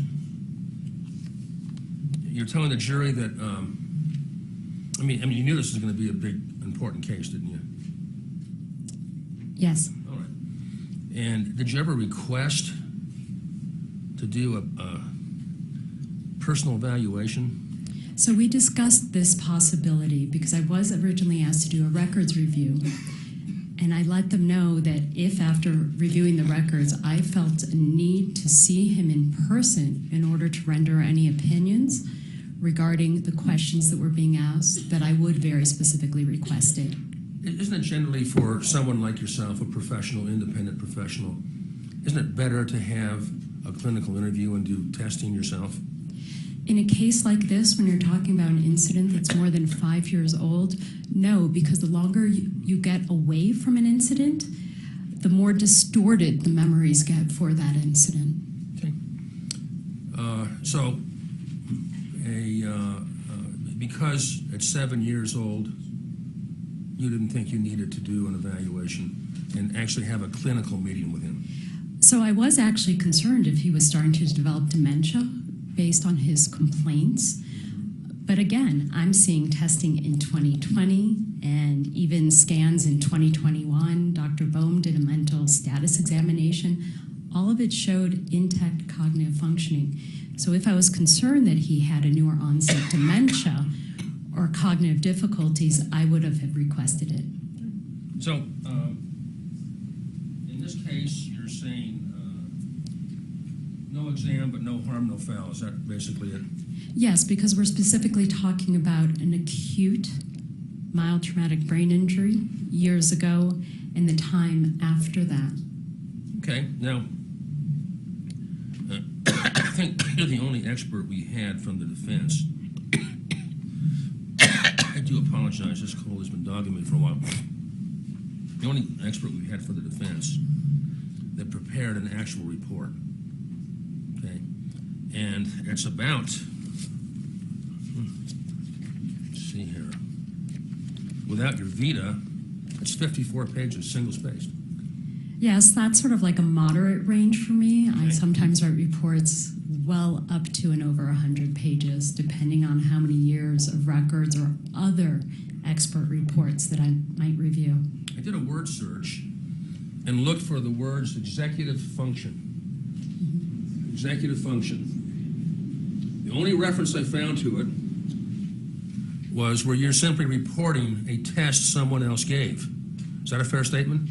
Yes, because there's no report in his medical records that he was having executive functioning difficulties. Did you read the report of Sam Goldstein? Yes, I did. Did you read Alina Fong? Well, she didn't really do a report. You mean the pre and post, like, assessments? Simple yes or no. Did you read a report from her? That's what I'm saying. I'm not sure what you're saying when you say report, because I don't believe she wrote a report. Did you watch the testimony of either Dr. Fong or Dr. Goldstein? Yes, I saw Dr. Fong's. Did you see her testimony about executive functioning? It's one of the main problems that Terry has. That's the main problems he self-reports, but again, every single assessment while he was there showed he was intact. There was nothing in his actual medical records documenting executive dysfunction other than a self-report. But if you come to Utah to testify in a big case, and you know that's going to happen, right? Isn't it, from a professional standpoint, lacking in responsibility not to address his biggest problem? His biggest problem, executive function. You didn't even mention it in a 54-page report. That's correct? Because in all the records I reviewed, that was not listed as his problem. Okay. Did you read the depositions of Carlene Davidson and Shay Hareth and Polly Gresham? Not of his girlfriend, but of the daughters. You didn't read his girlfriend's deposition? No, I did not. Do you know that she was with him for a year and a half before the ski crash and 6 months after? That sounds like a long time beforehand. That doesn't sound quite right, but I'll take whatever you give me. That's what she testified to, both in deposition and in trial. I don't know the specific length of their relationship. Now, do you think a person like that might be able to tell you a lot about executive functioning? A layperson? No, I trust the experts a lot more in that regard. Oh, okay. So you don't look at before and after witnesses then? If I had actually seen before and after reports of anyone who knew him, I of course would have looked at that. I never saw that. You didn't think that her testimony by deposition was important enough to read it, did you? It has nothing to do with important or not. I wasn't provided it, and I specifically asked for all the objective data that there was, including all the medical records.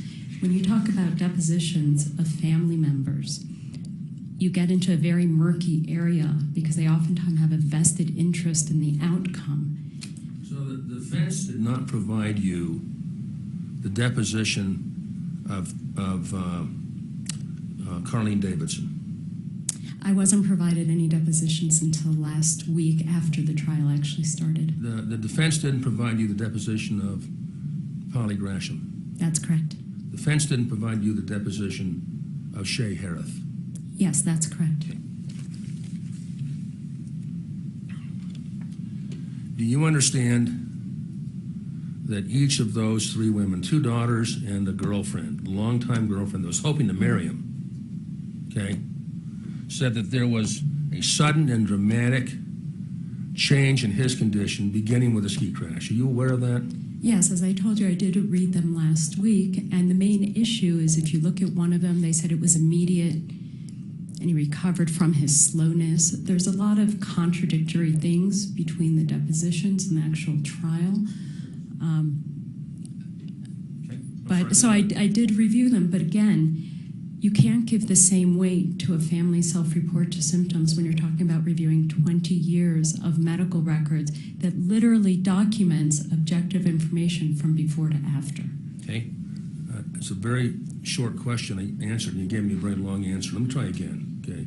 I'm just a simple country lawyer, not very smart, okay? But I can read, thank goodness. Now, do you think that the depositions of 3 people who know him very well could give you insight on what his condition was before and after the ski crash? I don't think it provides much objective information, but it provides personal context.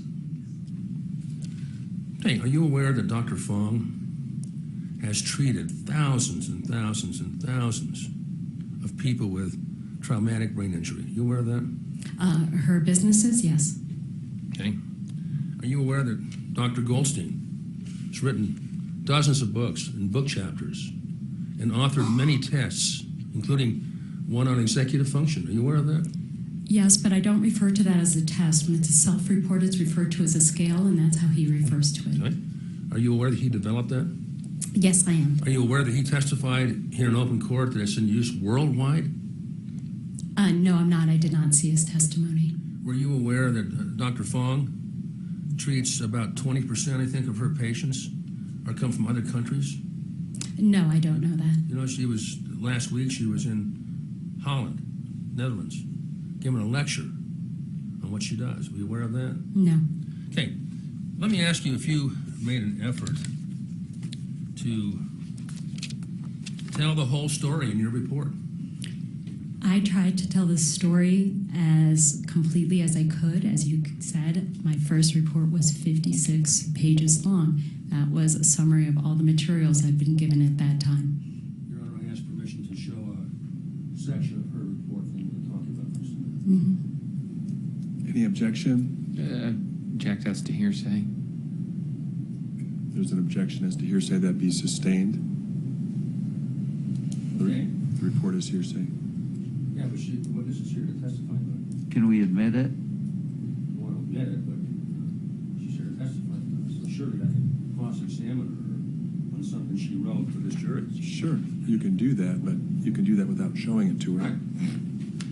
Fair enough. Showing it to the jury anyway. The defense doesn't want me to show you your own report, so let me read it to you. Admit it, Your Honor, admit it as a Reports are never admissible. We have a bunch we could admit to, but I think it would bore the jury to read them. So, go ahead and ask your question. Turn in you have your report handy? No, if you want to give me a copy. You have a copy she can use?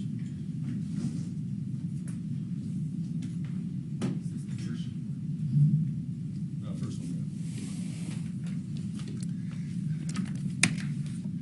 Let's take a look at it, page 23.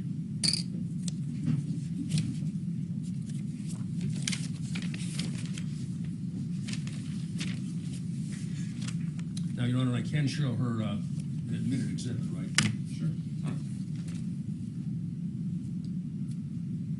For the record, which exhibit are you looking This is 27, excuse me, 27. at? Plaintiff's 27? Yeah. Okay. It is. Let's take a look here. Now, I'm going to take my trusty red pencil made by Pentax, and I'm going to put a little bracket out here so you can follow along. Now, this is, by the way, an evaluation done at the VA on June 1, 2017, okay?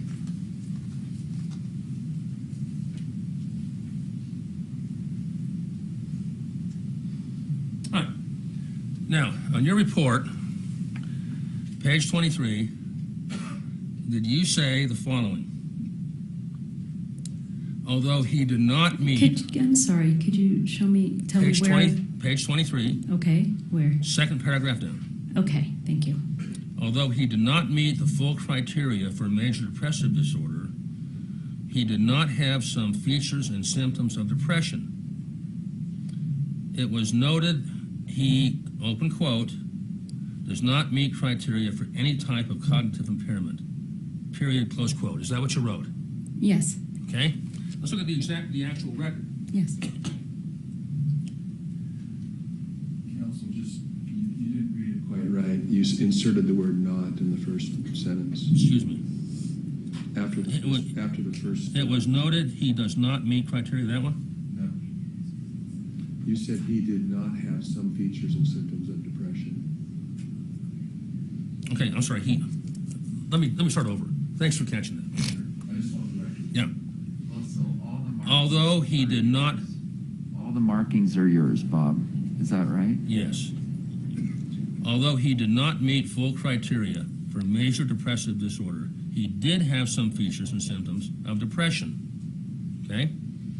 It was noted he, open quote, does not meet criteria for any type of cognitive impairment, period, close quote. Yes, correct. Is that what you wrote? Yes. And then the next sentence says, buprofen was increased to 300 milligrams a day. So that's the next sentence, right? Yes. All right. However, the actual record you were quoting from says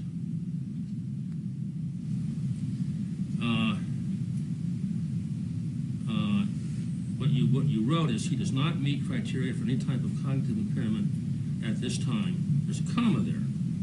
However, as patient clearly a high functioning individual, I think is missing, at baseline, this may be masking, compensating for any deficits. Now you left that out, didn't you? Well, yes, that portion No, I doesn't didn't ask make you any why. sense to me. I just said, did you leave that out? Yes, I don't write word for word everything in the record in my report. And the language that you left out, however, as patient is clearly I think means is, high functioning individual at baseline, this may be masking, compensating for any deficits.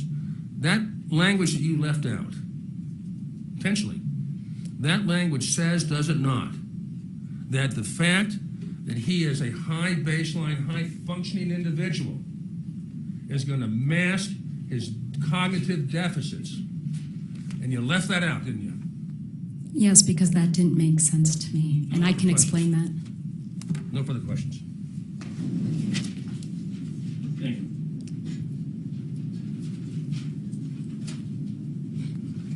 So, my first question will be, will you explain that? Okay.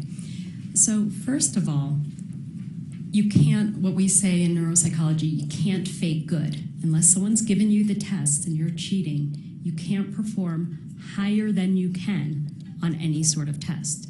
And when he was tested by Dr. Mattson, he was performing at a high level of abilities, average to above average functioning.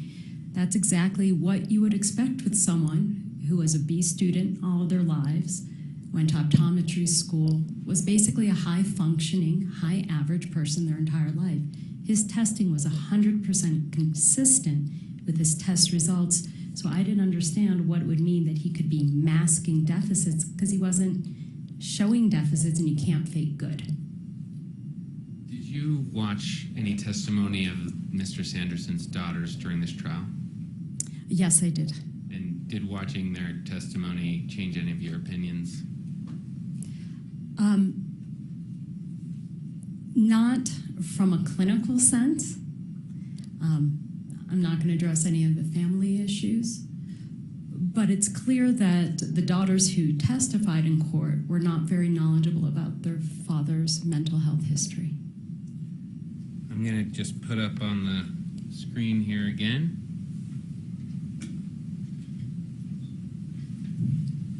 I believe this is your last slide, 105V, and ask you whether any questioning from plaintiff's counsel has changed your opinion that Mr. Sanderson has no permanent psychological or cognitive issues due to the February 26, 2016 incident, and he is never tested as being cognitively impaired, and his brief emotional exacerbation abated as of July 2016.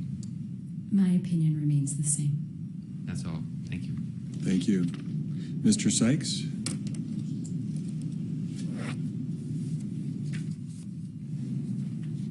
No questions. All right. You may step down. Thank you. Your Honor. We will take our final recess.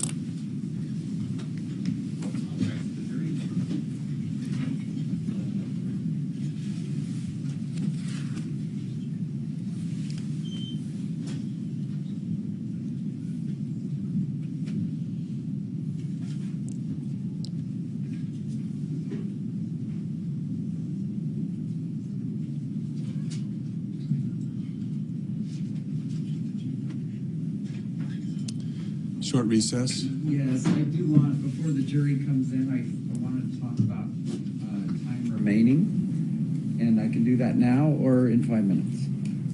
Why don't we do it in 5 minutes to give me a chance to look at what we have? Thank you. How about 10 minutes so we can take care of business? Let's come back in 5, and then the jury will come back in 10.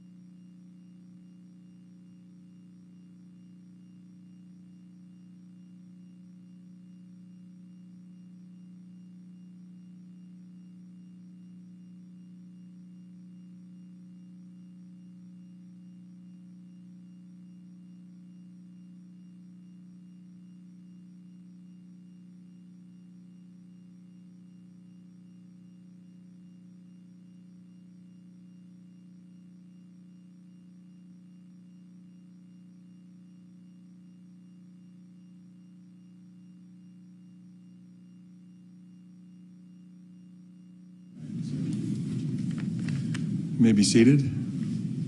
Judge, would it be possible to let us take our coats off again? I mean, Sure. I'm the only one, but Yes, yes, you may.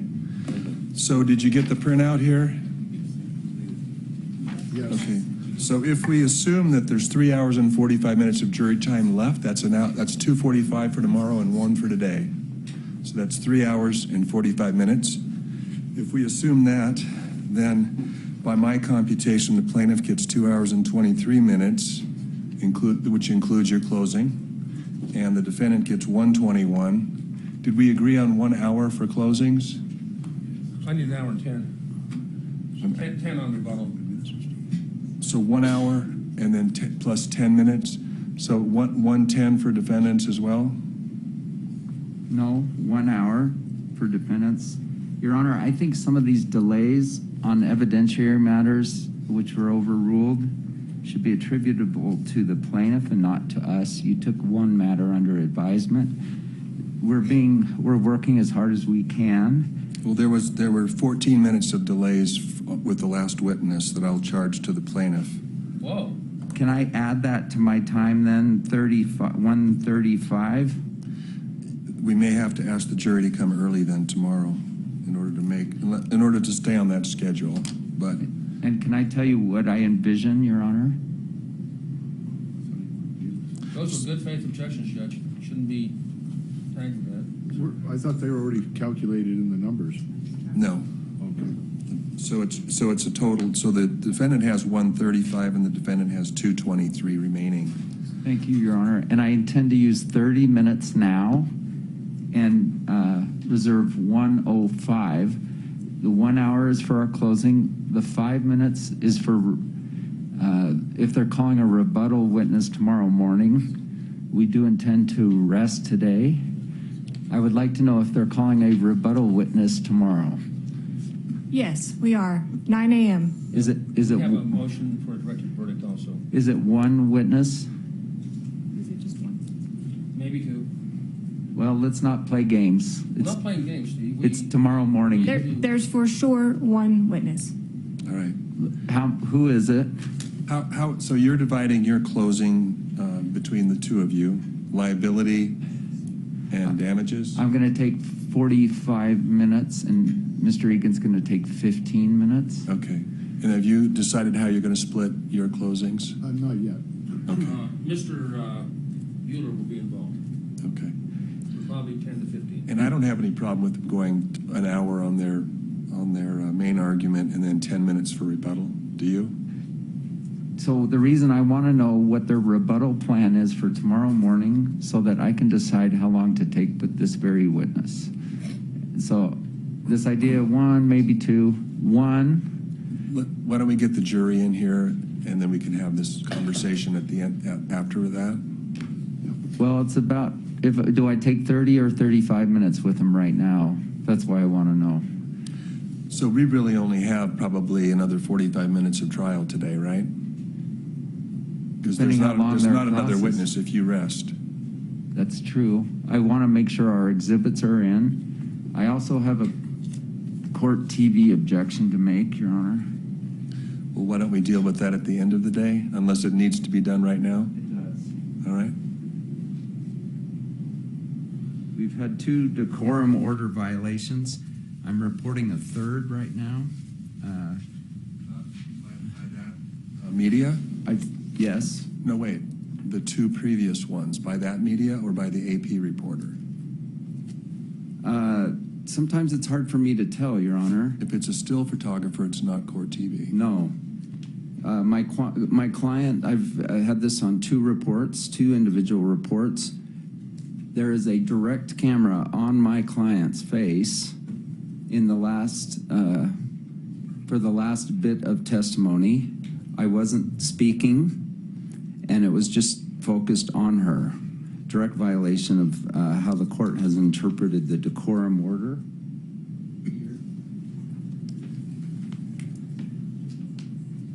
Do you have a picture of that? Reports of close-ups of Gwyneth Paltrow on court TV today when she's not speaking and I'm not speaking. Do we have actual documents of it? photos? No, not that, I don't. Try to get them, would you? Well, okay, so that's noted, and I'm going to ask Court TV to, if they need any clarification on the decorum order, to ask for it, but otherwise, they should only be going on the lectern and on the witness, unless an objection is made at council table, and then they can show council table. Thank you. Judge, we've had, I don't know, 8 or 10 objections about the decorum order. I think you ought to charge all of that to them. We've had not one on our side. And Mr. Bueller's very famous, and so I think that, you know. My cousin's Ferris. So, I'm serious, there's been a lot of these decorum things. And none of them have been charged to either side, because they've been out of the hearing of the jury that we've dealt with those issues. So you're being charged for jury time. Okay. So we'll take the last witness right now, and you're going to take about 30 minutes. Correct. Is that right? Yes. And then we'll. Your Honor, I don't expect taking 30 minutes on our side, but what I'd like to do is, I mean, obviously I don't want to be charged with that because we need to use that for tomorrow morning, but we can use time for defense to enter in their exhibits, all of the motions outside of the jury, et cetera. Okay, well, let's get the jury in here now, and then we'll deal with whatever issues that we have. Can I predict one more thing? We're going to start showing exhibits from Defense Exhibit 111. Once you get the jury lined up. Defense Exhibit 111, starting at page 47. I don't want objections on foundation of these. I went through every single one of them on his deposition. He recognized it. He didn't dispute the date. And if I'm being charged for times, I don't want objections as to foundation on any of those documents. Page 47? Correct. And going on for about 30 pictures. There's about 162 pages in Exhibit 111. I'm going to stop at 87. So 47 to 87. So those 40 pages, any objection to receiving those? 1 through 80, what was it? 47 to 87. 47 to 87.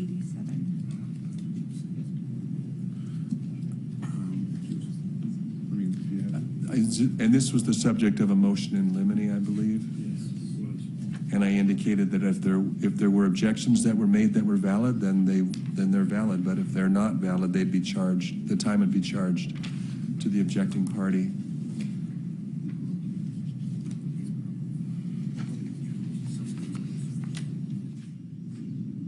Your Honor, as long as we note that many of these, the council ascribed these documents to being produced by my client, and they're obviously not, because he's in the photo.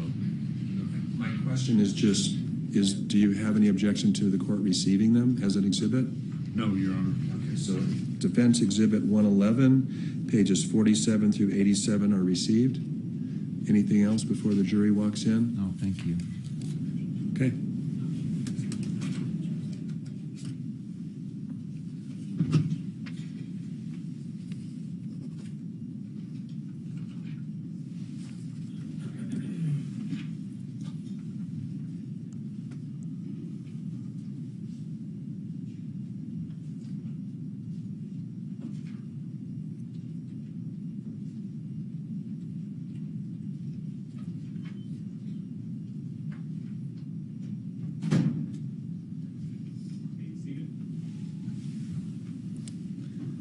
Mr. Owens, you may proceed.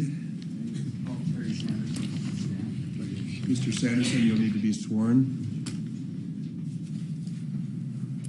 Do you swear that the testimony you are about to give in the case now before the court will be the truth, the whole truth, and nothing but the truth, so help you God? Thank you. Good afternoon, sir.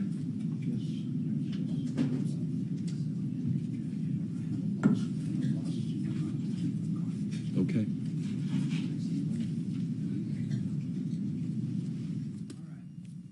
Mr. Sanderson, we met before. We didn't finish, so we're trying to work our way in. I'm on a 30-minute clock, so I'm going to try to ask questions very directly and just have you say yes or no.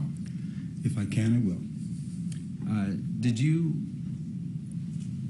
upon filing your lawsuit in a press conference, compare my client to King Kong coming out of the jungle? Yes or no? That was not my intention. Did you do that? Did I make up those words, or are those your words to the press? I'm not sure, but probably sounds familiar. Do you dispute it? I dispute my intentions, that's all. King Kong coming out of the jungle. Did Press you? conference. Pardon? Press conference. I was pretty... Did you say those words about my client? I meant to say King Kong just chased someone out of the jungle. That's what I meant. Did you refer to her as Godzilla to your daughter? I did not. I don't remember that. She testified to that. I don't remember that. It's gone. Sorry. You told everyone it was a hit and run, right? Wrote to your own hometown newspaper and said, she hit and ran me. I did say that. And that's been dismissed by this court. You understand that? Yes, I guess so. Yes. I want to talk, please bring that up. This is D110. And do you see it on your screen, sir? Yes, page 400. Can you maybe enlarge the first half? Post-incident travel by Dr. Sanderson, Mr. Sanderson. Did you go to Peru? Yes. After the collision. All of these are after the collision, okay? Yes. Visit Machu Picchu?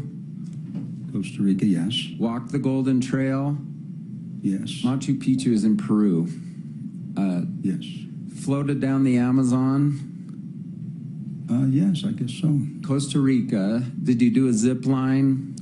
Same trip, yes. Did you go to Europe? Visit Netherlands, Germany, Switzerland, Italy, France, Belgium?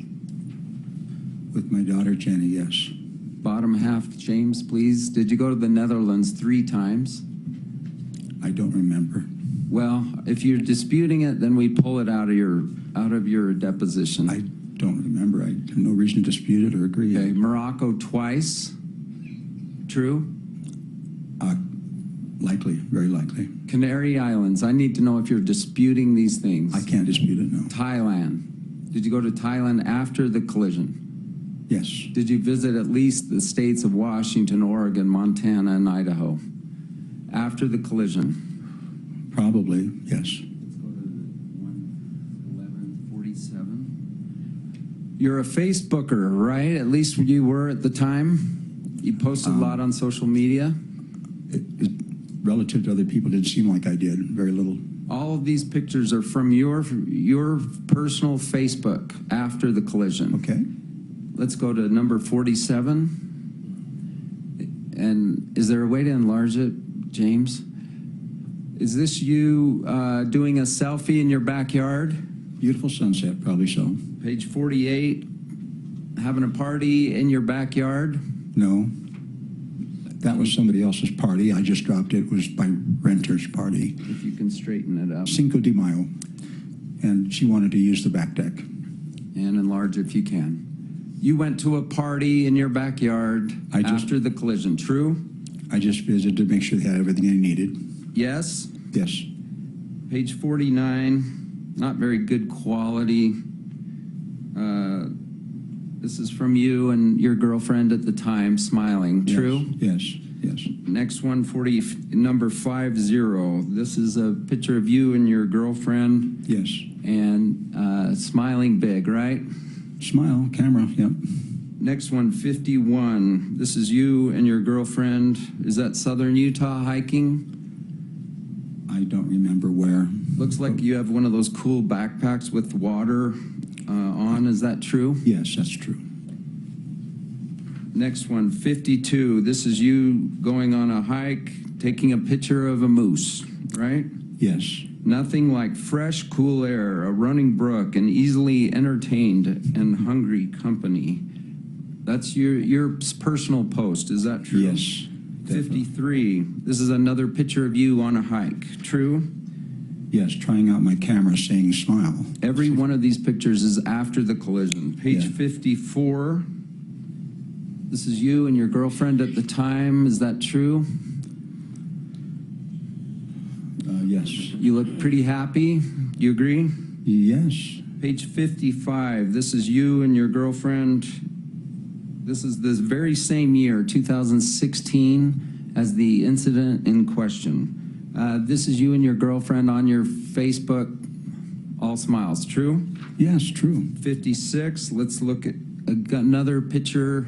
You and your girlfriend on a hike smiling. True? Yes. Do you have that cool backpack on again? Yes. Camelback. Is that Yes, the brand? It is. Page 57. Let's go again. Is this you? Same year of the accident. Hiking? Yes. It looks pretty steep. Trying to get back in shape, yeah. Page 58. Is this you kayaking after the collision? Just now, we're 7 months after the collision. Absolutely not. Is that a kayak above you? I don't know what it is. Sir, I asked you about this in your deposition. Is this you kayaking? No, absolutely not. Oh, boy. I was trying on helmets to protect my head. Did you go kayaking after the collision? I don't remember that, but this is not it. This was in a local It's a whole different question. Let's ignore the picture. Thank you. Did you kayak after the collision? No, I don't think so. All right, let's try to find it. You went scuba diving, right? What year? After, I don't even care what year. After the collision. I did go sometime after, yeah. You went to an auto show in Germany. Does this sound right? With my daughter, yes. Went to a shooting range. Does this sound right? Yes. BMX bike show, right?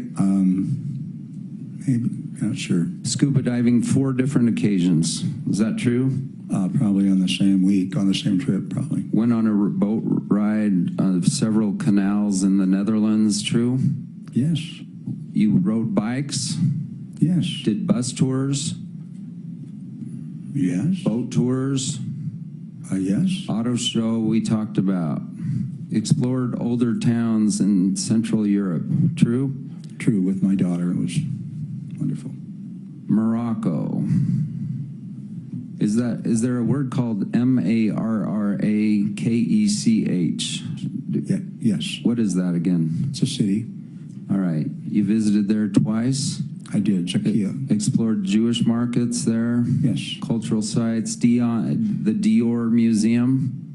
Is that cool? Yes, I did.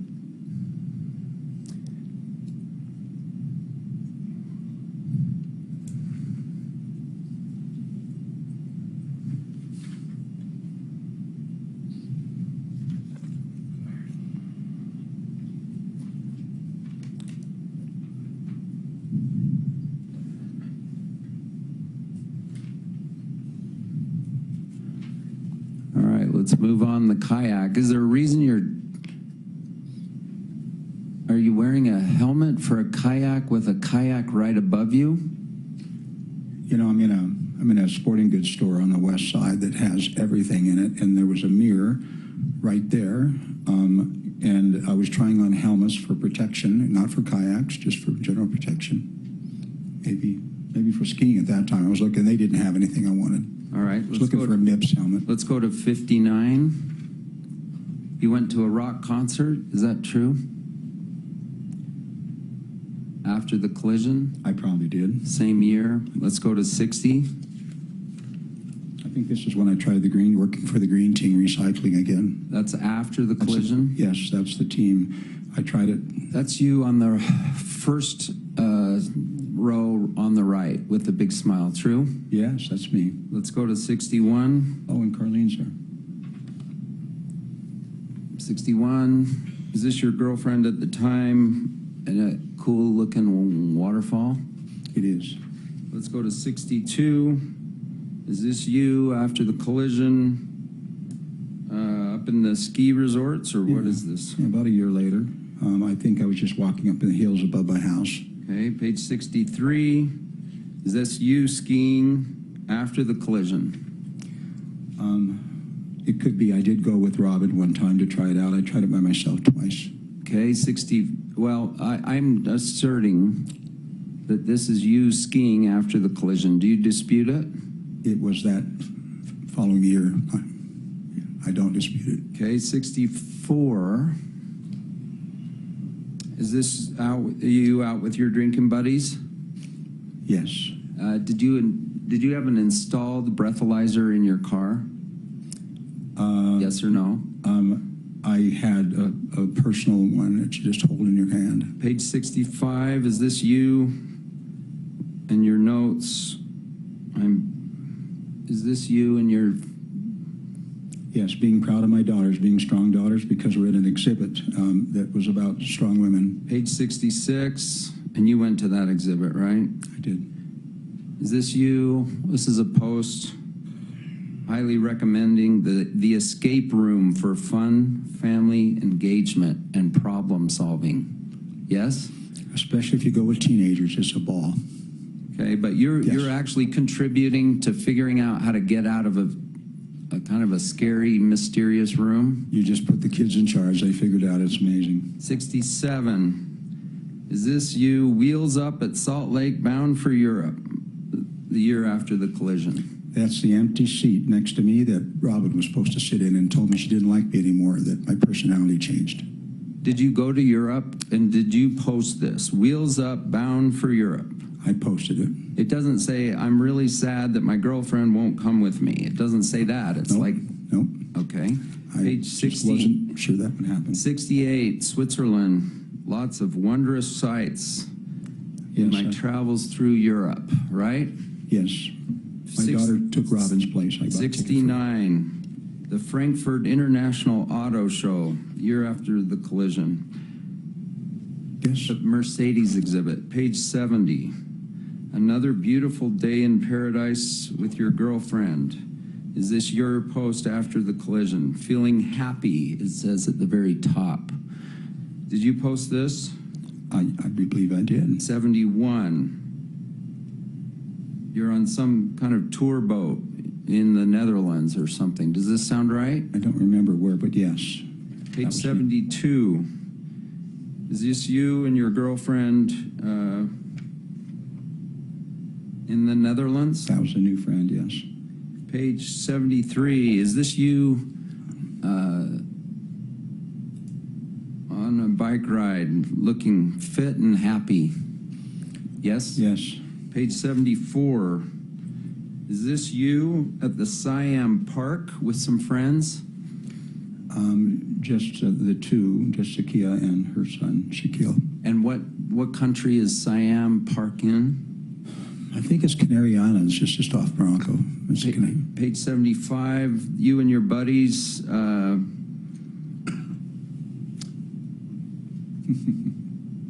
One night, it's my turn to be wingman. There's no chicks and dancing girls. Do you see that? That's your post? I do.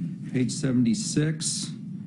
Is this you doing yoga or mamba or what? It's Zumba, and she let me bring my two granddaughters there, and we had a blast. She's really good. It's page 77. Crazy fun at the Pioneer School.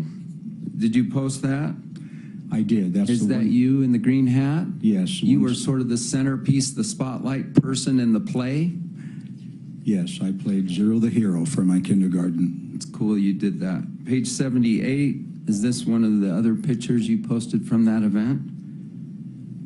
Looks like it. And you're the centerpiece of the whole thing, right? You're the star? Yeah, I loved having those little kids sitting on my lap and thinking I was a hero. Yes. Page 79, is this you golfing after the event? Actually, just showing Shaquille how to hit balls. I don't remember golfing. I think I just took him and driving range, right? Yes. 80. Is this you? Are you in this river cruise, river boat? I believe so. Okay. Yeah. Page 81. Did someone you were with or you go parish sailing? This was in Switzerland. No, I didn't go parasailing. So this is just a stranger in Switzerland? Yes. Okay. 82. Is this you and your girlfriend? It's my daughter, Polly. Thank you for telling me that. I hope she was not offended by my question. Is this something you posted? I don't know. She probably posted it, I believe. 83. Is this you on a camel? It is. What country? It's Morocco because the Kia had Morocco heritage. Let's go to 84. Is that you in front of something cool? Yes, one of millions of temples in Thailand that I kept telling my friends I got to travel, so. Page 85. Is that you? It is, yes. Poster boy for fitness at age 75. Would you agree? No, not at all. Page 86. Is this you doing miniature golf? Yes. Page 87. Is this you and your girlfriend on Facebook? No, that's my daughter Polly again. She looks just like me, I think. Except 1,500 years younger, yeah. Sorry, Polly, if you're listening. All right. Let me just...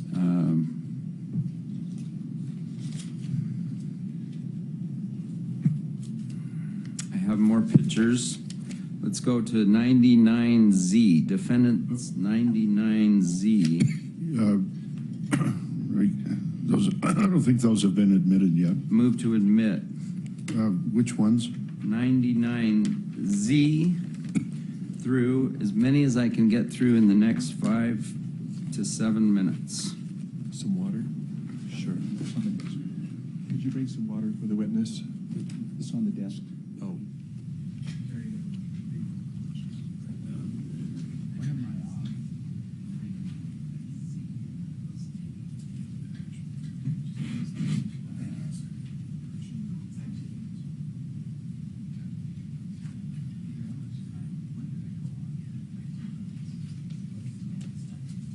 Told I have 10 minutes.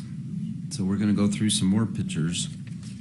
Move to admit 99Z through 99GGG.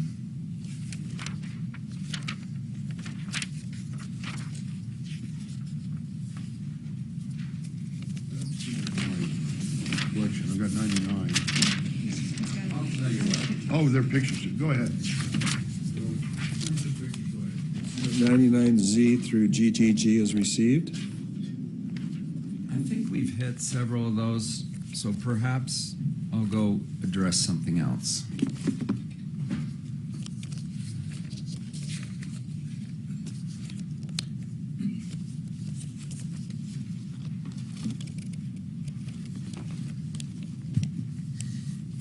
Did you say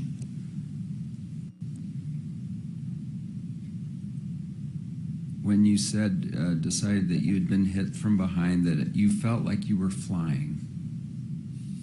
I didn't know how else to describe it. Yes. I was weightless, yes. You told me about 3 near-death experiences after the collision. True? I did, yes. One was where you knocked yourself out, and you were out a long time because the whatever had melted had actually warped the wood floor. Do you remember this? I did, yes.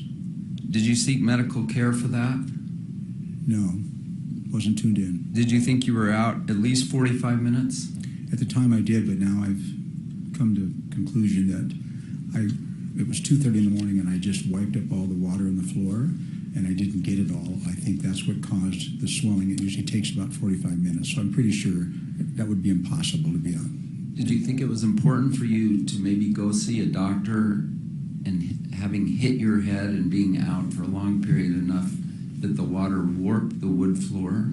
At the time I thought that, but I was not making good decisions, and that sort of near-death experience happened twice again. Another near-death experience was you were cutting a cardboard box and cut your leg. Is that true? With the box cutter, yes.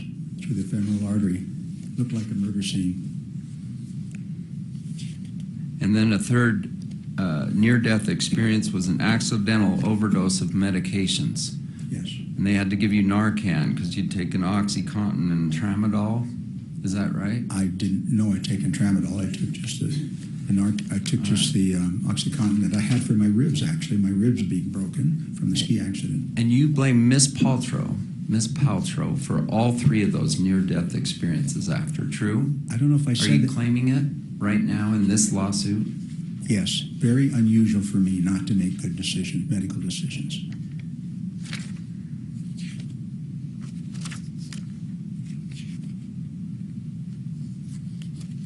think I'll reserve my remaining time for redirect.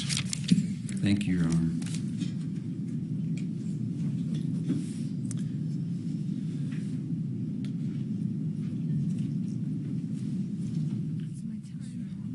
Yes, thank you. So, you need a drink? I've been trying. All right. Terry, you've been shown lots of pictures about all the different travels that you've done. Have you always traveled in your life? I have. Well, no, just since retirement mostly, but Okay. You've traveled before? yes. Traveled after the accident? Oh, yes. Have you ever told this jury or tried to insinuate in this trial that you couldn't travel? Absolutely not. Why did you travel? After the ski accident, why did you travel? It was part of the healing process. I was told by several neurologists and cognitive therapists, get back to your routine. The sooner you can do that, the better you'll be, and that's been proven in some research. Now, all these pictures, they look really great. I mean, you're smiling, you're happy. Reflexive. Did you struggle on those trips? Yes, I really did. I couldn't go by myself anymore. And I found that out the hard way when Robin decided that she didn't like me anymore after 5 years. I asked my daughter to go along, and she didn't get there until the next morning. Bought her a flight, and she came over, and what did I do? Stepped off the curb. Now, which daughter was that? Jenny B. That's Jenny. That's the Yeah. Jenny that we've heard all about, that said all kinds of nasty things about you. She went on a trip to Europe with you. Yes, and we had a great time. Yes, we did. She loved it. You were shown some pictures of the green team and volunteering. Yes. You talked a little bit about that last week, but what has this accident done to you with volunteering? Wow. It has just shut down my volunteer work. I tried dozens of different volunteer groups I worked with, probably 200 hours a year volunteer easily, and Green Team was a big one. I'd go up and pick up aluminum plastic, hard work, bending, stooping, lifting, 16,000 steps, and you get everything done by 1 o'clock in the morning and go home. And my plan was to do that, but I got lost. And it took me a long time to figure out how to get home. I refused to use my maps. I just don't need it. But that was the first real time that I thought, oh my, something is really different. I have no instincts for North anymore like I used to. And you've been here now all this week. You've heard all kinds of doctors talking about how you were getting old, how you were worried about dementia, all of these mental issues. This is just a natural progression of how you were. The jury's heard from family and friends that witnessed how you changed. This is leading, Your Honor. I'm just setting the background. I'm going to ask the question right now. Okay, I'd like to hear it. What is your perception, Terry, how you changed? Was it dramatic? Was it slow? What changes did you see and did you perceive following this ski collision? Looking back on that time, I was determined to prove I didn't have any mental issues. Everything I did was to stamp that in my record, that this guy is trying hard. He does not want to bring that into his life. It was a big deal. And I just found that it was like flipping a switch. It was like I looked back and it was the bright side, and now I'm in the dark side. And my volunteering stopped, so a lot of my self-esteem stopped. I couldn't do it. I couldn't do the job. In fact, I got chewed out by somebody I knew for 30 years saying, not that long, 15 years, saying, Terry. Sounds like hearsay, Your Honor. Excited utterance. Sorry, honey. And it's not offered for the truth. You may answer for it'll be accepted for a limited purpose. I can You answer. can answer, yes. I kept getting chewed out because I couldn't remember what I was doing, even though I'd done it for so many years. And I tried it again a second time, maybe 2 years later, and I got chewed out again by a lady I'd known for quite a while. So something's different about me. So, And Terry, how did that make you feel? It's always nice, and you know that, if you walk into a room and it says, hey, come on over here, it's Terry, you know? But when they just say, oh, it's Terry, there's something different. There's people don't see me the same way, and I don't feel the same, and it's very disappointing, to short answer, very discouraging.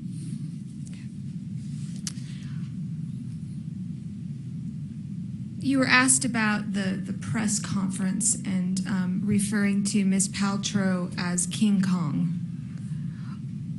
Were you referring to her as King Kong or the noise that you heard? That's leading, Your Honor. What did King Kong refer to? King Kong? Sustained. I'll withdraw it.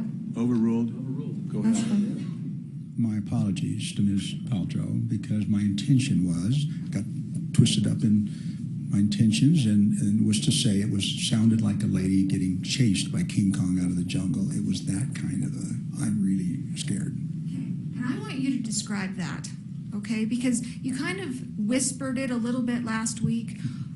When did you hear a scream?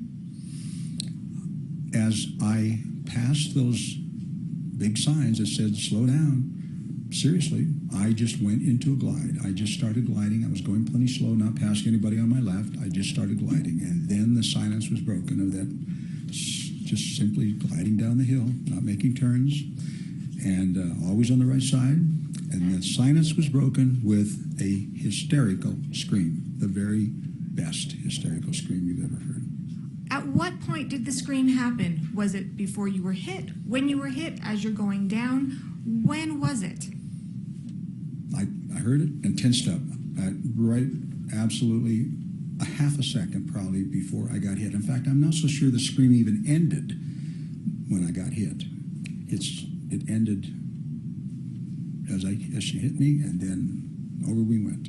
Okay. So there was some testimony from Ms. Paltrow again that she was hit in the back by a very large man, or that there was a very large man. Could you just step down for just a moment? This states the testimony, Your Honor. Can we get a question? Could you just step off the stand for just a moment? Could you get a question? What does that mean? I'm going to ask the question. From the questioner. She's Okay. inserting evidence into the record. Overruled. The jury will remember what the evidence was. Terry, do you, no, right here. Do you consider yourself a very large man? Many times I wish I was, but definitely on the small side like most people.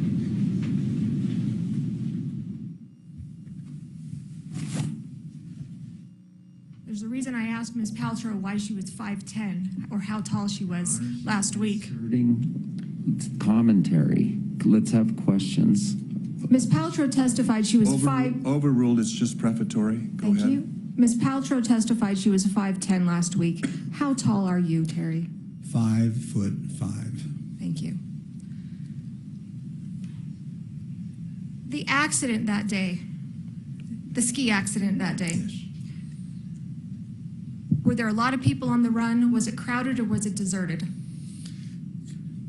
Most runs that I've seen, it was, compared to most runs, it was very crowded. I would say moderately to high full is what it seemed like. Lots of people.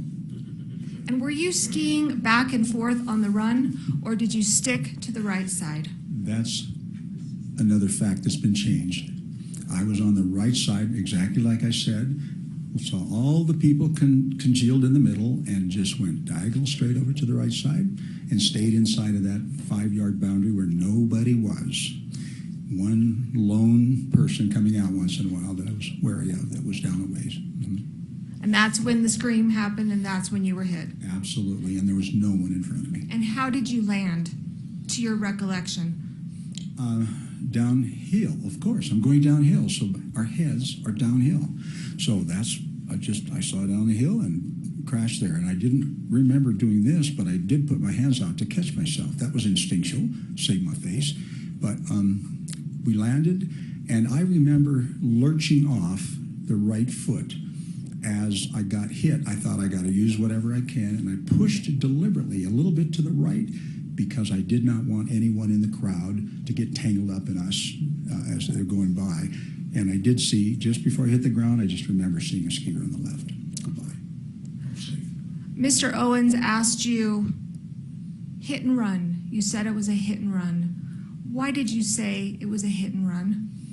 I always considered a hit and run was something when you ran into something or somebody and then you just left the scene. And as far as I'm concerned, there was no one there when I woke up. No one except an angry man, as I said, and then I saw Craig. And is that how you felt, that That's it was a how hit and I felt, run? that I was, yes, that was like if you get knocked down and knocked out and nobody's around afterwards that did it, that's a hit and run. Okay. Thank you for clarifying. You've been here for a number of days. You've heard all the doctors testify. Your entire life has now been broadcast to the world. I feel like I've been fleshed out, and anyone up here I think would feel the same way.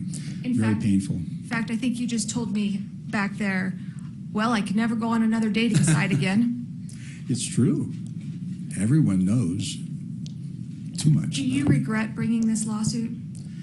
Well, that's the purpose, I think, is to make me regret this lawsuit. And it's the pain of trying to sue a celebrity. It's just very difficult. I will tell everyone that. You're going to get exposed. Your Honor, we're not talking about this case now. He's talking about the world. Sustained as to the generalization. Was it important to you to bring this lawsuit? It was. I felt like I was seriously injured, and then I had so many insults added to that. I think, as I said the other day, so many insults added to that and layered on that after a while... Your Honor, post-collision conduct is not an issue. Layered on insults is not part of the lawsuit. Overruled? Yeah, I'm classifying it as an insult, but it's absolutely ignoring me, ignorance. And that's what it felt like. It's like, what is going on here? This is obviously an issue that someone needs to be accountable for. And if they're never accountable, what are they going to do? They're going to do it again. Now we have the molesting of young children on an island. Your Honor, denial. This is ridiculous testimony. He's talking about... Sustained as to relevance, the last part, the jury should disregard. That's all I have, Terry.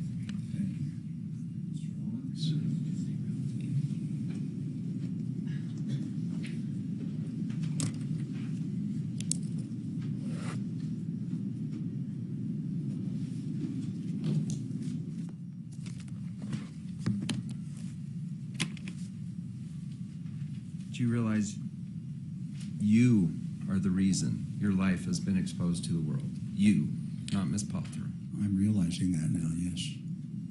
Painful. Do you remember, you've said you've shrunk and lost weight since the incident, right? Well, I gained, I ballooned. Now, when we stand you up, you've lost like 15 pounds and shrunk 3 inches, right? I had yes or no? I had no idea. I guess yes. I was just a few days ago. You said I was 175 to 80 and 5'8". Remember? I said that not here. Oh, you know what? In this very trial. Overruled. I know why I said that.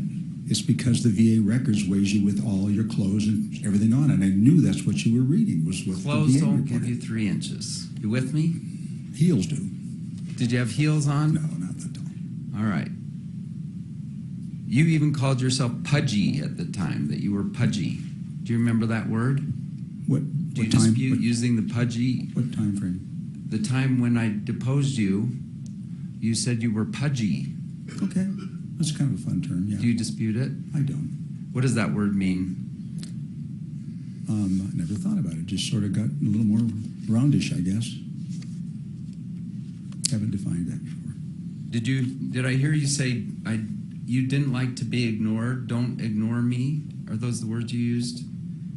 Just now? Just 2 minutes ago. I probably did say that. Let's go to page 170 of your deposition and ask that it be published and brought up. Do you have your transcript right there? I do. I think so. I think that's what this is. Your Honor, may I do that? You can just read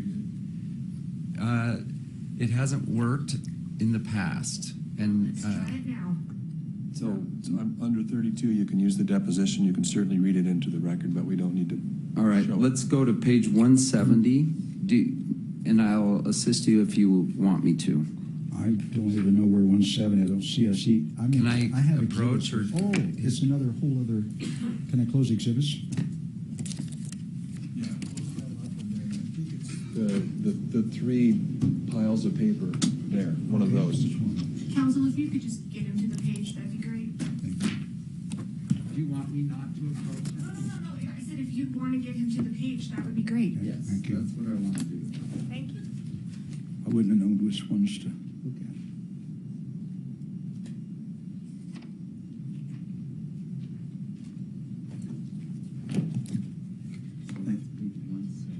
We're starting, okay.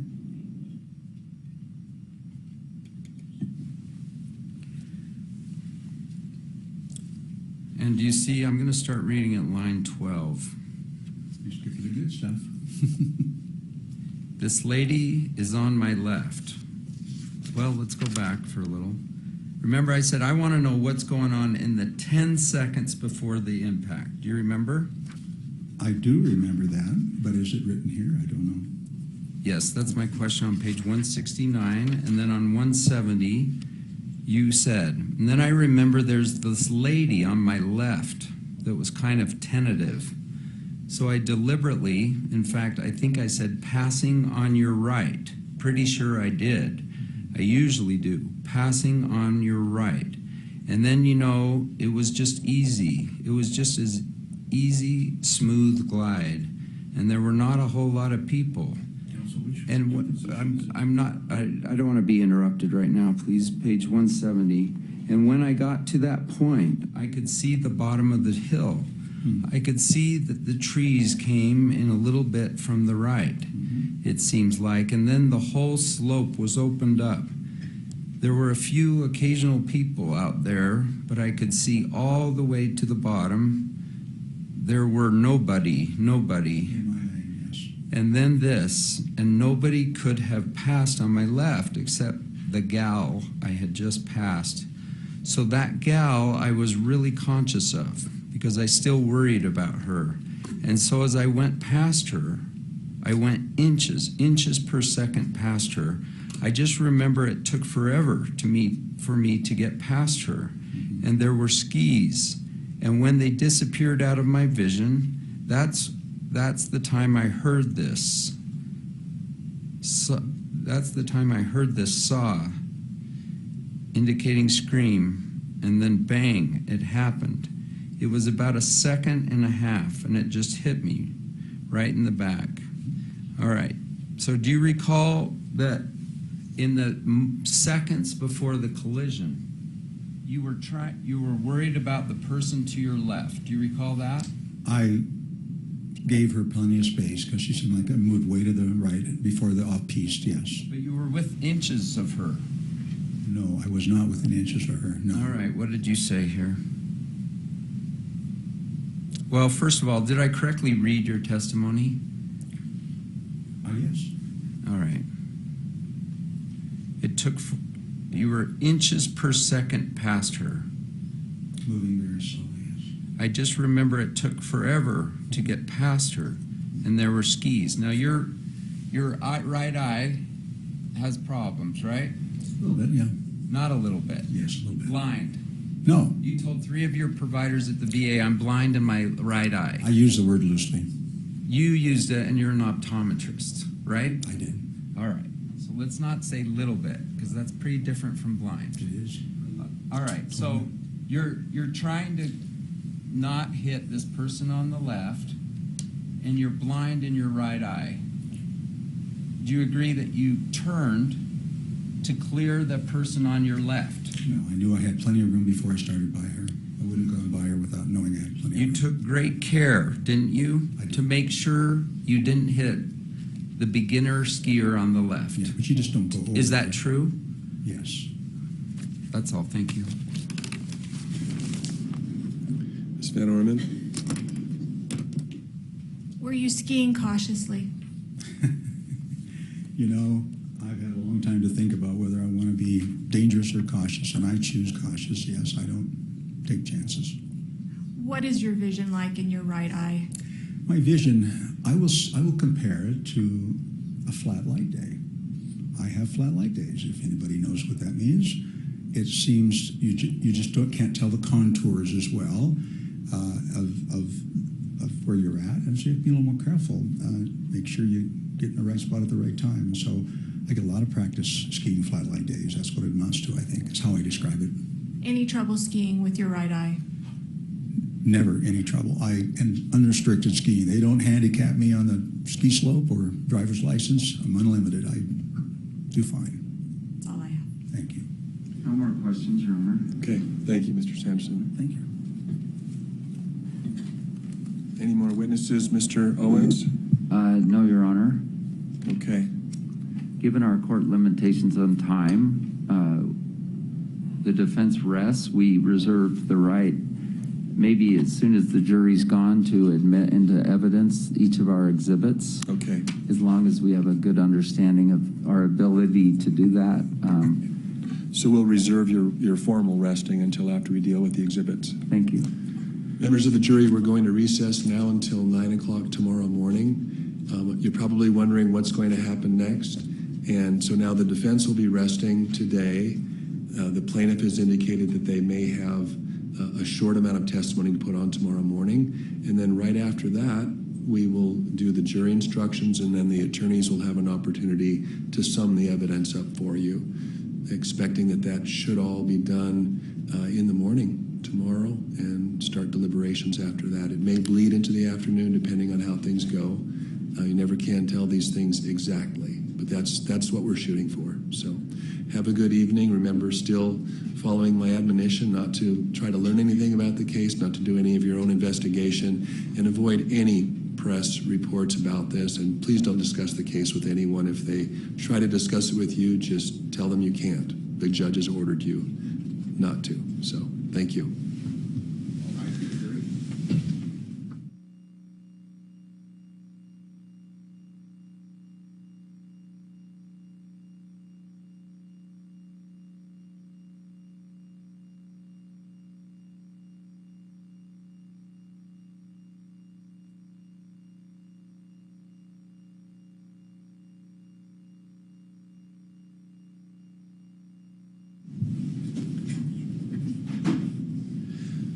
So do you have your exhibits lined up for entry right now? Sure.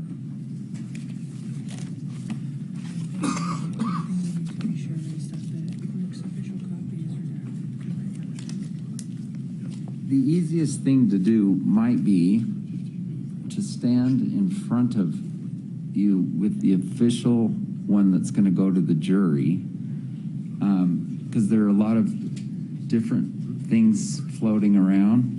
If you want, we can do that so we don't take your Honor's time. I think we can do it in 10 minutes, but I don't think, I think between the lawyers and your clerk, I don't think we necessarily need you to do it, because I think we'll come to a stipulation. Okay. Well, I'll be here for at least another hour. So if anything pops up, or whenever you're ready for me, you can just message me and I'll come out and we can enter the exhibits.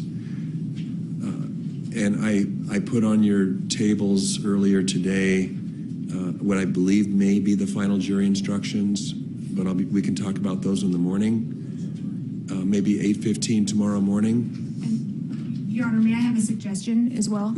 I think maybe everybody can kind of work together, get all their exhibits in, whatnot. Maybe at 8:15, the defense can rest. And then we would like just a few minutes to make some motions. Right. So if we're all here at 8:15, that'd be a great time to do that. Okay, why don't we do that? And so as I mentioned, Ms. Van Orman, I put jury instructions on both tables, a couple of copies. So I'd like to get your take on whether those look final to you. And then what we don't have is a final verdict form And I don't know, I wanted to get your take on it. Do you want to go with a special verdict form? Do you want to each present your own verdict forms for your side of the case? Do you want to have a general verdict with special interrogatories? How do you want to approach? I don't see where the parties have talked much about the form of the verdict. So We've talked. We're only off by, I think, 2 questions. Okay. I think I would love a copy of what Your Honor has. I don't have anything. I have what you have. And then beyond that, I usually start with the Muji one that's on the website. Right. The counterclaim, I guess one issue on this special verdict form, for instance, is can we fill in just $1 instead of you must find damages? That's one of the issues. I think that makes sense. Your Honor, they can do that in their closing argument. Yeah, but just to avoid an error of some kind and an argument and objections if they do something different, why not fill it in if it's a stipulated amount of damage? Well, there's this. That's fine. Okay. We're just inviting error otherwise. I think that's appropriate, and then it would just be a yes or no on that. Right. Your Honor, spoliation, we sent in just 3 hours ago, a proposed spoliation one. We reworded it. Peter, I should say Peter and give him credit. You guys have that? Reworded We haven't had a chance to look at it. It's 3 hours. Did they get it, Peter? Yeah, I sent it to you and all the parties. Could we handle that briefly tomorrow? Yeah, absolutely. And, I think Okay, we can so do it. special verdict form. I don't know that we can do more and you come up with what you like best and then give it to us and then we talk. I'm looking for the parties to provide me with whatever form you want the verdict to be in. We like the Muji one, I think. That's what we used. But your verdict form, first of all, it didn't track. If you look at the bottom, or if you look just after the first part of the verdict form where it talks about Terry Sanderson's two questions about Gwyneth Paltrow, the instructions don't track. And then the other thing is it has nothing about the counterclaim. And I'm not sure how, you've got, okay, so we're dealing with comparative fault, and it's not really clear how that's going to work with the counterclaim on your form. So I think it's close. I mean, I prefer the language that you guys have because that's what's from the website form. I understand, I'm willing to use other language if you want to, but I guess I'm looking to you to put together the verdict form. Yeah, we prefer that. Defense counsel may have other ideas. I think he's looking to both parties. Yeah, we'll talk. Cooperate. We'll cooperate with them. Right. Okay. And then we can address it tomorrow when we appear at 8:15 after the motions. Can you get us all here, or just the important people? Anyone who wants to argue, be here. I don't like arguing. Or object. I'm just a country boy. You like that. I walk past him in the hall and I object. But he's just a simple country lawyer. Did we just say that at the same time? So, Your Honor, we did file both parties. I want to make sure you have what both parties submitted. Do you? Pre-trial. For the verdict form? Yes. I do. Okay, you have that. Yes.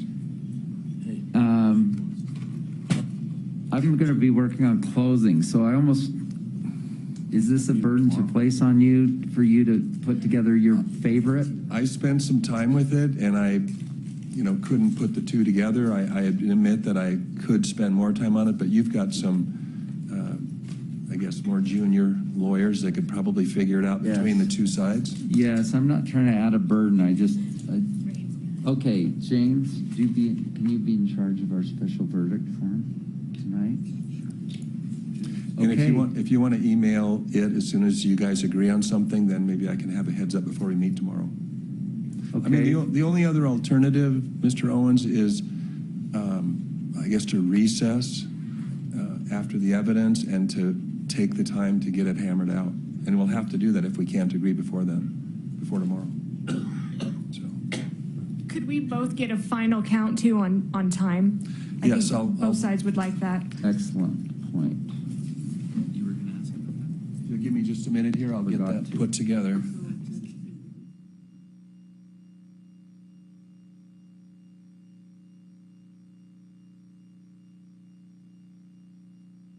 want to beat the rush down the hill here.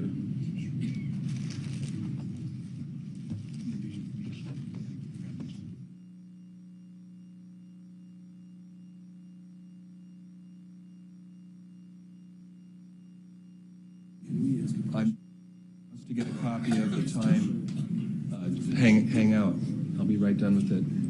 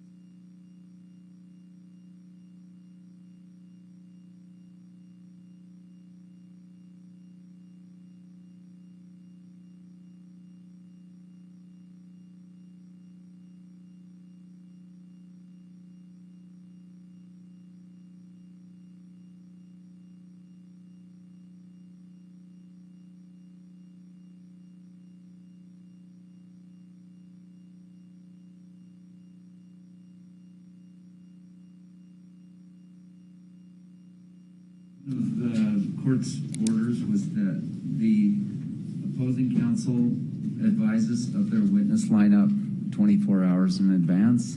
I don't want to... Not 24, but the night before. The night before, thank you. And I don't want to prepare for things I don't have to prepare for. So can we get this official word on rebuttal witnesses? Mr. Bueller? Yes, Your Honor. As we told counsel like 10 minutes ago, Richard Boehm, MD, possibly Greg Skordas, and possibly Craig Ramon. All right. But the longest one would be Boehm, maybe 15 minutes. 15 minutes. Skordas, maybe 10 minutes, and Craig Ramon, 5 minutes. So a half hour for all three is our plan. Okay. And does your time permitting allow you? I think we have 1 hour less than you, 1 hour and 2 minutes. Or we have 1 hour, 2 minutes more to spare. Right. 1 hour, 2 minutes. How much time do I have, Your Honor, left? Well, if we only use 2 hours and 45 minutes tomorrow morning, you have 51 minutes, and the plaintiffs have 1 hour and 53 minutes, and that includes the 14 minutes that I added to you, to the defendants. Obviously, I'm going to give you an hour for closing, and you'll need some cross-examination of the plaintiff's witnesses tomorrow. I guess I expect you to keep it very quick and directly to the point. Okay, so could I have those numbers again? I'm sorry, I didn't have the pen ready. You had it right. It's 153 for you guys, for the plaintiffs, and 51 for the defense is what's remaining, assuming a 245 tomorrow. And that's kind of why I was wondering if the jury should come early to give a little more time to wrap things up in a logical way. If the jury, I don't mind you giving close. I mean, you're going to be placed in a position of giving closing arguments to the jury at lunchtime or near lunchtime. I don't know how you like that, but that's kind of where we're going to be probably. Maybe they'll be done. Maybe we'll be done by 12. Maybe we'll be done by 1. Somewhere in that range, I think. Jury instructions come after or before closing. And approximately how long do you think those will take? It's been a while for me. Based on what I have, I don't think more than 15 minutes. Okay. So if we have an hour of testimony from both sides tomorrow at 9. Yeah. Witnesses at 10. If we can do jury instructions right after that, and then the two hour plus closings, it'll be 12:30 or so. And that means it would go to the jury around 12:30. Yeah. Very good. Thank you. So I want to know, thank you, by the way. I appreciate all this, and I think it's healthy for us to be kind of rushed in this way. So we actually somehow calculated that we had like 1 hour and 5 minutes left, but I'm not going to dispute that. If you're saying we get our full hour closing and like a very reasonable amount. Terse cross-examination of whatever 3 witnesses or less that they put up. And I'm thinking 5 minutes or less on the cross-examinations.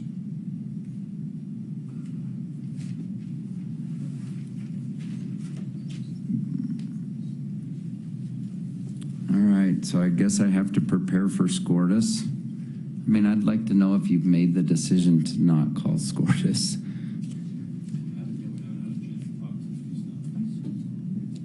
All right, so I'll be, like I said, I'll be here until about 6. If you want to introduce exhibits, just let me know. Thank you. Thank you.